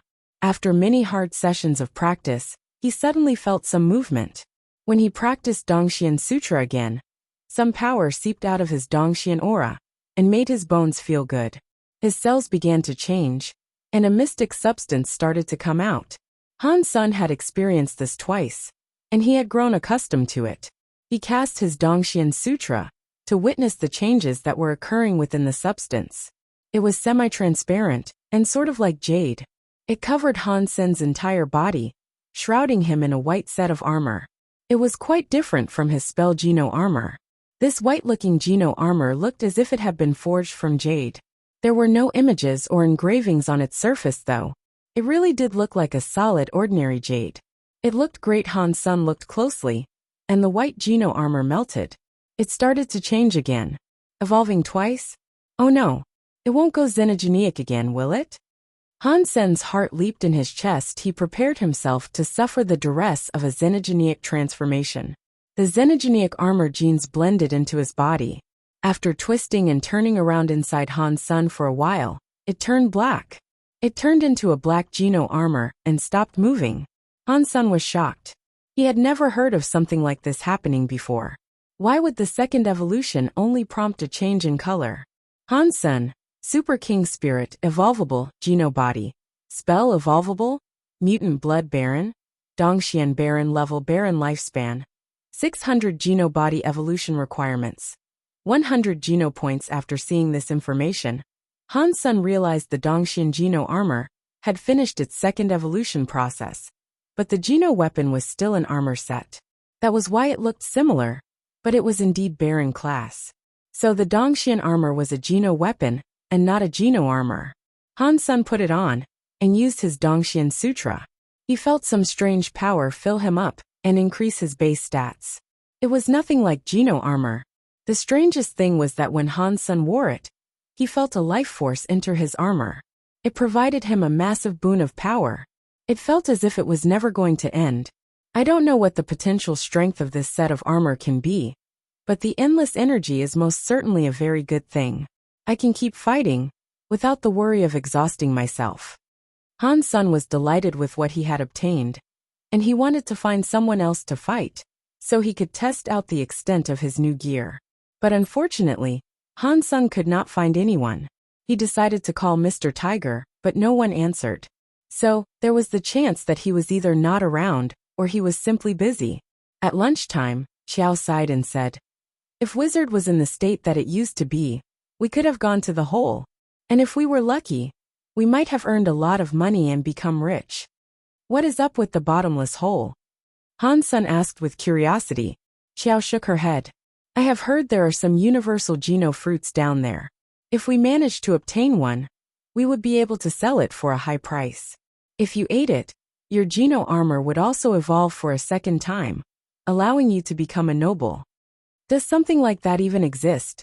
Han Sen paused for a moment, and then went on to say, "Even if it is real, it is none of our business. Everyone who has ventured there has died, and the same fate would most likely befall us if we went there. People didn't know that, but now they do. The universal Geno fruit down there is a magnet fruit. It absorbs metal items. If you don't have any metal on you, you should be safe going down." Xiao thought things over for a moment, and then went on to say, "As long as you don't use metal items, there is no danger going down the pit for at least a mile. Many people from Gran have visited there now, and the other feathers all seem to go there." Where did this news come from? Han Sen did not feel right hearing this. "I don't know, but it is all over the city. Everyone who is a little stronger than the norm is currently making their way there. They want to see if they can get themselves a magnet fruit." Xiao looked depressed. It's best not to have it. Han Sen was experienced, and he knew someone had to be pushing this false information. He knew things couldn't have been that simple. But with that being said, it did make Han Sen all the more interested. It did sound as if someone wanted lots of other people to try their luck in retrieving the fruit, because they knew they could not fetch it for themselves. So it might have been a good chance. Han Sen had nothing better to do right now. He found an excuse to leave the house, and take Bao with him for a trip to the hole. For safety, Han Sen made sure he was only going there during the day. When he arrived, many people were there. The place was as busy as a market. They were all ordinary Kate folk, or visitors from other races. No one looked weak though. "Han Sen, I knew you would come." Before Han Sen could do anything, Mr. Tiger appeared. He pulled Han Sen towards the nearby woods. "Mr. Tiger, what's going on?" Han Sen asked. Mr. Tiger said, "You have heard the tale regarding the magnet fruit, have you not?" Han Sen nodded. So Mr. Tiger said, Many brave Kate and outsiders have ventured down the shaft. But before they see the fruit, they end up dying. Third Master knows something about all this, and he told me that it was not the time to venture down just yet. I recommend you don't go down either. Han Sen's heart jumped, and he asked, did Xena and the man with the wolf head go down?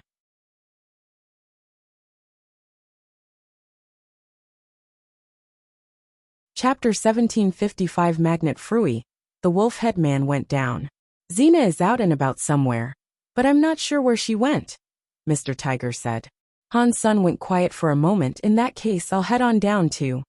Mr. Tiger wished to stop him, but Han Sen wasn't going to listen. All he could tell Han Sen was that if something seemed to be going awry, he should turn back immediately. Han Sen thanked him, and then went to the edge of the shaft. Han Sen saw many ropes attached. They were all well made and strong. They weren't made of metal, but they were certainly quite sturdy. One Kate saw Han Sen nearing the hole, and so he swiftly came over to try and sell Han Sen a rope. If Han Sen was willing to pay, of course. Although Han Sen could fly, he didn't want to show off that ability. So he gave the merchant some money, and used his rope to descend. Many people were climbing down at the same time as well. Han Sen quietly asked Bauer, Bauer, do you see anything? No. The eye is gone. Bauer looked down and shook her head. Okay then. But if you do see something strange, would you mind telling me? Han Sen asked. Okay, Dad. Bauer nodded. Han Sen continued his descent. Bauer was on his back, continuously looking down, but there was nothing beneath them. Han Sen looked down, and noticed it was too dark for him to discern anything. It was a dark world down there, and all light seemed to get smothered down in the pit. It didn't take Han Sen long to climb a full kilometer down the rope. After that, though, the space beneath him didn't seem as dark. It was dim, but he could see something. The center of the hole still looked black, but there were stairs tracing the wall, like a spiral staircase. The stairs circled down into the darkness, and how deep they went, Han Sen had no idea. On the staircase, Han Sen saw many Kate and others of different races. Aside from the stairs, there were many nooks and holes, though. It seemed like there were other people moving down the walls, using those small clefts in the rock. Many people want to get down here. Han Sen frowned. He looked around, and noticed there wasn't a single soul from Black Gold Group. Mr. Tiger had said that Third Master wasn't allowing anyone to venture down. Han Sen patted Bauer and decided to descend the staircase. Because many people were unable to get down, he put on his spell armor. Even so, Bauer was very noticeable. Aside from Han Sen, no one else would dare bring a child into such a treacherous place. Brother, you are brave. You are bringing a kid here? Said a Kate behind Han Sen, mocking him. Han Sen didn't say a word in return, though. He just kept on walking. After a few miles of descent, the stairs broke off. There was nothing further, just the empty black expanse. It was like the entrance to hell. Han Sen looked around, and saw no one else was continuing the descent. The Kate and the others were digging a hole, and not long after, they were all gone. The Kate who had been laughing at Han Sen was at the edge of the staircase. He looked down into the hole and said, This is the end. People try rappelling down from here, but none have returned to tell what they have seen. The holes around here, though, they can take us down further. Still, you shouldn't have brought a child here. While a universal Geno fruit is good, simply being alive is more important. The Kate noticed that Han Sen was continuing to ignore him, so he just walked to the cave's entrance while shaking his head. There were many paths to take down in that cave. Ultimately, though, one of those paths was a way down. No one knew if it could take them all the way to the bottom.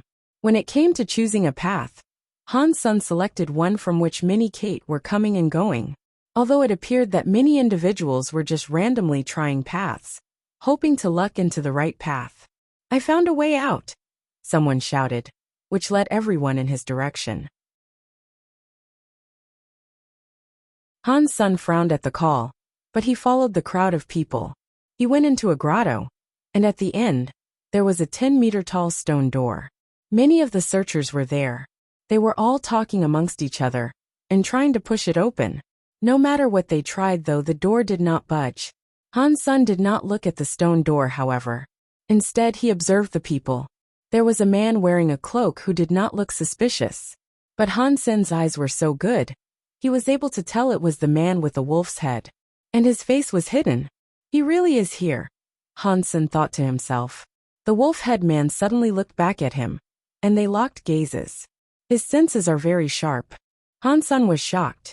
He looked away, but he knew the man with the wolf's head had already seen him. Lone Wolf saw Han Sen and frowned, but he cared little for his presence, and eventually looked away again. There was another person of a different race there, and he stood at a height of about 3 meters. He also had 4 arms, and he paced around in front of the door. He was holding a hammer, and eventually he swung it at the door. The hammer carried a black light. It was definitely a Geno armament, and the monster man hit the door a few times. Eventually, the rocks around the door began to fall. It was quite scary to witness. Seeing this was working, the monster beat the door even harder. The barrel-sized hammer kept on pounding into the door, and after a dozen more strikes, the door began to crack. Pang! After another dozen hits, the door finally broke down and revealed the chamber behind it. It was a half-natural cave with a metal vine inside. It was glowing. There was a metal flower budding on the stalk. Something that looked like a lotus seemed to be shining inside it. "This is the magnet fruit," someone shouted, as everyone started running for the vine. Suddenly, everyone was fighting between each other to get their hands on it.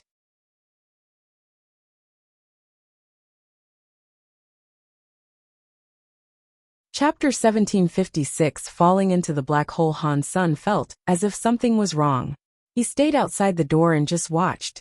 The noble that used the hammer to break the door swiftly went towards the metal vine. He grabbed the lotus and the flower. Han Sen didn't think it would actually be that easy to snatch, but the lotus and the flower were easily pulled down. The giant didn't even have to use much strength. The 4-armed noble looked delighted with what he had retrieved, and he quickly tried to put the flower and the lotus items into his mouth. But before he was able to do so, the flash of a sword light came toward him. A Kate noble attacked, prompting him to fight back the aggressor with his hammer. A mess soon unfolded in the cave, as dozens of nobles began to fight amongst themselves.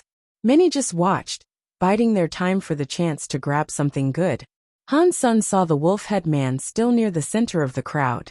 He didn't try to take the flower or the lotus, however. Things weren't that simple, and he knew it. There was no confirmation that the flower and the lotus were magnet fruits after all.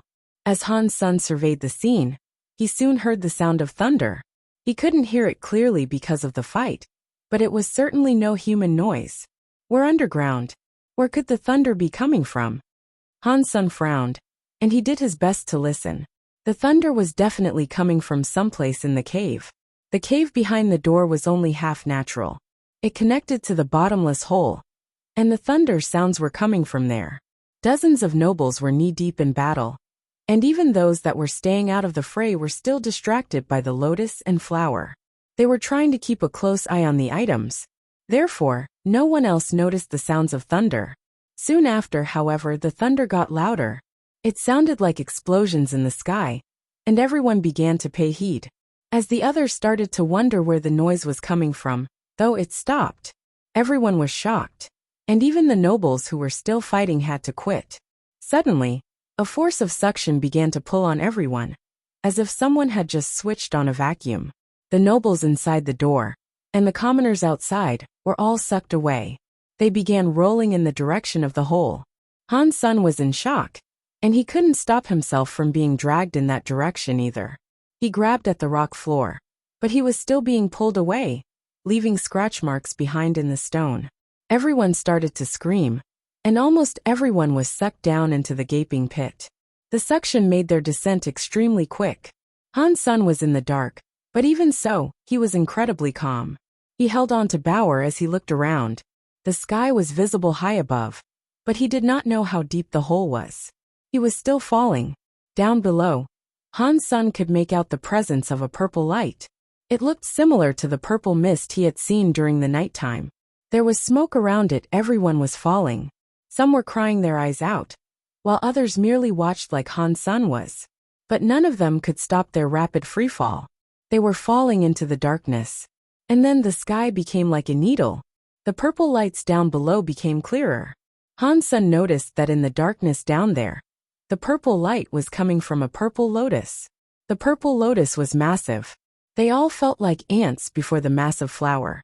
The purple lotus opened, and the lotus cup was full. It was like purple jade, and the seed looked like an amethyst in the middle. The lights and the very dimension itself were twisted by the lotus. You could see the distortions from far away. As Han's son was drawn toward the lotus flower, he noticed a lot of metal items on its surface. There were trucks, steel pipes, beams, and even helicopters and other sorts of aircraft. There were also road signs, steel pots, steel pans, even steel cutlery. They had all been dragged down to land on the purple lotus. Han's son also saw the bodies of creatures, with most of them belonging to the Kate people. There were also individuals from different races Han's son could not identify. All of them were sprawled out across the lotus. The scariest thing was that the metal and the bodies atop the flower were starting to melt. It was like they were being instantly decomposed. Pang! All the creatures landed on the purple lotus. Some hit the petals, and some fell on the cup itself. But no matter where they landed, it was like falling onto a luxurious mattress. Their bodies did not hurt after the fall either. Soon after, even if they weren't hurt, they were still magnetized to the lotus. Han's son tried his best to move, but he could not shift his leg away from the lotus. The four-armed noble swung his hammer, trying to break the petal that bound him in place. Unfortunately, after one strike, the hammer itself got stuck, and the man was unable to bring it back. Everyone there were like bugs caught in a spider web. Not a single person could move, not even the nobles. Han's son did not try struggling though, for he knew such an endeavor would be pointless. He just started to think about how he might be able to escape. Han's son did find out that Bauer was unaffected by the suction, however. She lay down on Han's son's shoulder nice and snug. The suction didn't pull him at all. Bauer curiously examined the environment, interested in the lotus flower and the lotus seeds. Magnet fruit. This is the real magnet fruit. As Han's son was thinking about why Bauer was able to move freely, someone started shouting nearby.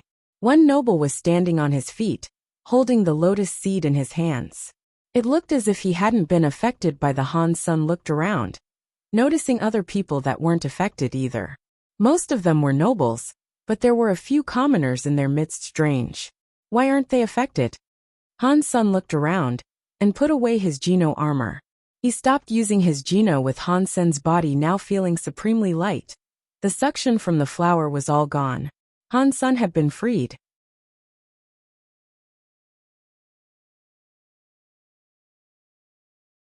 (1757) Ghost I Bios. So the purple lotus's suction only applies to Geno armor and Geno armaments. It doesn't seem to affect the body. Han's son shook out his arms and looked around. Many other people had discovered this secret too, and after giving up their Geno armors they were all free. After they were freed, people began to dig at the lotus seeds residing below their feet. Unfortunately, they were unable to make use of their Geno powers. Using their raw strength did not even allow for them to move a petal, and thus rendered the seeds unobtainable. Some couldn't help but try to resummon their Geno armor, and when they did, they were immediately grounded and made immobile. So, they had to quickly take it off again. The nobles couldn't do anything either. Even with the treasure directly in front of them, they lacked the strength to dig it up. They were in a rush. Han's son tried searching for the wolf-head man, but he was unable to find him. It seemed as if he had not been pulled down to where they were. Han's son looked at the pieces of metal and the dead bodies around him, and he was immediately stricken with a bad feeling. The lotus only had the suction powers, so it didn't seem too harmful. But how had the metal corroded and bodies decomposed like so? Dad? The eye is back. Bauer spoke into Han's son's ear. Han's son looked to where Bauer's finger was pointing, but he saw nothing. Bauer was pointing towards the lotus, so if there was something behind it, he could not tell. Han's son jumped atop a petal that was near him. He looked down, over the edge, and his face changed. Down far below the lotus, a green eye was approaching. The eye wasn't as big as the lotus, but it was still as big as a house. The eye was shining green, and the sight of it was chilling. It was like a demon from hell. Han's son, holding Bauer, quickly chose to fall back. As he went, he tried to activate his mutant blood. He also initiated a connection with his space-traveling powers, so he could return to the sanctuary whenever he so desired. The others were still digging for the lotus seed, oblivious to the eye that was nearing them. Soon after, a giant eyeball was hovering high above the lotus, surveying the helpless creatures in its sight. When the nobles and commoners finally noticed the presence of the eye, they all stopped digging. Ghost Eye looked at them for 2 seconds, and after that, the eye shone with the color green. It was like a spotlight shining down on the lotus. Most of the beings down there were still digging out the lotus seeds, and they were caught in the beam of light. The light covered them, making them look like they had green skin. Arg! A scream erupted from the ranks, after one commoner, who was blinded by the light, suddenly noticed the huge blisters developing on his skin. They came and broke quickly, with the pus melting the flesh like water. The juices squirted all over the lotus. He wasn't the only one either. A second later, the bodies of many creatures developed such blisters and began melting. It even happened to the nobles, though the process began more slowly. Some people wished to dodge the light, and they resummoned their Geno armor to fight back. The people who summoned their Geno armors were sucked down onto the lotus, though. Even their Geno armors began to corrode and rot. Now Han Sen knew what had happened to the creatures that came down before them. Ghost Eye's light was shining down on the lotus, without Geno armors or armaments, and not even nobles could avoid what was happening. But if they were to use their Geno armaments and Geno armors, they'd be sucked down and fixed in place. The situation had gotten really bad. Han Sen used his mutant blood powers and moved quickly across the flower, dodging each searing beam of light. Ghost Eye's powers were not indestructible, just stronger than the nobles. It was possible that the creature was a Viscount-class fiend, but it could have been just a strong baron. Regardless, the creature was a supreme being in that place. Its strength was of a level that did not allow for the nobles to fight back. Han Sen wondered if he should return to the sanctuary or deal with Ghost Eye, then and there. And as he did, he heard movement from above. Before Han Sen could raise his head to take a look, a white arrow descended from the sky, striking the hovering eye. Ghost Eye obviously felt it, as it immediately turned its shining stare up toward the white light. When the green light met the white light, it was like water thrown upon charcoal. There was a lot of smoke, and the white light eventually shot forward and pierced the eye. Ghost Eye screamed. It turned around, wanting to retreat, but not long after, it was as if the eye was melting. The crystals were dripping and smoking. Boom. In the end, Ghost Eye could not return to the darkness. It landed atop the lotus, struggling and squirming. Han Sen saw a white bone arrow in its eye. The arrow was shining with holy light.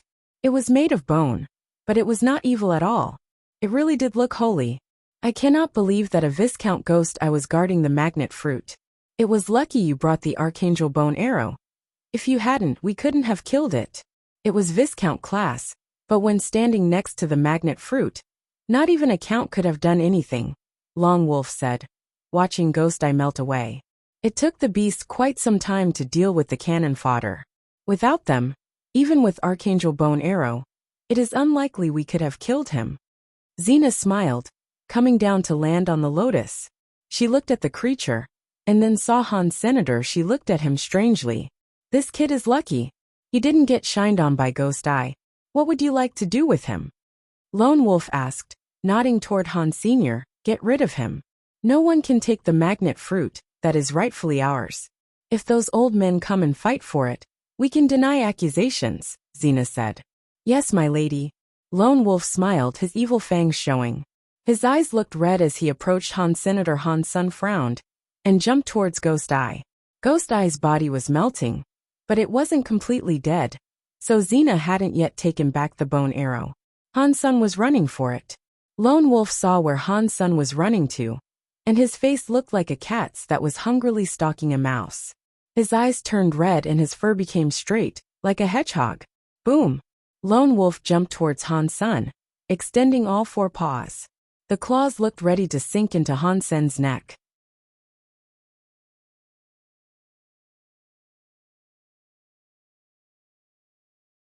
1758 Archangel Bone Arrow Lone Wolf was a Baron Xenogeniac, and he was in the top tier of his class.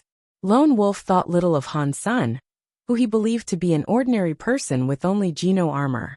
Geno armor that he was prohibited from wearing too. After Lone Wolf used his Xenogeniac genes, he was incredibly swift. He leaped right in front of Han Sun with the plan of ripping through his neck.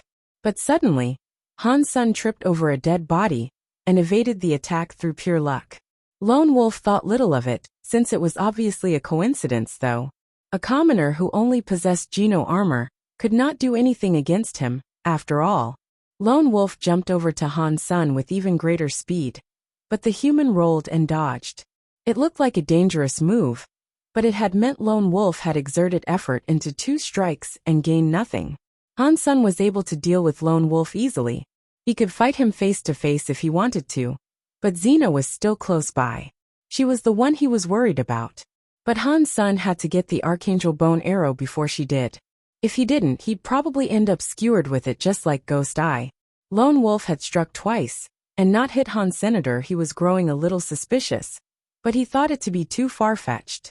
You could see worry creeping into Xena's eyes. So, she flapped her wings and tried slashing her hands in a downward arc like a meteor. Han Sun knew Xena was growing worried, too, and he knew he could no longer pretend to be daft and lucky. So he fully activated his mutant blood before leaping over to Ghost Eye. The crystallized mutant blood melted, bubbling and boiling in his veins to pump Han Sun with greater speed. He ditched Lone Wolf and focused solely on reaching Ghost Eye's now dead body. But Han Sun underestimated Xena. The moment before Han Sun leaped over there, Xena appeared in front of him. Her strike towards him split the air with an audible crack. It was too fast, and Han Sun was too late in dodging. Without a doubt, Xena was not as lowly as a Baron. She had to be a Viscount. Her speed and strength could not be compared to Han Sun's Xenogeniac mode. Han Sun gritted his teeth and jumped into the air, still determined to reach Ghost Eye. He wanted to use his back to block Xena's strike. Xena hummed in satisfaction and continued with her strike, hurling it towards Han Sun's back. Even though Han Sun was a Baron, his mutated part was his back, and she was confident she could cut him in half, with the entry point being his back. The difference between Viscount and Baron was very large. You could not just block such an attack. Pang! Xena hit Han Sun's back, but the impact only made him cough out a little blood. Xena's face twisted in surprise. When her hand hit Han Sun's back, it was like she had come up against a spring, and she was unable to slice him in two like she planned. Han Sun had spilled a lot of blood, but the added force gave him the necessary momentum to reach the eyeball. He grabbed the bone arrow and pulled it out of the eye. Before he could steady himself, he coughed up more blood. Although Han Sun used Yin Yang Blast to absorb Xena's strength, she had been too strong to get away scot-free. The force had almost broken his back, but he still managed to get the Archangel Bone Arrow, and that meant he had not suffered the hit in vain. "You killed those feathers at the Black River?" Xena felt compelled to ask as she stared at Han Sun icily. Lone Wolf madly cried out, "It must have been him. I cannot believe he is a Xenogeniac, and has managed to hide the fact. I thought he was merely an ordinary person possessing Geno armor. We have to slay him. This man is evil." After that, Lone Wolf jumped to Han Senator. He extended savage claws, priming them to plunge deep into Han Sen's heart. But Han Sun was holding the Archangel Bone Arrow. The vessels throughout his body were bursting, making his body feel like wind. The moment he went past Lone Wolf, the bone arrow shot through the felon's left ear and emerged from the right, sticking motionlessly through Lone Wolf's head. Han Sun went to the right side of Lone Wolf and pulled out the bone arrow. Lone Wolf's body had the momentum to travel a few more meters. It trailed blood. As it went, pink juice dripped out from his ears. And when he came to a stop on the ground, he twitched and convulsed. "I cannot believe Western Grand City was home to an elite such as you." Xena looked at Han Sun, but she refrained from showing any emotion. Lone Wolf's death didn't have any effect, it seemed. It was like her dog or cat had simply died. And that was that. Han Sun did not respond. He merely clutched the Archangel Bone Arrow tightly, staring down Xena. He wasn't going to flee to the sanctuary, Yet he wanted to test the mettle of a viscount first. Xena, seeing Han Sen not say a word, said quietly, "You are strong and tricky, but you have made one mistake." "Are you saying it was a mistake to make you an enemy?" Han Sen asked. Xena laughed and said, "Well, that is a mistake. But that's not what I am referring to.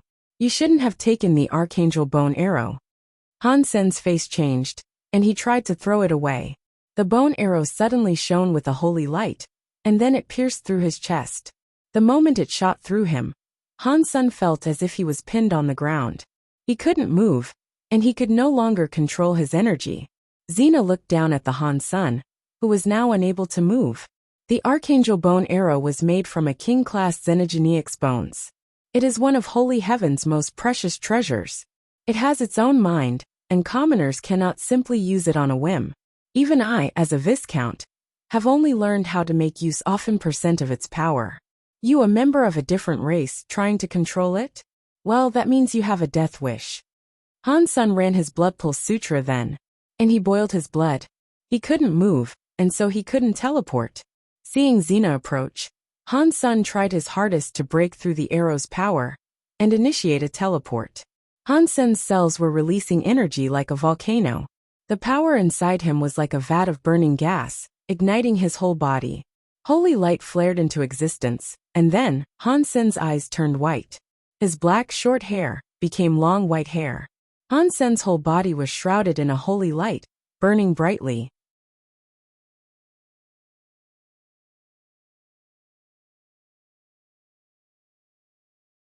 (1759) Super body evolution. The Archangel bone arrow's power had drilled into Han Sen, pinning him in place.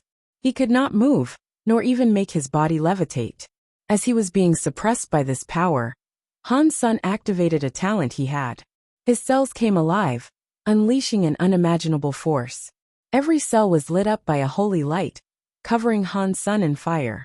It was like he was being reborn. Han Sen felt a familiar power course through his body, as a sense of control started to return. After he left the sanctuary, he had been unable to make use of his Super King Spirit body. His Super King Spirit mode had now been triggered by the Archangel bone arrow though. The moment he entered Super King Spirit mode, the bone arrow's effects disappeared. In the Geno universe, Super King Spirit's indestructibility was still there in full force. It was not gone because of the bone arrow. The Archangel bone arrow did not work against Han Sen's Super King Spirit mode, but the bone arrow's strength was still there. It was like a sword inside Han Sen's body, trying to crack all his bones. With Han Sen's physical strength, he could not withstand the bone arrow. Xena could only use 10 to 20% of the bone arrow's power. Perhaps not even that much. But the king-class Xenogeneic material was something no barren body could block. Han Sen grabbed the bone arrow from the front and tried to lift it out of his chest. It felt as if it was stuck inside his own bones though. He almost ended up breaking his own bones as he pulled at the arrow. Xena looked at Han Sen, blazing with fire, and she laughed callously. "Your powers are strong, stronger than I realized. You are a rare sort. But before the bone arrow, even barons are injured. I could not use all the arrow's strength, but even so a baron like you will die. And the more you struggle, the more power you draw from the arrow, the more pain you will incur." Han Sen just ignored her. His holy light beamed brighter, incinerating the things around him. He was like a rod of red-hot steel going transparent. Xena frowned. Her wings became gold, webbed with a bony skeleton. She herself was growing stronger. Xena was a Xenogeneic too, and she was a viscount to top it off. After transforming, her power was like a tide. "Since you are dying anyway, the least I can do is make it pass quickly." Xena raised her arms and pointed them at Han Senator. Her fingertips were illuminated by a golden light. The point of light was very thin and sharp like a diamond needle. Looking at the light, it felt like space itself could be shredded. Boom! The cold light was like a laser. It fired towards Han Sen's forehead. When the light was about to shoot through Han Sen's head, he let out a roar. The holy light was like a wildly fanned fire. It was like a volcano, and Han Sen's flesh was being refined. It was rising alongside the holy light. Han Sen's body burned like glass, making him glow and become half-transparent. Xena's golden light pierced through Han Sen's forehead. It then came out through the other side of his head. It touched down on a lotus petal and broke through it. Xena did not immediately relax after seeing that happen though. She looked grim instead. She could only stare at Han Senator a Viscount Xenogeniac's strike had pierced through Han Sen's head. But it had not dealt him any damage. The half-transparent body was like a lake. The attack's trajectory may have led through Han Sen's head, but it left no mark of damage. The Archangel bone arrow in Han Sen's chest lost its grip. The power disappeared from it, and it started to slide out of him. Han Sen grabbed the bone arrow and pulled it out. Then, the bone arrow was in Han Sen's hand. It had been touched by a holy light, and it was glowing again. It was stronger than when it had been used to kill Ghost Eye and shoot through Han Sen's chest. Xena was shocked, and she could not believe what she was seeing. The bone arrow was activated, and the power was stronger than what she possessed. Xena's mouth hung open. That bone belonged to the feathers, and without feather blood, you should have been hurt by merely touching the item. Han Sen was an outsider, and yet he had managed to successfully activate the bone arrow's power. And the power was more than she was able to use. On top of that, the bone arrow's powers were still rising, and the energy of the holy light was making the entire environment tremble. Xena's face changed, and she tried to fly away. She flew a few hundred meters, heading for the exit. Xena knew just how frightening the bone arrow could be. But for some reason, it had been activated by Han Senator. It wasn't just 10% either. So if the bone arrow hit her, there'd be nothing she could do to block. She wanted to leave the thing's effective range. Seeing Xena flying away, Han Sen wasn't keen on giving chase. Soon she was only a black dot far above.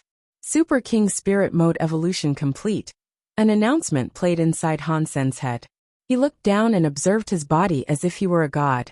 He then summoned the gold feather bow in his hands. He knocked the bone arrow on the string, aimed up, and pulled the string back. When it was pulled as far as it could go, Han Sen's eyes froze, and his fingers released the string. A holy light flashed through the sky, breaking the darkness that had claimed it.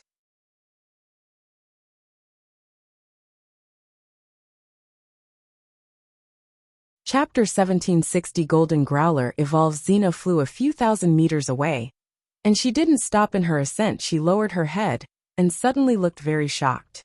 There was not even enough time for her to scream, as the holy light gleamed in her frightened eyes. It had pierced right through her body. Pang! It was like a firework in the dark.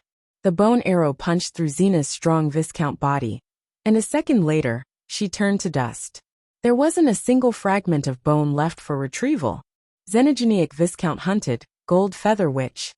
Han Sen heard the announcement play, but he didn't hear anything about xenogeniac genes. The bone arrow was too strong, that much was dear. Her xenogeniac genes had been ruined by the wretched power, leaving nothing behind after shooting Xena. The Archangel bone arrow flew back to Han Sen, and floated in front of him. It was glowing with holy light, as if it was awaiting a master's acknowledgement. Han Sen was feeling weak right now though, and he had to exit Super King Spirit Mode. When he did, his body returned to normal. When his body returned to normal, the bone arrow stopped shining. It fell back down onto the lotus. Now it was just like a normal arrow. It lost the strength it had previously displayed. Han Sen knew he could only control the bone arrow in Super King Spirit Mode. In his normal form, he couldn't do anything to prompt an awakening. So Han Sen picked up the arrow and walked around. There was not a single soul living across the lotus, and Ghost Eye was almost out of breath. Han Sen walked over to it, and gave it a poke with his bone arrow. A fist-sized green crystal came out of the rotten eyeball. Xenogeniac Viscount hunted, Xenogeniac gene found, Ghost Eye beast. Han Sen picked up the green crystal, and walked towards Lone Wolf. He picked up the Xenogeniac genes, and tossed their bodies down into the black pit. Han Sen used the bone arrow to tear into the lotus. He managed to dig up 13 crystal lotus seeds. They were each about the height of a person, so he moved them to the sanctuary and left the hole. The lotus died pretty quickly after losing all its seeds, and it fell down into the bottomless pit. A day later, word was received that the hole had collapsed, sealing itself off completely. That surprised Han Sen, and it saved him much trouble. Mr. Tiger called Han Sun, and he was surprised to learn that he was still alive. Han Sun told him he didn't go down too deep, and that he exited long before whatever disaster had happened. He said he had no clue what might have happened down there. Mr. Tiger was confused by this, but he didn't ask anything else. So Han Sun buried what had happened as deep as he could. He wanted to avoid the chance of someone learning what he had done and trying to kill him for his actions. Han Sun spent the next few days investigating his body. His Super King spirit was now called Super God Spirit. And aside from that, there did not seem to be any grand changes. But his body had most certainly changed quite a bit. His Super God Spirit still had its indestructible status, and beyond that, no normal power could hurt him. He really was like a god that could not be harmed. When he used his Super God Spirit, Han Sun could activate the bone arrow's power. That was most certainly not a coincidence. He did not know the extent of Super God Spirit's actual power though. He wanted to give it a test, but after transforming, it only lasted a few seconds. And it drained him of energy after use, costing him way too much for casual activation. The Viscount Xenogenic gene material from Ghost Eye was placed into a pot. The green crystal, just like the bone he had eaten previously, melted into a stew after an overnight boil. Han Sun thought he might be able to obtain Viscount genes, but after having a sip, all he received was an additional Baron gene. Still, after Han Sun drank the last of the Xenogenic broth, he had received an additional 9 Baron genes. Not a single Viscount gene was obtained. The Baron genes still aided in making his body stronger though. It especially improved his eyes, and he could see much clearer now. His vision in the dark had greatly increased.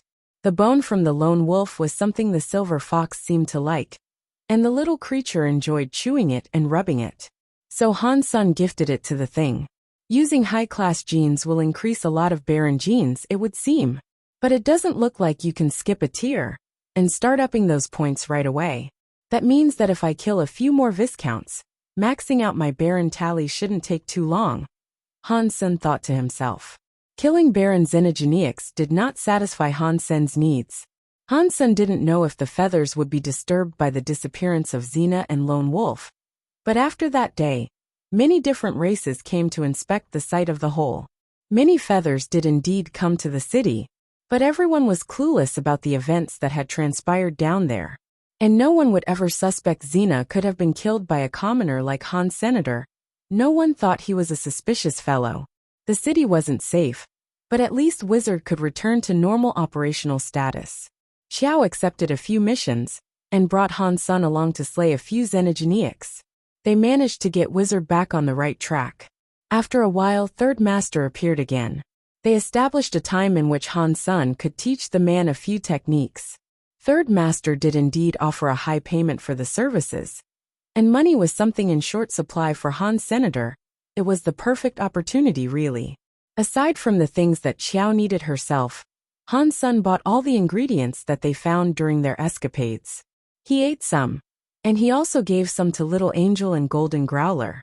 He was still wondering how he might make use of the 13 magnet fruits though. The legends said that after a commoner ate one, their Geno armor would evolve a second time. They'd become a noble or Xenogenic right away. That was an overpowered effect for sure.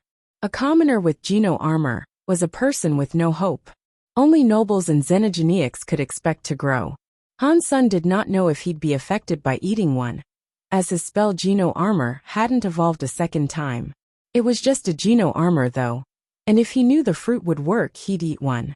After Golden Growler gobbled down a few more Xenogenic genes, though his body started to evolve, and he started to generate his own Geno armor.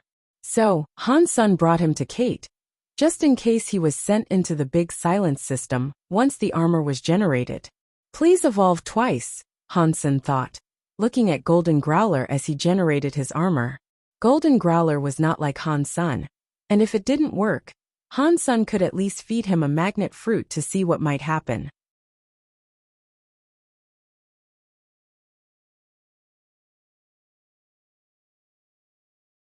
Chapter 1761 Roar Han Sun had managed to put away some savings, and so he decided to buy a house for himself in the south.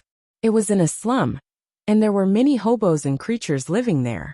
This was what Han Sen needed, a place where it wasn't strange to have other creatures appear. Golden Growler was kept in a warehouse-like room, as he generated his Geno armor. His body was full of some gold mystic substance. It was becoming a gold set of armor that covered his entire body. Even his nails were wrapped up by this armor, leaving nothing exposed. Han Sen looked at the Geno armor that had generated successfully for Golden Growler, and wondered how the creature would even walk. This was the beginning.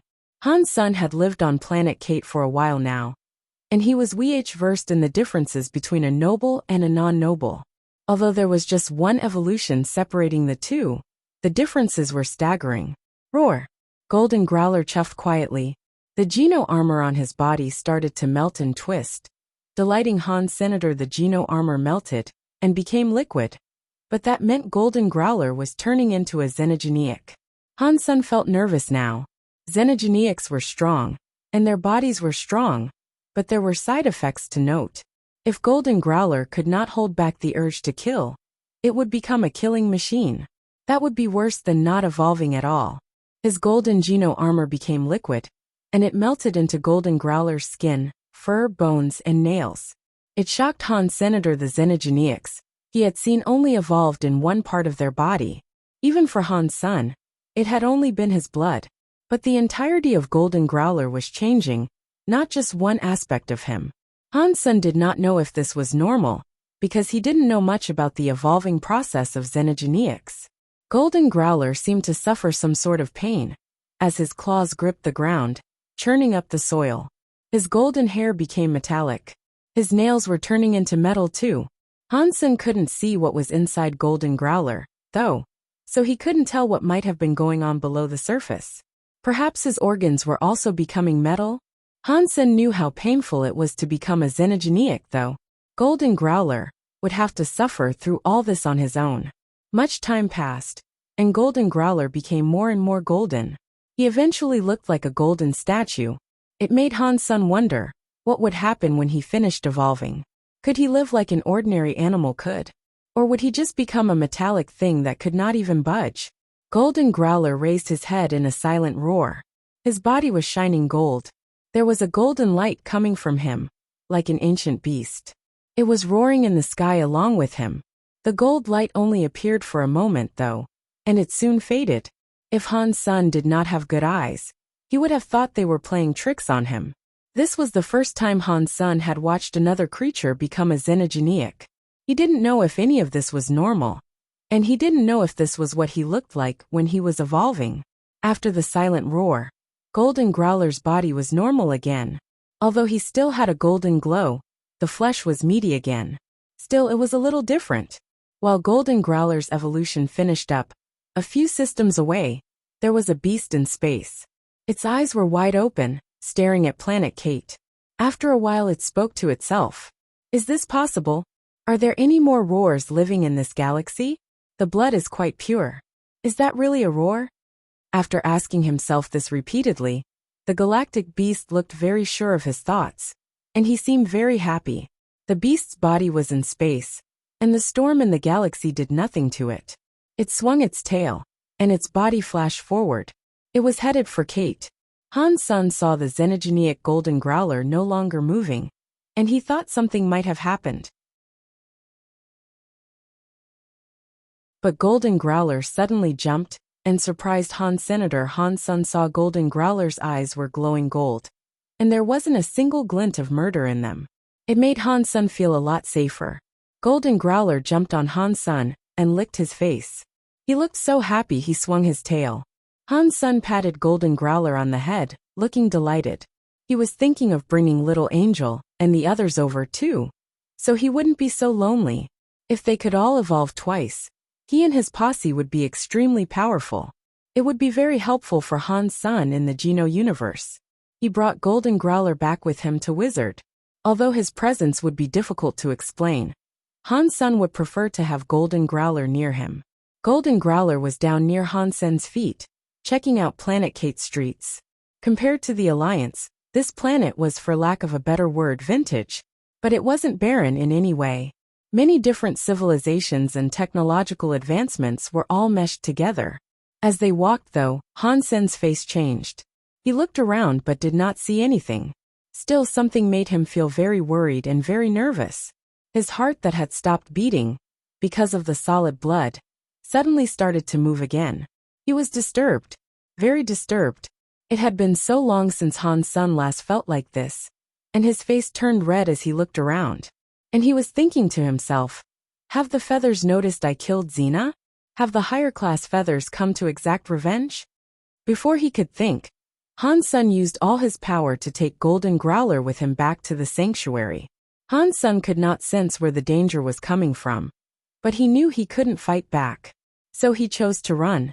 But it was too late. There was a roar on the street blasting shockwaves. It destroyed the entire block. After that, Han Sen felt as if he had been robbed of all power. He could no longer even stand. He was all soft, lying on the ground. A green beast appeared on the street. Its head was like a lion's, but with the body of a rabbit. It had green fur, with the ears of an elf. The beast approached, and as it came, the dimensions distorted around it. It did not care for Han Sen, and its eyes were locked on Golden Growler. And it looked excited.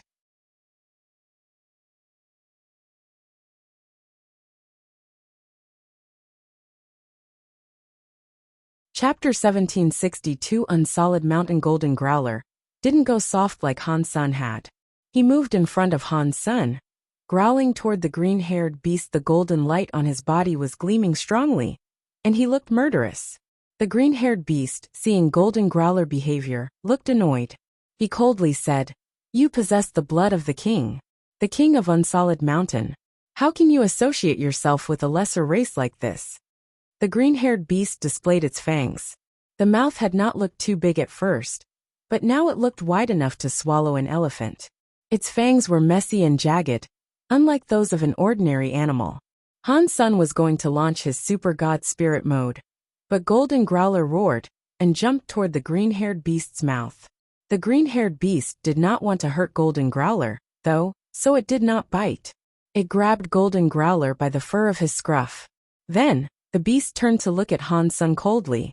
A second later, it took off, abandoning the planet's atmosphere. It disappeared, right before Han Sen's eyes. Han Sen did not underestimate the power a creature like that possessed, because he flat out could not. Golden Growler's presence was the only reason that such a powerful creature had even spared him a glance.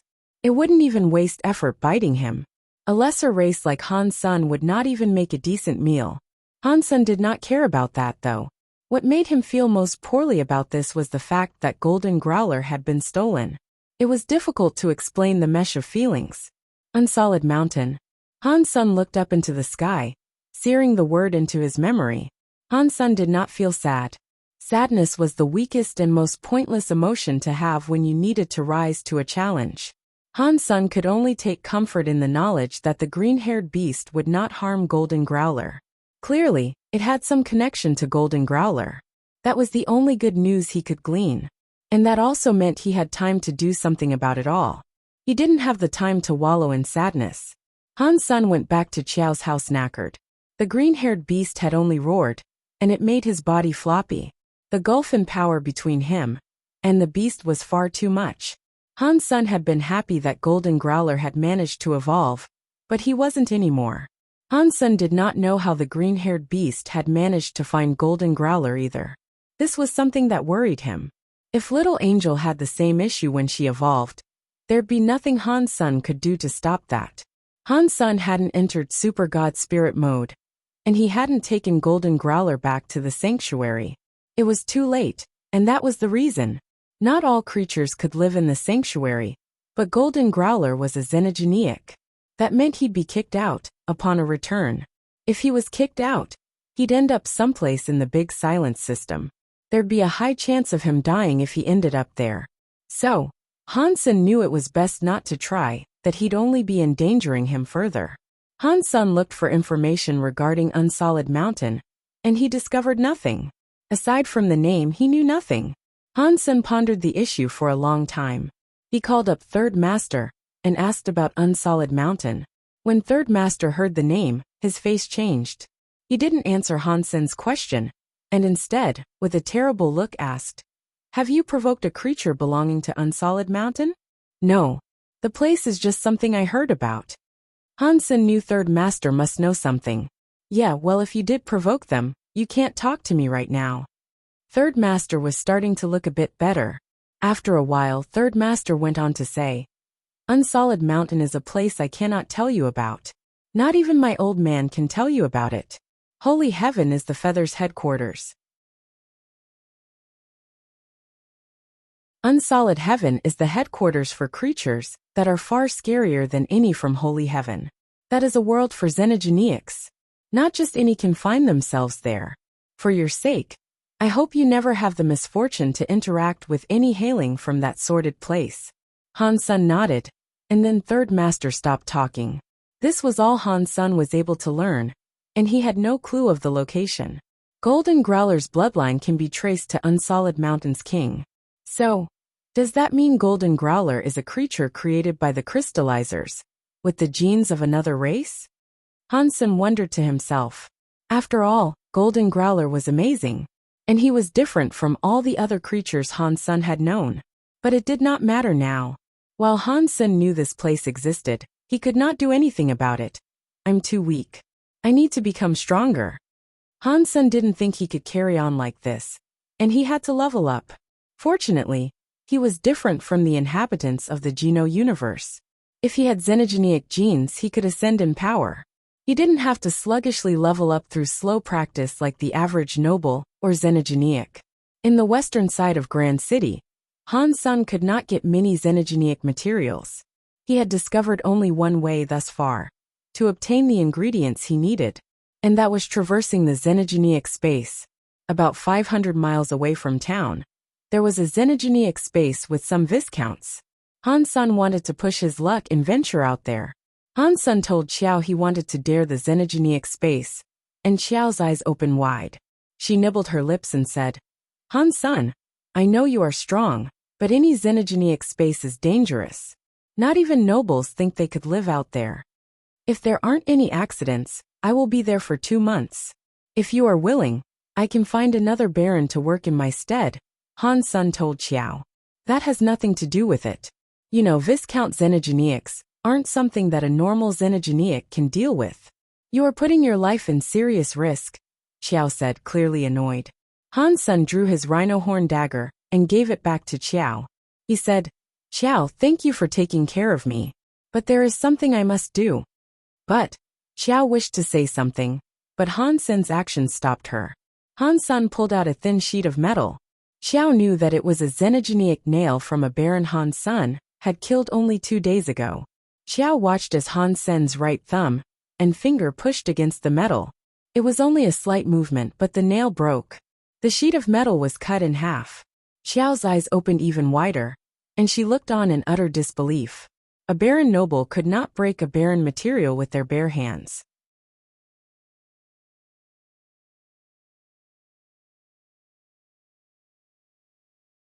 Chapter 1763 Xenogenic Space. What height must a mountain reach to be considered a tall mountain? There was no answer to this question, just like no one knew how tall Unsolid Mountain was. No creature could reach the peak of Unsolid Mountain. None had ever glanced at what lay at the peak. Even the highest tier xenogenics of Unsolid could not reach the highest point.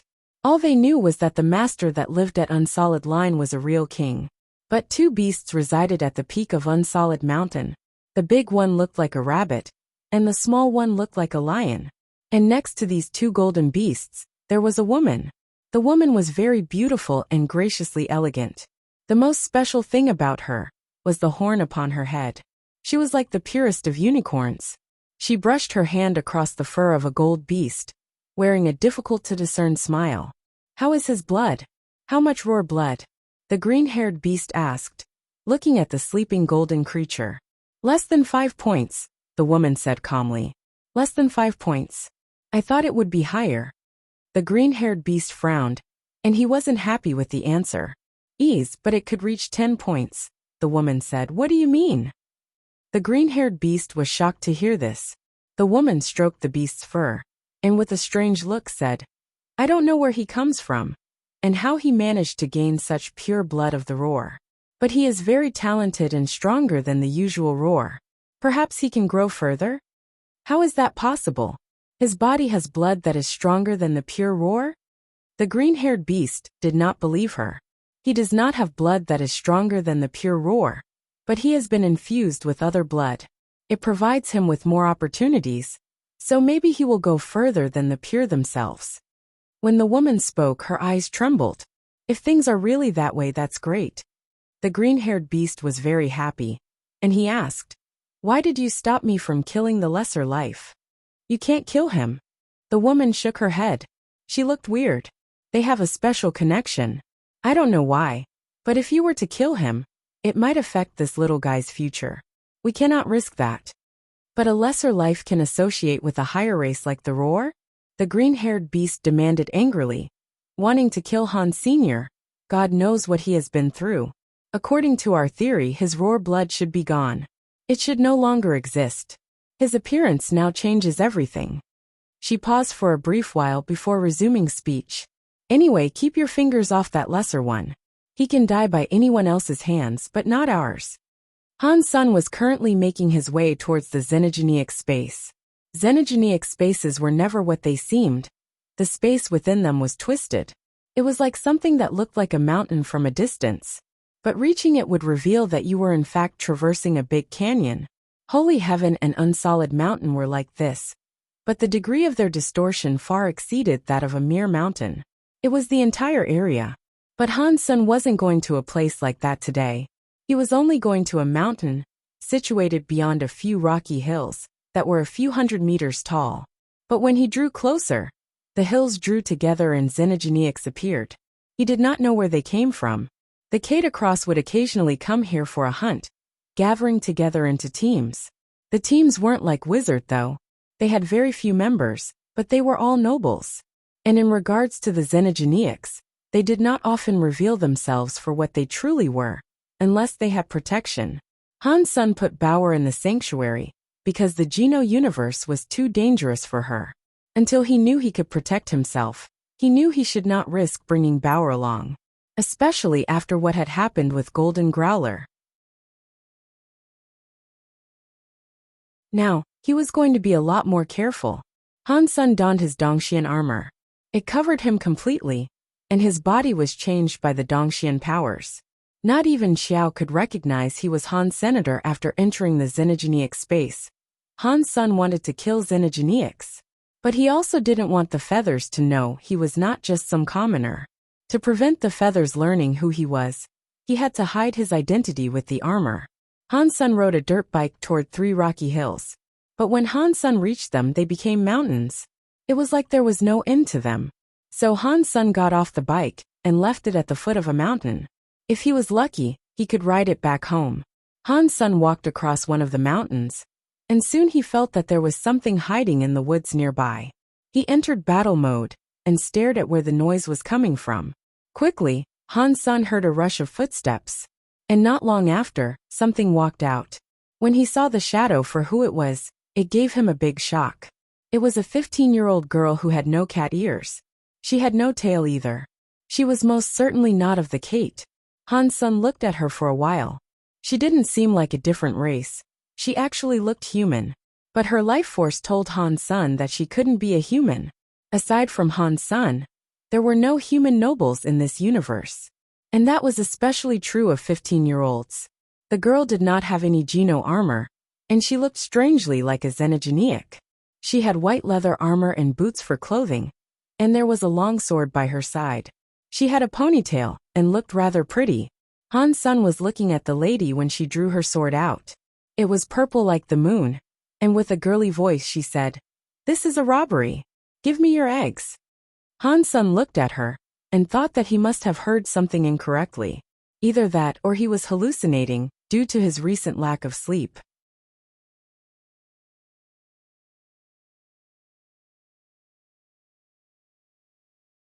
Chapter 1764 Trading with the Lady. "Did you not hear me? Give me your eggs." When the girl saw that Han Sun wasn't responding, she waved her purple sword menacingly. You can steal other things. As long as it's not something inside me, I can give it to you. But those things represent me as a man. I cannot give them to you. I am sorry, Han-sun said with a smile. Stop talking rubbish. I want your eggs. What does this have to do with being a man? The lady looked at Han-sun with confidence. May I ask you, do you know what the eggs are? Han-sun looked at her strangely. Of course I know. The lady was not very intimidating, and she went on to say, the 2 gold balls. Give them to me, or I will harm you. My sword does not have a conscience. Han-sun spread his hands and said, I don't have any gold eggs. You must be mistaken. Really? The girl looked at Han Sr. I really don't have them. Han-sun nodded. You should have told me sooner. I have wasted so much time. The lady returned her sword and started to depart. Han-sun looked at her with interest. He hadn't expected her to just leave. He was not sure where she was from, for her to end up in such a dangerous locale. But that was none of Han-sun's business. And since she was already out there, she must have had her own way of survival. Han-sun was not sure if the girl was naive, or if she was merely pretending to be. Whatever the case might have been, he thought it would be best for him to stay out of it. Han-sun turned around and readied himself to leave, but after walking a few steps he heard the girl say, This is a robbery. Give me your eggs. Roar. Han-sun heard an angry roaring. He turned around and saw a strange bull with broken joints. It jumped towards the girl, its hoofs aligned with her head. Han-sun was frozen. He saw 2 gold eggs beneath the bull, swinging as its body moved. Dong! Dong! Dong! The lady swung her purple sword toward the bull. A metal noise rang out. Han-sun's expression looked very weird. The girl was strong, and strength aside, her skills were very good compared to what he had seen in this universe. Xena was a Viscount elite, but her combat skills were much worse than what he was seeing now. That weird bull was very strong, but it wasn't very agile. The lady, however, was. The lady's strength was only a little worse than the bull's, but they fought for a while. It was difficult to discern which of them would win. Moo! Moo! The weird cow started to moo angrily. You know how strong I am now. Give me your eggs and I will spare your life, the lady said. Moo! Moo! The bull thundered, as his legs began to shine with gold. It was headed right for the lady. The lady's movement was fast, and her purple sword swung in a crescent moon. She moved it well, and it broke the bull's attack. The Geno universe has many elites. If her sword skills are this proficient, her parents must be very powerful. Han-sun thought while Han-sun was watching. He saw the forest sway with all sorts of strange mooing sounds. There were more bulls headed the lady's way, all with golden eggs swinging. The lady's sword skills were strong, but she was too weak to fight them all. She couldn't be much better than the average baron. It was okay to one-on-one the bull, but she'd have no chance of survival if she was surrounded by them on all sides. What are you standing there for? Come and help. The lady fell back, shouting at Han. Senator Han-sun was thinking, she wanted to steal my eggs and now she wants my help? She is obscene. I can help, but my services aren't free. How about you give me the sword in your hand for a reward, and I'll kill them all? Han-sun offered. The sword in the lady's hand was made from xenogeneic materials. It looked to be much better than the rhino horn dagger. And Han-sun could not keep relying on the archangel bone arrow. He needed a weapon, and he needed it now. The lady was fast, so she threw the sword to Han-sun as she ran, saying, Fine, it's yours. Come and help. Han-sun caught the sword as 4 bulls came charging towards him. Han-sun, moving like a snake, headed towards them. Dong! Dong! Dong! Dong! There were 4 metallic noises, and 4 pairs of gold eggs fell to the earth.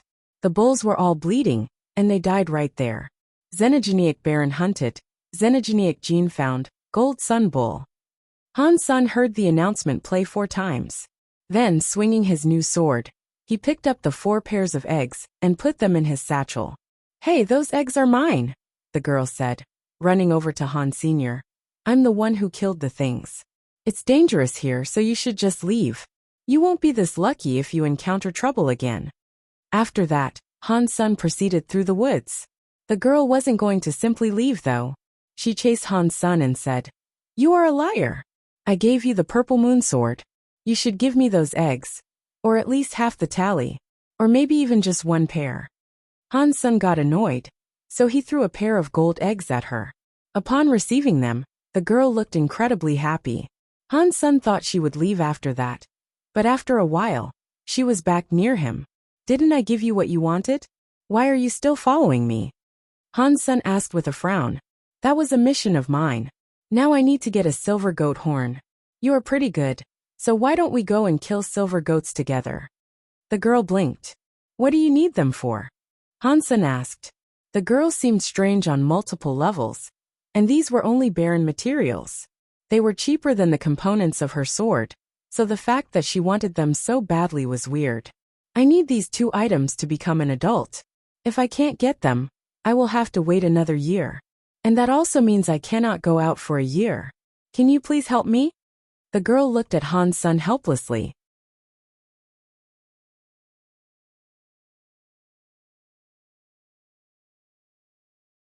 Chapter 1765 Big Pirate Cheap Bastard. Selfish. No wonder he calls himself Dollar. The lady muttered to herself continuously as she walked. Han Sun had agreed to help her get a silver goat, but he had taken Purple Moon Sword's sister blade. One was short and the other was long, they were a pair. Han Sun was happy about receiving them though. He hadn't examined them properly yet, but they at least looked far better than the rhino horn dagger. The lady was called Higher. She said she was from the sea, but aside from that, she hadn't elucidated much. Still, Han Sun wasn't too interested in asking for more information. Han Sun was only going to help her hunt one more Xenogeneic, and after that, the two would split up. He didn't need to know any more about her. Higher was leading the way, but she wasn't too familiar with where they were, and after a long time of traveling, they did not see a single Xenogeneic, let alone a goat. Hang on. Han Sun pulled Higher to a stop. He climbed up a small boulder nearby. Han Sun looked out from the top and saw a bunch of people fighting a Xenogeneic. The Xenogeneic was a 6-armed bear, and its paws were black like obsidian. It was wreathed in black fire. It slammed the ground and split stones in two, then lit them on fire with those menacing flames. It was a scary sight. Barons should not possess such powers, so it had to be a viscount. Fighting the 6-armed bear were several Kate, and some members of another race. There were 10 nobles in their midst, and the soldiers there had come well prepared. One noble released a green light from his sword. With the help of the other nobles and soldiers, he was delivering a multitude of lacerations across the bear's body. The fight was nearing its end, and not long after, the 6-armed bear was surrounded well enough for the superior noble to cut the beast's head right off. The hunting group had lost a few people, but killing a viscount was worth it for the others, due to the good rewards. Come out. The noble, SD holding his sword, looked towards the boulder. His stare was cold. Han Sun looked at Higher and then revealed himself. Higher had accidentally struck the rock, which led to their detection. We are only passing by. We mean you no harm. Han Sun stood atop the boulder, putting his hands out before all the nobles. That one noble was obviously a viscount, and his team was still moderately powerful to boot. Han Sun was only there for a Xenogeneic creature. He had no need for additional drama. All he would have to do, he thought, was explain what he was doing there. The noble with the sword started to say something, but his face changed and he said to Han Sun, I didn't know you were working out here. We will leave now. After that they all left quickly. The entire group ran off, with no interest in keeping the 6-armed bear's body. Han Sun frowned and looked back at Higher. He didn't think he had a strong enough presence to make them leave like so he thought that was their response to her.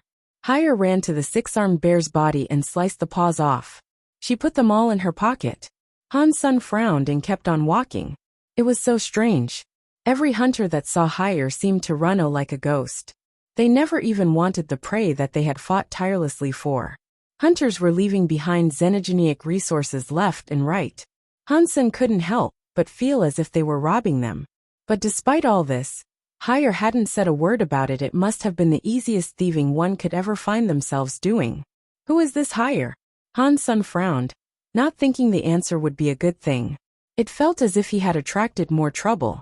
They didn't encounter any xenogeniacs, but Hire was still able to reap a bounty of rewards. Aside from the Viscount's six-armed bear, she got many barren materials. Ding dong! Ding dong! As Han's son eyed Hire with suspicion, something rang from overhead. Hire heard it, and when she did, her face changed. She pulled Han's son by the arm and said, "Wrong way. Not this way.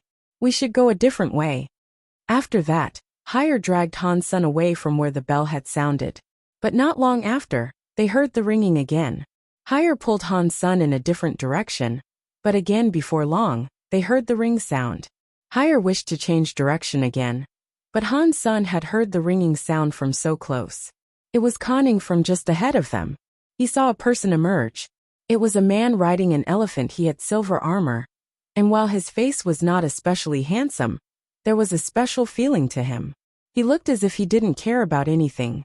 The guy had a pair of black horns, and aside from that, he looked like a human. His skin was pale though, and if he wasn't wearing the armor, you'd mistake him for a scholar. Since when have pirates learned how to travel abroad? The man riding the elephant approached the pair and smiled as he looked at them. "We aren't going around anywhere. I am looking for a silver goat. This is none of your concern." Hire pouted her lips. It didn't seem as if she liked that man very much. Han-sung could tell. The man smiled and said, "Long ago, the sky pirates swore a pirate would not enter the Dan Xian system for another 1,000 years. Thus far, only 700 have passed. It begs the question whether or not pirates can truly be trusted. I am just me, and I have nothing to do with piracy. Don't speak such nonsense."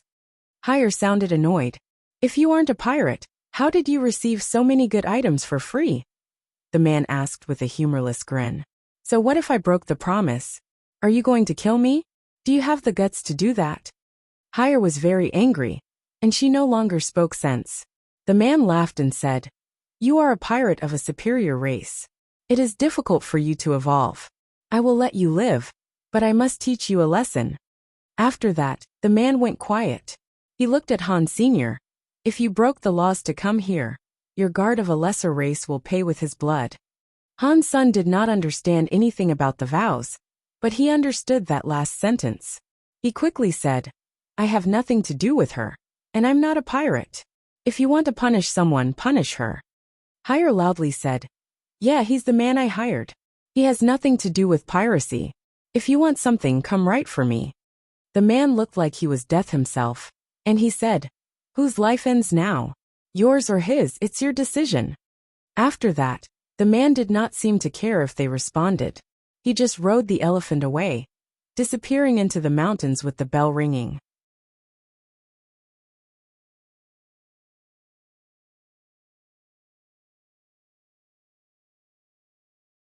Chapter 1766 Siege. What's with that guy? Could he not understand our language?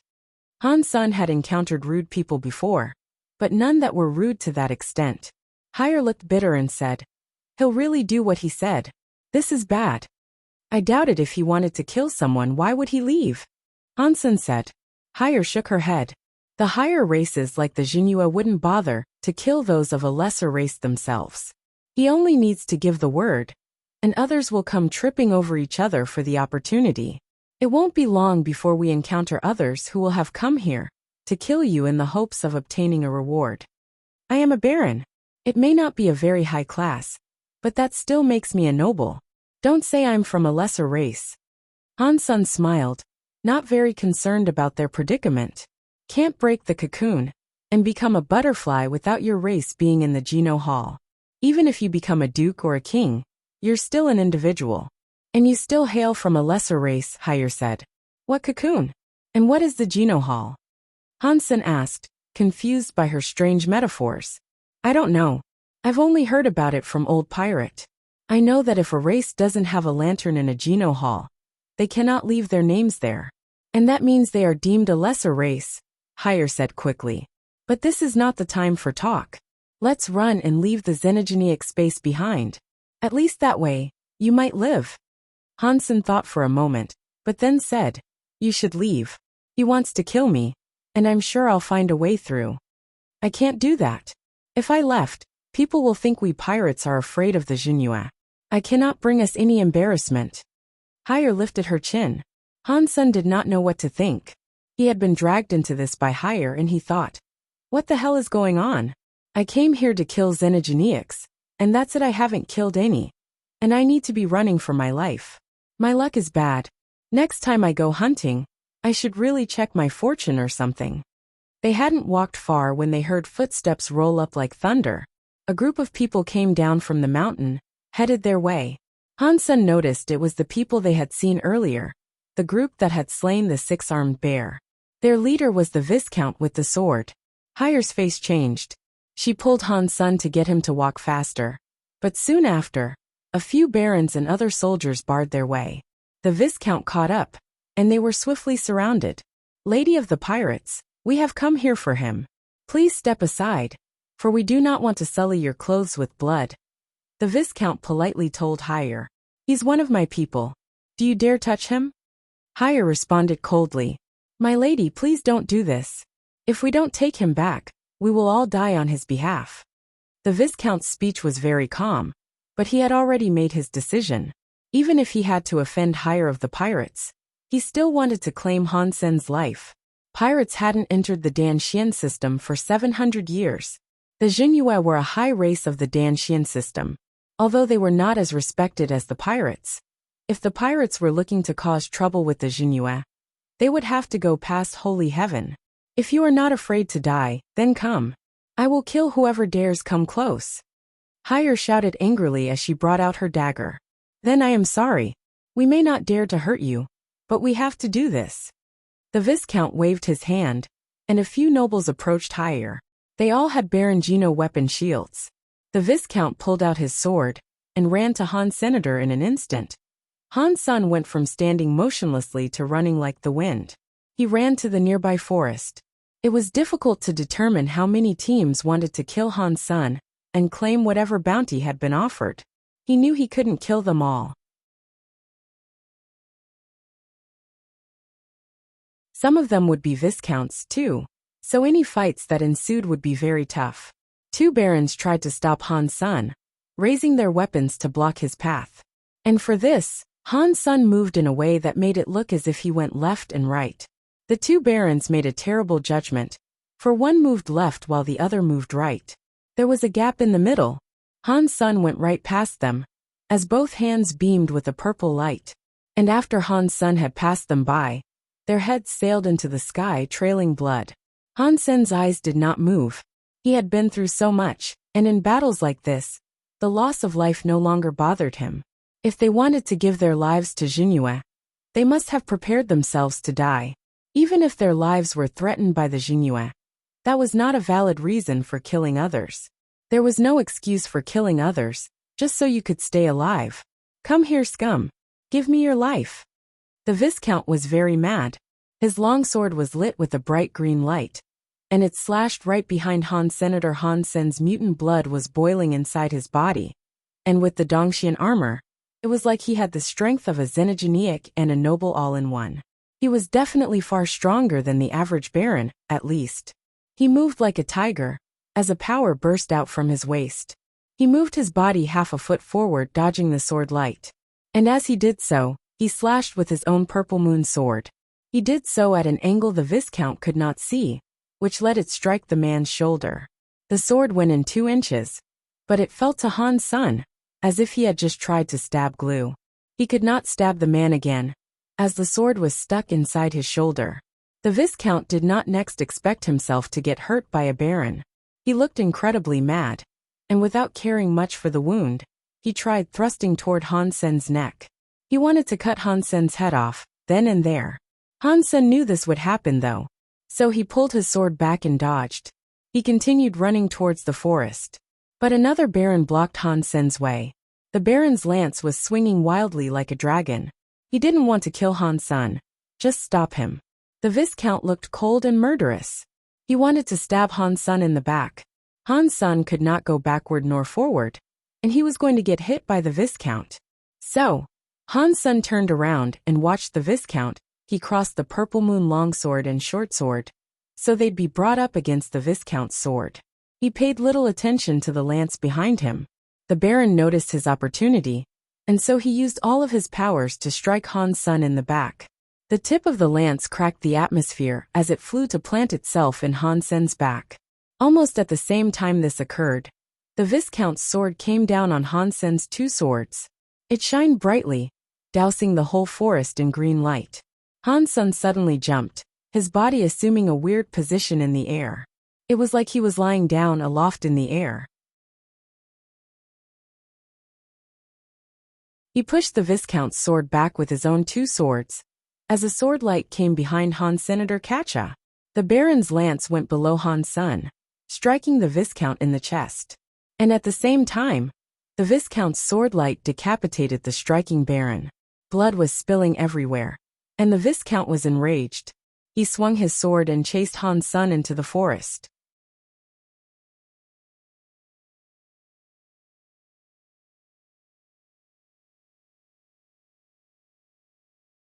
Chapter 1767. One arrow strikes the heart inside a pool of still water. Han Sen lay motionless beneath its surface. He watched everything that was happening around him. Since running into the forest, he had run nonstop for the past 4 days. He could not keep track of how many nobles he had killed, but they just kept on coming. He hadn't had a moment's rest. There were at least 5 Viscount nobles giving chase as well. After endless fighting, the Dongxian armor had incurred many marks. But that was nothing to Han Senator if other nobles were in his position, Viscounts included. They'd have been exhausted and dead a long time ago. Han Sen was still energized. The Dongxian armor absorbed energy from the very earth to fuel his power. He could keep fighting without a need for stopping. Han Sen wanted to use the Archangel Bone Arrow to kill his pursuers, but he would need to activate his super god spirit body. To make use of it, the energy cost of taking on that form, however, far outweighed what the armor could put out. His real enemy was not a Viscount. If he could not kill the Junyue, he would keep on being chased like this. Han Sen hadn't bothered returning to the sanctuary, though, because running away was not his style. A good offense was the best defense, and what he really needed to do was find the Junyue.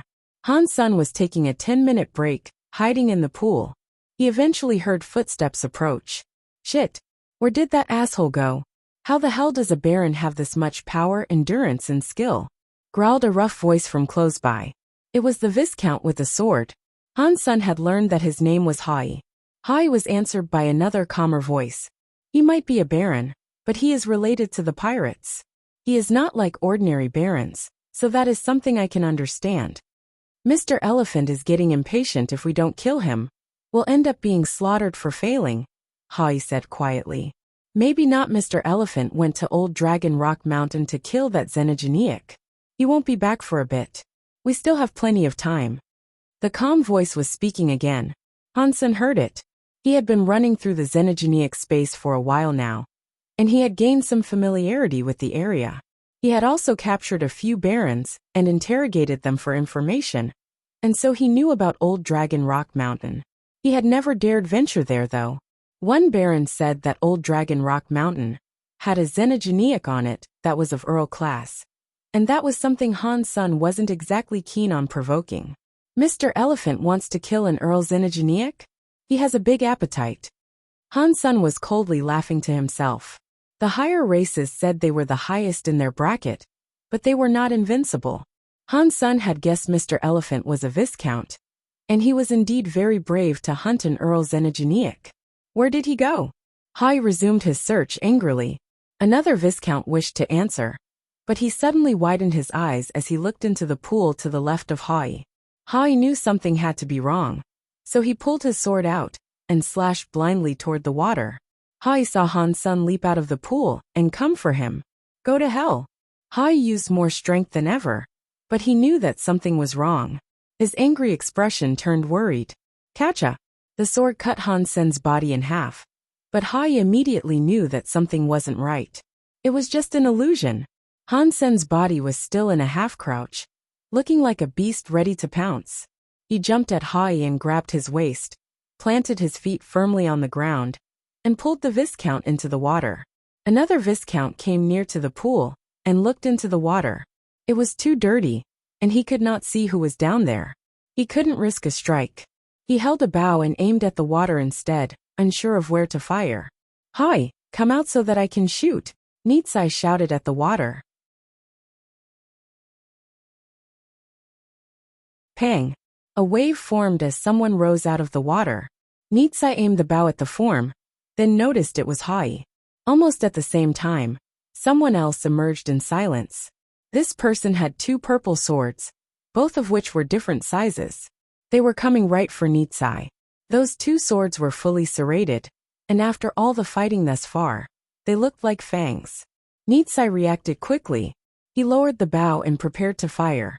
With so little distance between him and his target, Nitsai was confident Han Sun would not be able to dodge. Han Sun didn't try to dodge either. He just smiled at the man and revealed his white teeth. With the swords, he slashed toward the arrow that was fired. Naive. Nitsai laughed in dark amusement. His Viscount weapon was a bow, formed by a Viscount xenogenic black scale beast. It was powerful, and a baron should not have been able to block it. Han Sen's swing landed on the arrow though. The purple moon swords had endured much over the last 4 days, though, and they shattered into bits of broken glass. The arrow was still coming too. It struck Han Sun in the chest. The arrow pushed Han Sun back down into the water. A bevy of blood filtered upwards, followed by bubbles. Nitsai, good job. Hai was happy.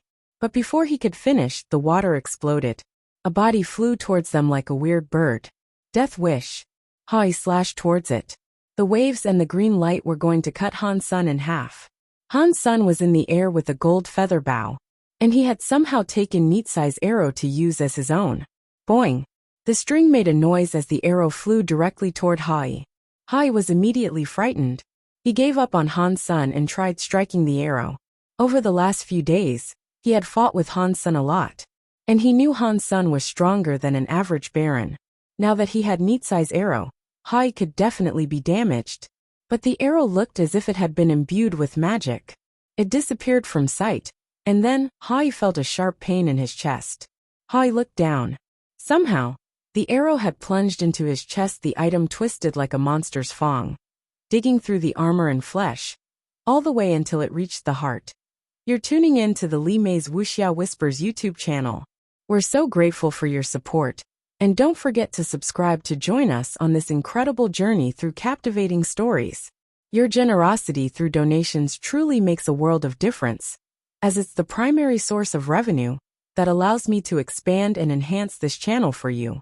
Thank you from the bottom of my heart for being a part of this adventure.